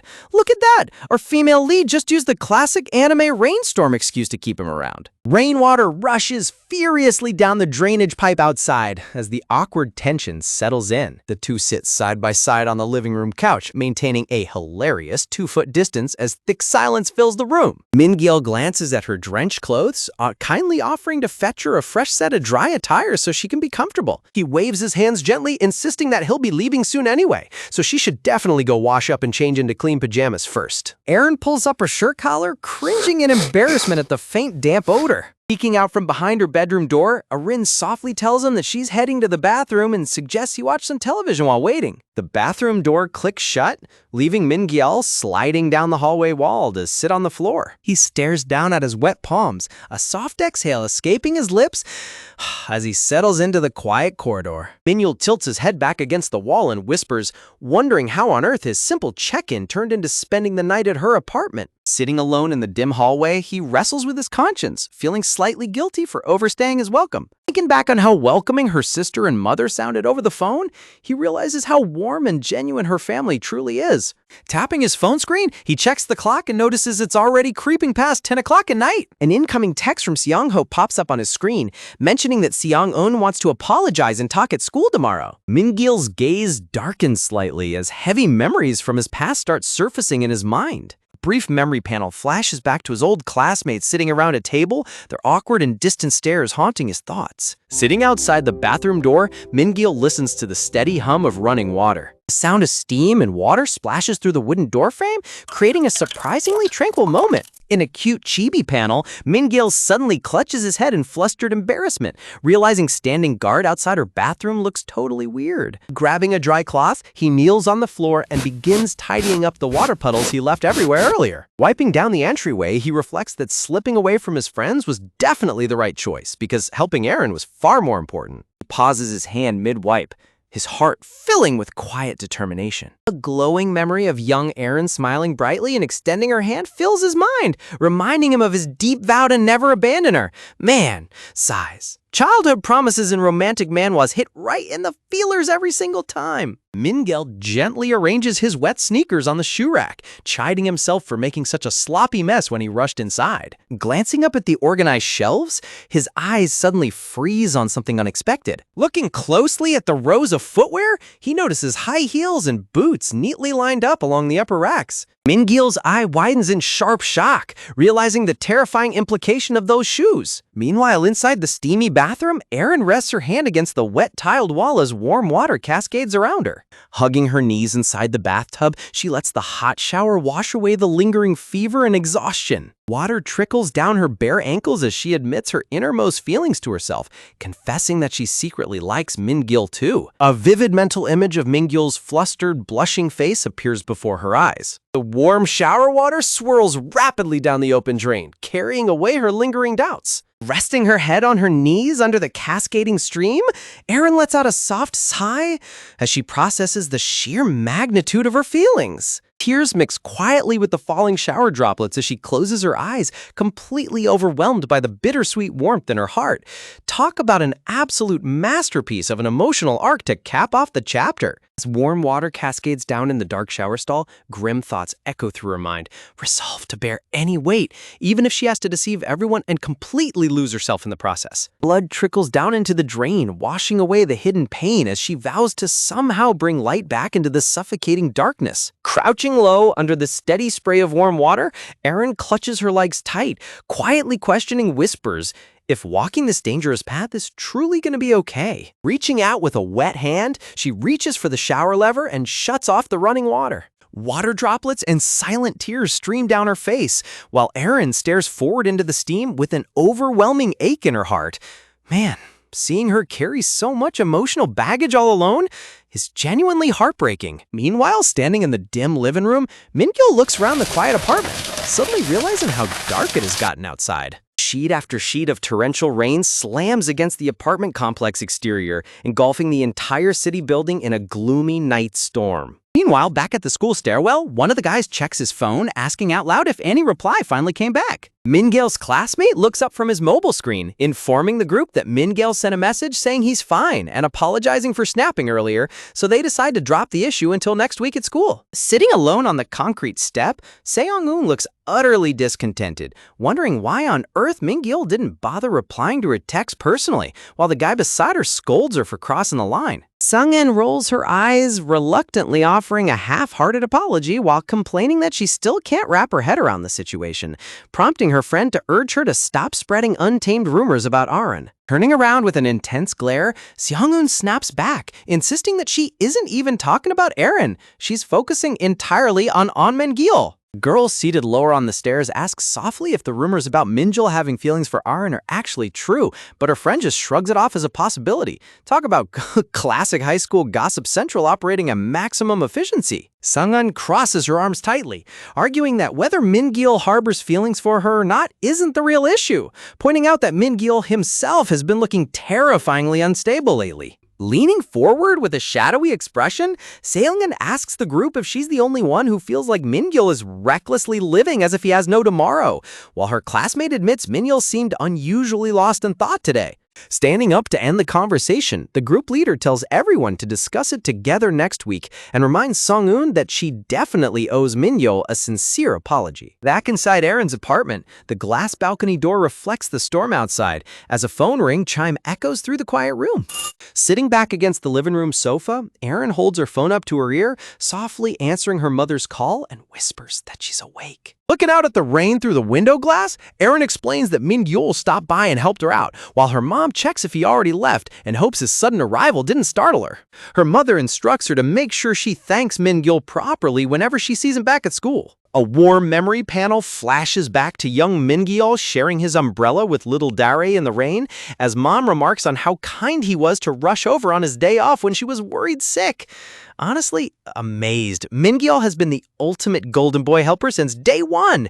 Blushing bright pink, Erin admits into the receiver that her fever has dropped thanks to his care, bringing a huge sigh of relief to her mom. Her mother goes on to explain that due to the blinding rainstorm, she and Dare will be spending the night over at her aunt's house and driving back early tomorrow morning instead. Pointing out her damp clothes on the floor, Mom apologizes for leaving her alone tonight due to the hazardous driving conditions, reminding her about the emergency cash card in the drawer. Disconnecting the line, Erin stares down at her glowing screen, her heart fluttering at the realization that they are completely alone in the apartment tonight. Over in the bathroom, Mingyeo pulls a fresh, oversized white t-shirt over his chest, his face completely flushed red as he gets changed. Stepping out into the living room, Mingyeo is greeted by Erin sitting on the couch, asking if the clothes fit him well.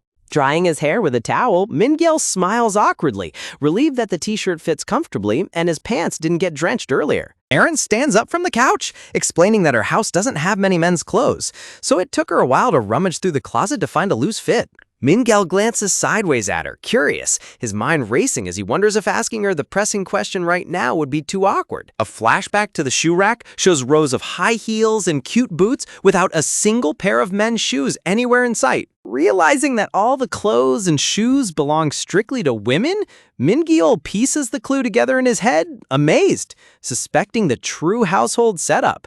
As Erin enters the kitchen holding a cooking pot, Mingyeo wonders internally if she lives apart from her father, right before she shyly turns around and asks if he wants to eat dinner together. Look at that! Oh, an impromptu domestic dinner date unlocked out of nowhere. Mingyeo's face lights up with enthusiasm, eagerly offering to help prepare the meal while Erin suggests heating up the delicious chicken porridge her mother left behind. Steaming warmth fills the microwave as the porridge heats up, while Mingyeo tells himself that he'll definitely find the right moment to ask her about her family situation later. Opening the refrigerator door, Erin offers to order delivery using her mom's card if the porridge isn't enough, but Mingyeo quickly assures her that chicken porridge is one of his absolute favorites. Handing over the eating utensils, Mingyeo holds the silver chopsticks and spoon, marveling at how thoughtful she is. Noticing a container of spicy pickled cucumbers on the table, Mingyeo asks in surprise if she started eating spicy cucumbers, but Erin blushes and admits she specially set them out just for him. Picking up a piece of pickled cucumber with his chopsticks,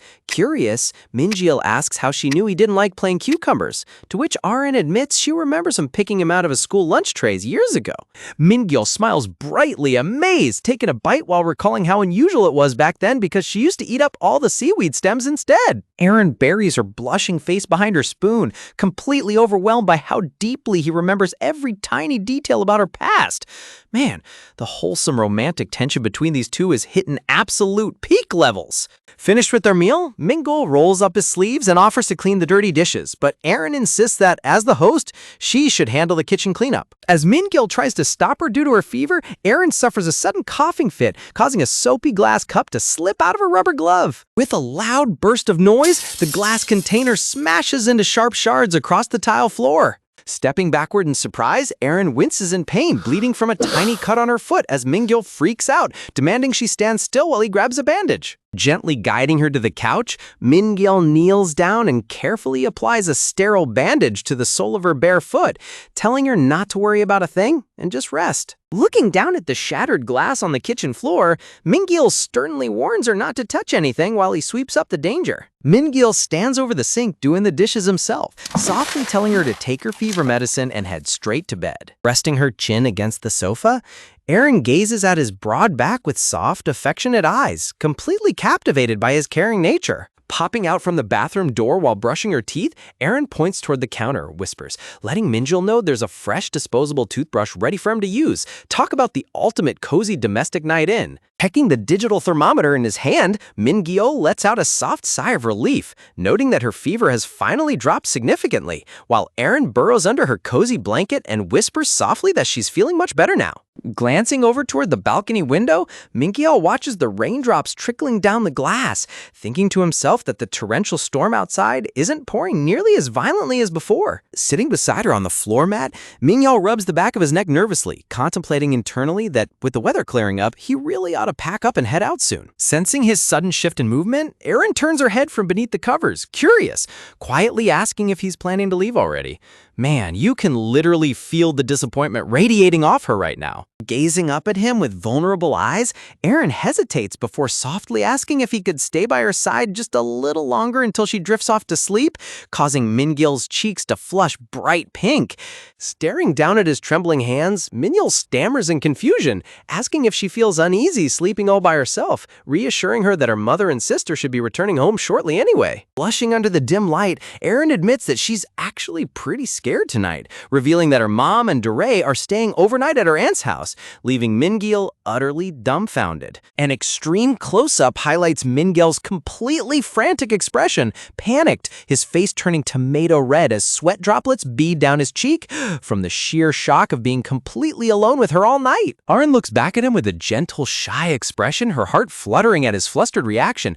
Honestly, the artist's focus on her soft facial lighting in this panel is absolutely gorgeous. Looking up at the dark ceiling, Min-gil makes a firm mental promise to himself that the second she falls fast asleep, he will quietly slip out and go straight home. Settling down on the floor mat beside her bed, Min-gil lies back to back with Aaron under the dim blue room light, both of them frozen in awkward tension. Clutching the blanket tightly against her face, Aaron rests her head against the pillow, staring into the dark room with a warm, fluttery sensation in her chest. Min-gil rests one arm behind his head, staring upward with flushed cheeks while trying to act completely calm, whispers, muttering that it's nothing at all. Ceiling shadows flicker across the room as Aaron breaks the quiet silence, murmuring softly that lying down is making her super sleepy, playfully asking if he feels drowsy too before light giggles escape her lips.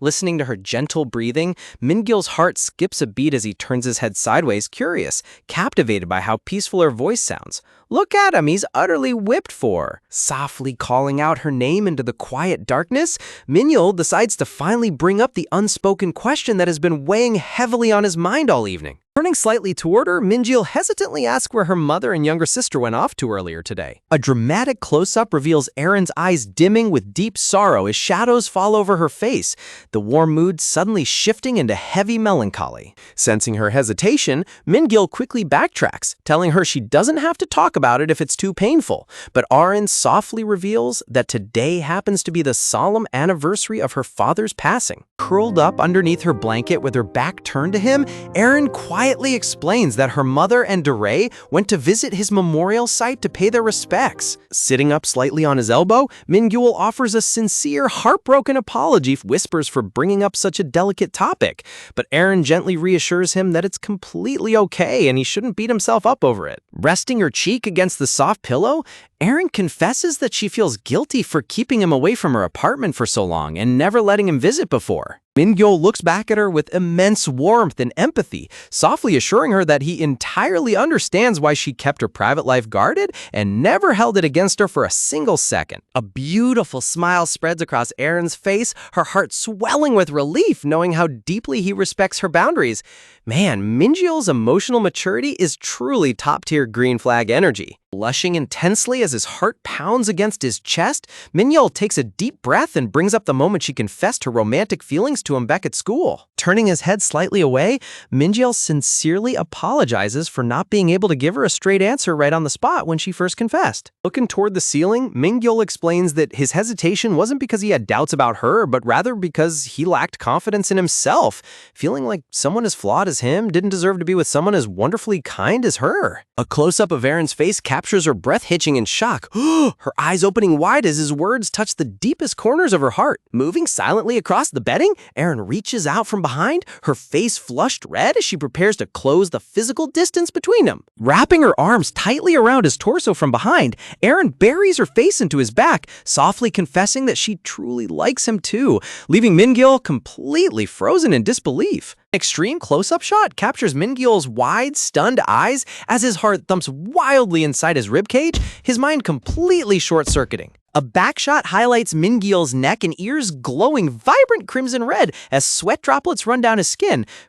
Seriously, her bro's internal temperature just hit boiling point. Resting her chin against his broad shoulder, Aaron whispers softly into his ear, asking if he already fell asleep from her sudden hug. Reaching out with a gentle index finger, Aaron lightly pokes his back, playfully asking if he can hear her voice. All of a sudden, Min-gil spins around to face her, causing Aaron's eyes to widen in complete astonishment. Holding his index finger up against his lips in a hushed gesture, Min-gil gazes down at her with an intensely sweet, flustered expression, signaling her to stay quiet. Leaning close over her face, Min-gil hovers mere inches away, the overwhelming tension between them reaching an absolute breaking point. A dramatic close-up of Min-gil's eyes shows his gaze locked onto her lips with undeniable passion and affection. Without another second of hesitation, Min-gil leans down and presses his lips against hers in a sweet, tender kiss, surprising Erin so much that her eyes stay wide open. Pulling back slightly, Min-gil rests his hand against her neck, gazing into her eyes with pure love, while Erin stares back, completely breathless.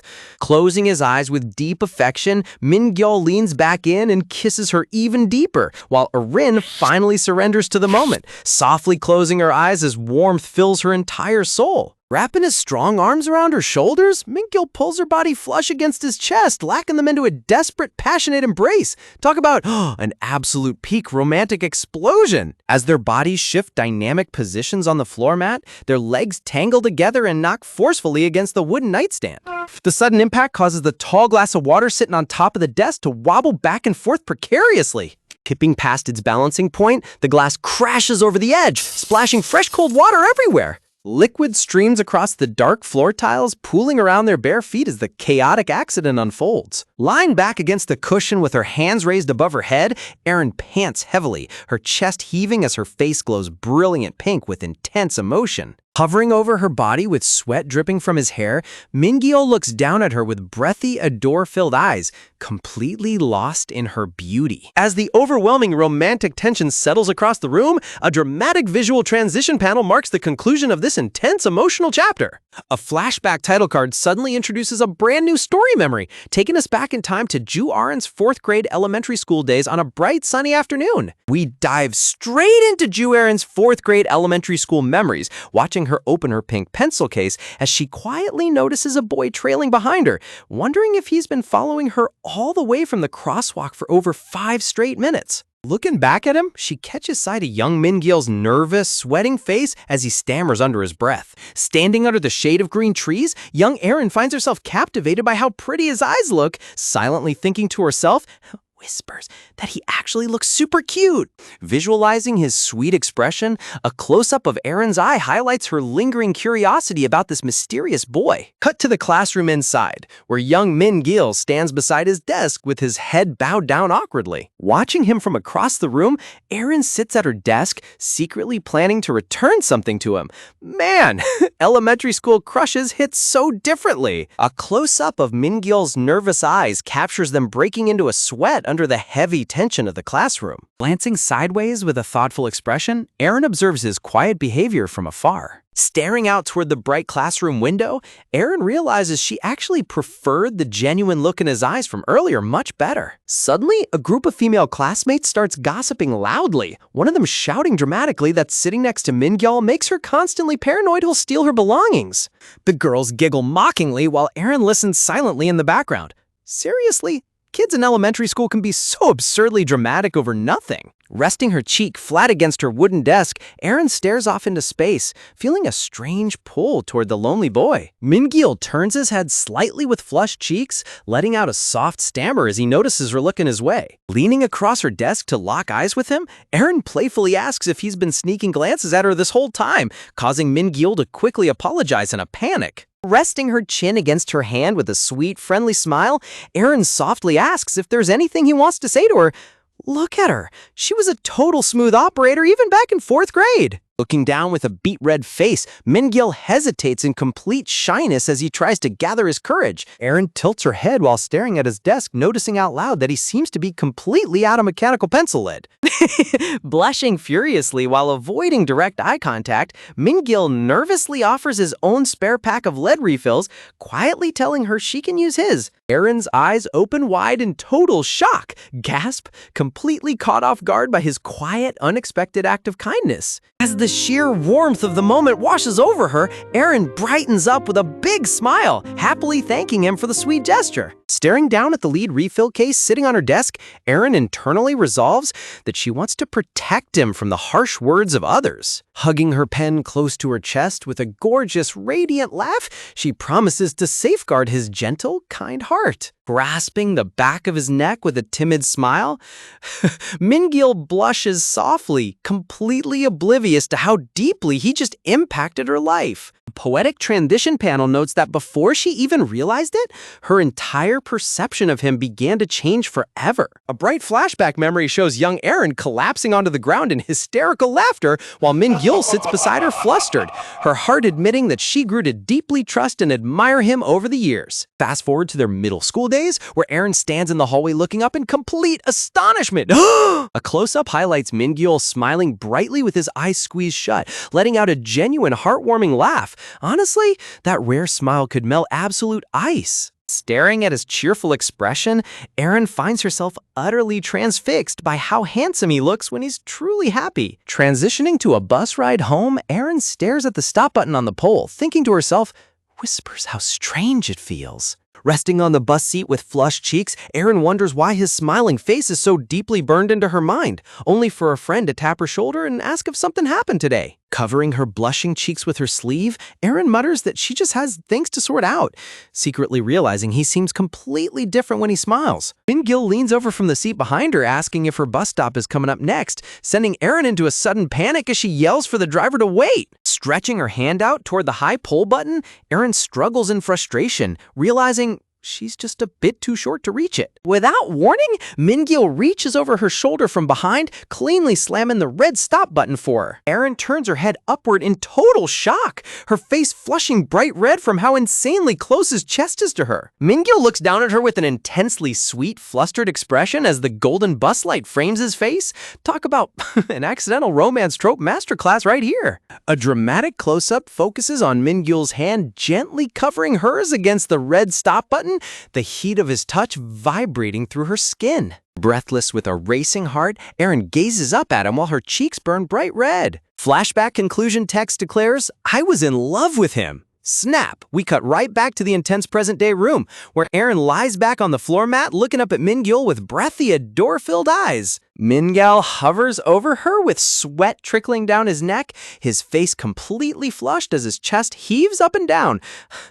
Pushing himself up on his knees over her body, Min-gil breathlessly asks if she's all right, while Eren stammers in total embarrassment. Covering her face with her hands, Eren blushes intensely, flustered, whispering that she still has a slight fever and is worried she might pass her cold over to him. Min-gil's eyes widen in sheer realization as he stammers that maybe it's better to wait until she feels 100% better. Short-circuiting from pure panic, Min-gil abruptly flings himself backward onto the floor mat, shouting out loud that they should definitely wait while apologizing profusely. Sitting side by side on the floor mat in the dim room light, both of them cover their blazing faces in absolute awkwardness. Seriously, these two dorks are so wildly wholesome, it's unreal. Unable to hold back his feelings any longer, Min-gil suddenly pulls Eren into a tight, protective embrace, making Eren squeak out that he's gonna catch her cold. Resting his chin gently against her hair, Min-gil softly replies that he thinks he's already caught it anyway, asking if just holding her close like this is okay. Burying her face against his chest while clutching his shirt tightly,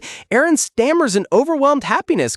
The camera pans over to the dark room window as Min-gil's gentle voice whispers softly into the quiet night, confessing that he just wants to protect her forever. Closing his eyes with pure affection, Min-gil murmurs that he feels the exact same way, officially sealing their hearts together in a beautiful emotional payoff. Sweating heavily under the intense atmosphere, Min-gil stammers in utter confusion as he stares down at Eren, his heart racing faster than a runaway train. Holding his cheek with a gentle hand, Eren looks straight into his eyes, whispers, begging Min-gil never to throw his own safety away for someone broken like her. Wide-eyed with shock, Min-gil freezes as her words hit him right in the chest, while she softly checks if he understands what she's trying to say. Placing a hand over his flushed forehead, Min-gil blushes deeply flustered, completely overwhelmed by how close their faces are in this quiet room. Man, look at him melting like butter. Our boy's emotional defense system just completely collapsed. Cradling her face with ultimate tenderness, Min-gil sternly tells her to stop putting herself down, telling Eren never to use phrases like "someone like me" ever again. Softly stroking her cheek with his thumb, he lowers his head closer, explaining that she shouldn't be asking why when she's already the most precious person in his entire life. Blushing furiously with an awkward downward glance, Min-gil admits that hearing her speak so low of herself literally tears his heart into pieces. Aaron stares up at him with wide-touched eyes, completely mesmerized as his warm palm rests gently against her trembling skin. Honestly, excited, this level of raw emotional vulnerability has given me actual goosebumps. Glancing off into the quiet shadows of the room, Aaron gives in with a soft, breathy nod, apologizing for her words and promising not to say it again. Instinctively reaching out, her delicate hands wrap tightly around the sides of his shirt, pulling herself closer into his body. Resting her cheek against his chest, her inner thoughts overflow with sudden warmth. Whispers, realizing that being called precious by him feels better than anything she's ever known. Looking up at him with eager eyes, Aaron tightly hugs his back, asking directly if she really means that much to him. Closing his eyes with a deep, breathless flush across his face, Min-gil gives her a simple, heartfelt affirmation. In a sudden burst of affection, Aaron leans up and plants a sweet peck directly onto his cheek, her cheeks turning bright rosy pink. Turning his face away to hide his extreme embarrassment, Min-gil stammers out a genuine confession that he really, truly likes her. Looking up at him with an emotional gaze, Aaron takes in his genuine expression as tears glisten along her dark lashes. Wow, gasp! Can we take a second to appreciate this artist's masterclass in delivering pure romantic tension? Down on the floor mat, a spilled glass of water trickles across the tiles alongside their bare feet as the quiet night envelops them. Inner thoughts echo softly through Aaron's head, whispering, overflowing with pure happiness as she soaks in the gentle warmth of his embrace. Clinging tightly to his back, she silently prays to never let this go, wishing with all her heart that she can lean on his strength forever. Opening her eyes wide, Aaron snaps out of her daydream, looking up at Min-gil with a sudden flicker of anxious realization. Min-gil gazes down at her, reminding Aaron of the promise she made back then, that he could tell her everything and lean on her whenever things got tough. Sitting up on top of him with a hesitant expression, Aaron asks nervously if that promise is still standing between them right now. Min-gil's chest heaves heavily as his heart pounds against his ribs, staring up at her with a mixture of intense affection and underlying caution. Resting his hand flat on the bed mat,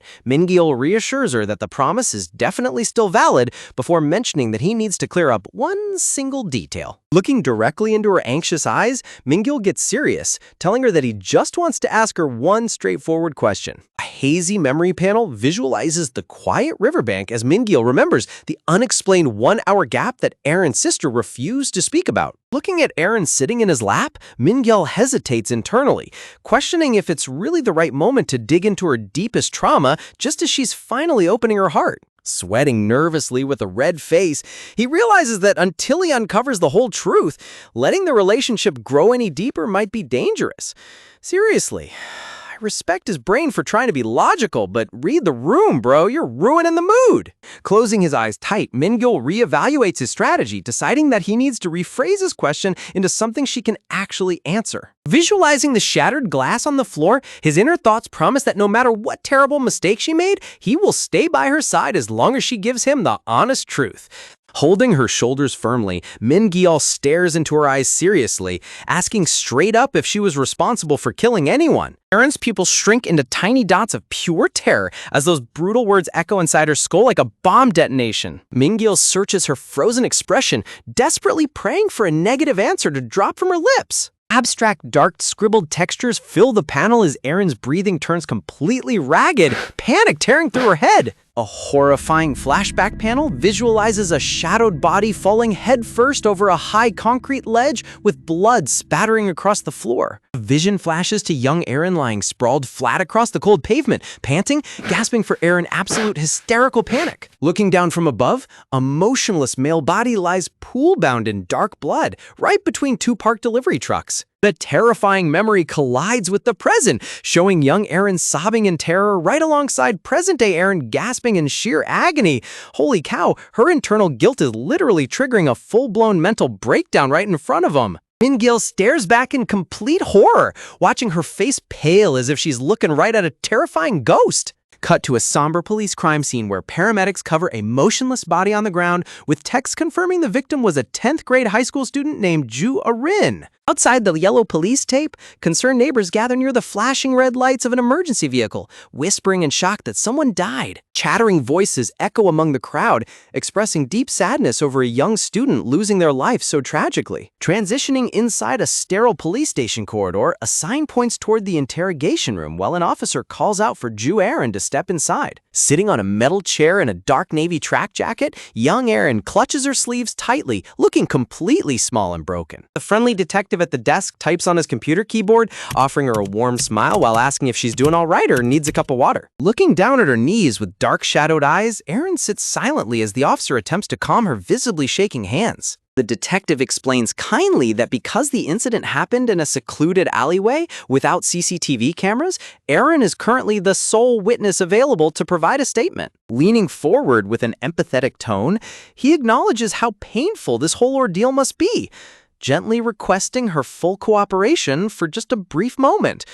Wow, seeing a traumatized teenager forced to recount a murder scene is just brutal to watch. As his fingers tap rapidly against the keyboard, he asks for her basic information, to which Arin quietly replies that she's a 10th grader from USIAC High School named Ju Arin. Looking straight across the desk with a heavy, serious gaze, the detective drops the ultimate question, asking Aaron if she directly witnessed the exact moment Hyman died. Aaron sits frozen in place with sweat trickling down her trembling face, her eyes filled with sheer dread as she looks down. A police officer types away on his keyboard, softly asking if she can describe what happened during the incident. Clasping her hands tightly in her lap, Aaron's fingers shake uncontrollably under the crushing weight of the police investigation. In a dark, chaotic flashback visual, the silhouette of Baek Hymin stands beyond the rooftop railing, screaming that he's going to jump while young Aaron watches in absolute terror. The shadow figure vanishes off the ledge without warning as Aaron admits she was far too terrified to even get close or talk to him. Cutting back to the present desk, the officer listens quietly as she stammers that everything just happened so fast. Man, you can literally feel the post-traumatic stress radiating off her. Glancing up at the wall clock, the detective asks if she remembers the exact time, but Aaron softly shakes her head no. Shifting uncomfortably in her chair, Aaron reveals that Baek Hymin was the one who called her out to meet him that night. When asked if they were close friends, Aaron hesitates for a long moment before quietly confirming they were acquainted. The detective continues entering her official statement into the computer while she explains they were just casual classmates who occasionally spoke. Slumping over in her seat, Aaron quickly clarifies they were definitely not dating and that the thought never even crossed her mind. Suddenly, the detective looks up from his monitor and asks if she held any ill feelings toward Baek Hymin, causing Aaron's eyes to snap open in sheer panic. Talk about an absolute high-voltage interrogation twist. Her hands shake violently against her knees as the dark question hangs heavily in the room. Bowing her head until her face is completely buried in shadow, Aaron whispers a faint denial. The officer watches her quiet reaction carefully, sensing the deep emotional trauma behind her defensive posture. Interlocking his fingers on the desk, the detective gently addresses her by name. Wide shot shows the quiet interrogation room as the officer reassures her that their conversation remains confidential, offering to pause if she feels emotionally overwhelmed. Hidden behind her dark bangs, Aaron remains silent as she processes his comforting words. The detective nods softly in understanding, giving her space to catch her breath. Pressing his palm against the wooden desk, he gently adds that as long as she tells the truth, no harm will come to her. Sitting huddled over on the chair, Aaron looks completely crushed by the looming shadows of her past mistake. Dark memory shatters as a terrifying question echoes in red text, asking if she murdered Baek Hymin, snapping back to Min-gil holding Aaron's arms in the present. Min-gil gazes at her with deep worry, his eyes widening in total disbelief as Aaron softly confesses that she did. Hold on, did she actually just confess that out loud? Trembling uncontrollably in his hold, Aaron tries to explain her hidden burden. Without letting her finish, Min-gil pulls her close into a fierce, protective embrace, telling her that she doesn't need to say another word. Resting his face against her hair, Min-gil warmly thanks her for sharing such a terrifying truth with him. Honestly, finding someone who supports you even at your absolute darkest is true, unconditional love. Black, scribbly lines cover the panel, with text revealing her inner thought. Visualizing a desolate night sky above a bare tree, the haunting atmosphere highlights the weight of her forgotten past. Aaron gasps awake in the dark room, panting, realizing this haunting nightmare is a memory she can never truly escape. Dark, scribbled abstract textures mirror the chaotic storm raging inside her mind. Looking down from above, Erin lies sprawled out flat on her back across the floor mat, heavy breathing, completely exhausted from her nightmare. Tears stream down her flushed face as she pants in hysterical agony, sobbing in complete panic over what she should do next. Staring off into the dark balcony railing, her mind replays the tragic moment while she whispers that she never meant for him to die. Erin clutches her head on the mat in pure despair, crying out for her mother, wondering if she should just turn herself over to the police. Dramatic text echoes her terrifying inner guilt, wondering if she should confess to pushing him off the railing. Wow! The psychological guilt driving her crazy is utterly brutal to watch. A chilling close-up panel displays a pale, motionless hand resting flat against the ground. Bolting straight up in bed with wide, panicked eyes, Erin snaps out of the dreadful flashback sequence. Bright morning sunlight fills the room, making Erin wonder in confusion if the whole terrifying experience was just a bad dream. Lying back against the pillow with sweaty hair, Erin breathes heavily while trying to gather her scrambled thoughts. Glancing over at the empty mat beside her, curiously, Erin recalls falling asleep wrapped in Min-gil's arms yesterday. Sitting up in total panic, Erin looks around the empty apartment, calling out for Min-gil with a rising fever in her throat. She rushes through the hallway, shouting his name into every empty room. Standing in the middle of the kitchen area while clutching her shirt tightly, she stammers flustered for him to stop joking around and show himself. Sweating profusely, Erin panics internally, asking herself if all those tender moments were just hallucinations. Seriously, don't tell me our boy ghosted her after that insane emotional breakthrough. A warm memory panel visualizes Min-gil gently touching her lips with a sweet blush across his cheeks. Suddenly, her pink smartphone vibrates rapidly on the wooden desk, catching her attention. Erin grabs her phone with wide, trembling eyes, her heart pounding against her chest. The screen reveals a sweet text message from Min-gil, explaining he left early so as not to wake her, and asking her to text him once she feels better. Collapsing onto the floor while wrapping her arms around her knees, Erin buries her face in massive relief, crying out a thankful prayer. Looking down with a gentle, emotional gaze, Erin smiles softly to herself, knowing in her heart that his love was 100% real. Looking down at a motionless hand lying limp against the floor mat, the terrifying phantom images from Erin's bad dreams slowly dissolve into thin air. Bathed in the soft morning sunlight streaming through a balcony window, Erin sits curled up on the rug, letting out a long breath as she tells herself that the nightmare is finally over. Cut to a gentle memory of DeRay riding in the back seat of her family car, silently fiddling with a tiny keychain, while her mother turns around from the driver's seat to announce that they've finally arrived. Her delicate hands carefully wrap around a cute little white bunny figurine hanging from a metal chain, holding it like a precious charm.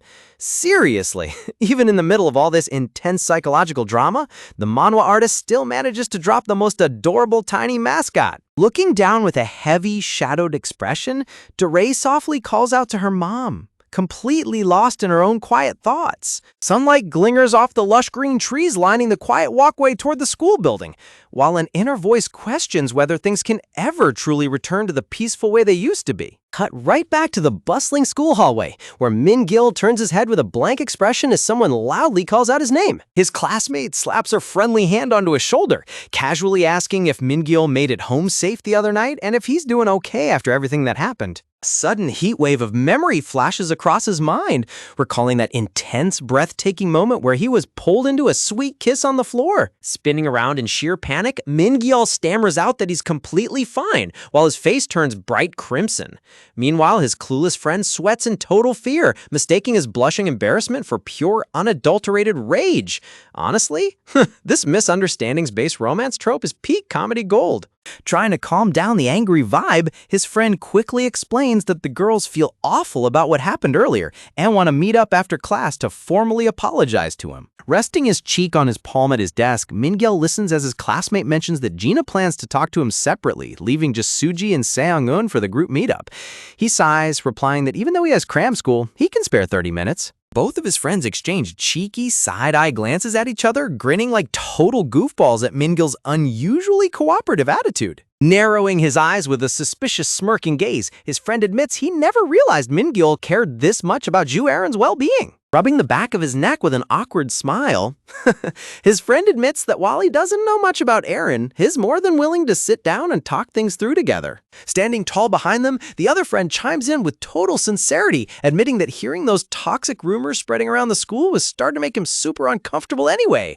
Wow, excited. Can we give a huge shout out to these absolute supportive bros for stepping up instead of fanning the drama fire? Softening his tense posture, Min-gil glances away with a faint flush across his cheeks, whispers, softly thanking his friends for having his back. Throwing his backpack over his shoulder as the bell rings, his friend calls out from the doorway, suggesting they head out together to meet up with the girls. Grabbing his bag off his desk, Min-gil calmly agrees, letting them know he'll meet them down by the front school gate in a few minutes. The noisy classroom quickly empties out as the rest of the students head home, leaving behind rows of bare wooden desks in the afternoon glare. Stopping right by the doorway, Min-gil looks back over his shoulder at Erin's empty seat, worrying internally that she didn't come to class today either. Pulling out his phone while walking down the quiet corridor, he glances down at the screen, wondering if her cold got worse overnight. Suddenly, Min-gil's eyes stretch wide in absolute shock. Right below his previous morning text, a brand new message pops up from Erin asking if he can meet up with her right this second. Meanwhile, over at Songwon Academy, the teacher's lively voice echoes through the hallways as attendance is being called for the evening cram school session. Resting her chin against her hand with an exhausted expression, Baek Ji-won quietly answers present while the instructor moves down the official student list. Turning around in her seat, a female classmate whispers over to Gina, pointing out that An Min-gil is completely absent and asking if he even attended regular school today. Gina hesitates before softly replying that she thinks he did. Classmate leans in closer, suggesting that since Gina has Min-gil's contact info, she should just give his phone a quick ring to see where he is. Clenching her fist tightly against her desk as sweat trickles down her pale cheek, Gina buries her head in guilt, desperately wishing she could meet him today to finally apologize and clear the air. Man, watching her get eaten alive by her own conscience proves that bad choices always come back to bite ya. Cutting to the golden twilight outdoors, Aaron stands in front of the academy building wearing casual clothes, staring anxiously at her phone screen while waiting for Min-gil's response.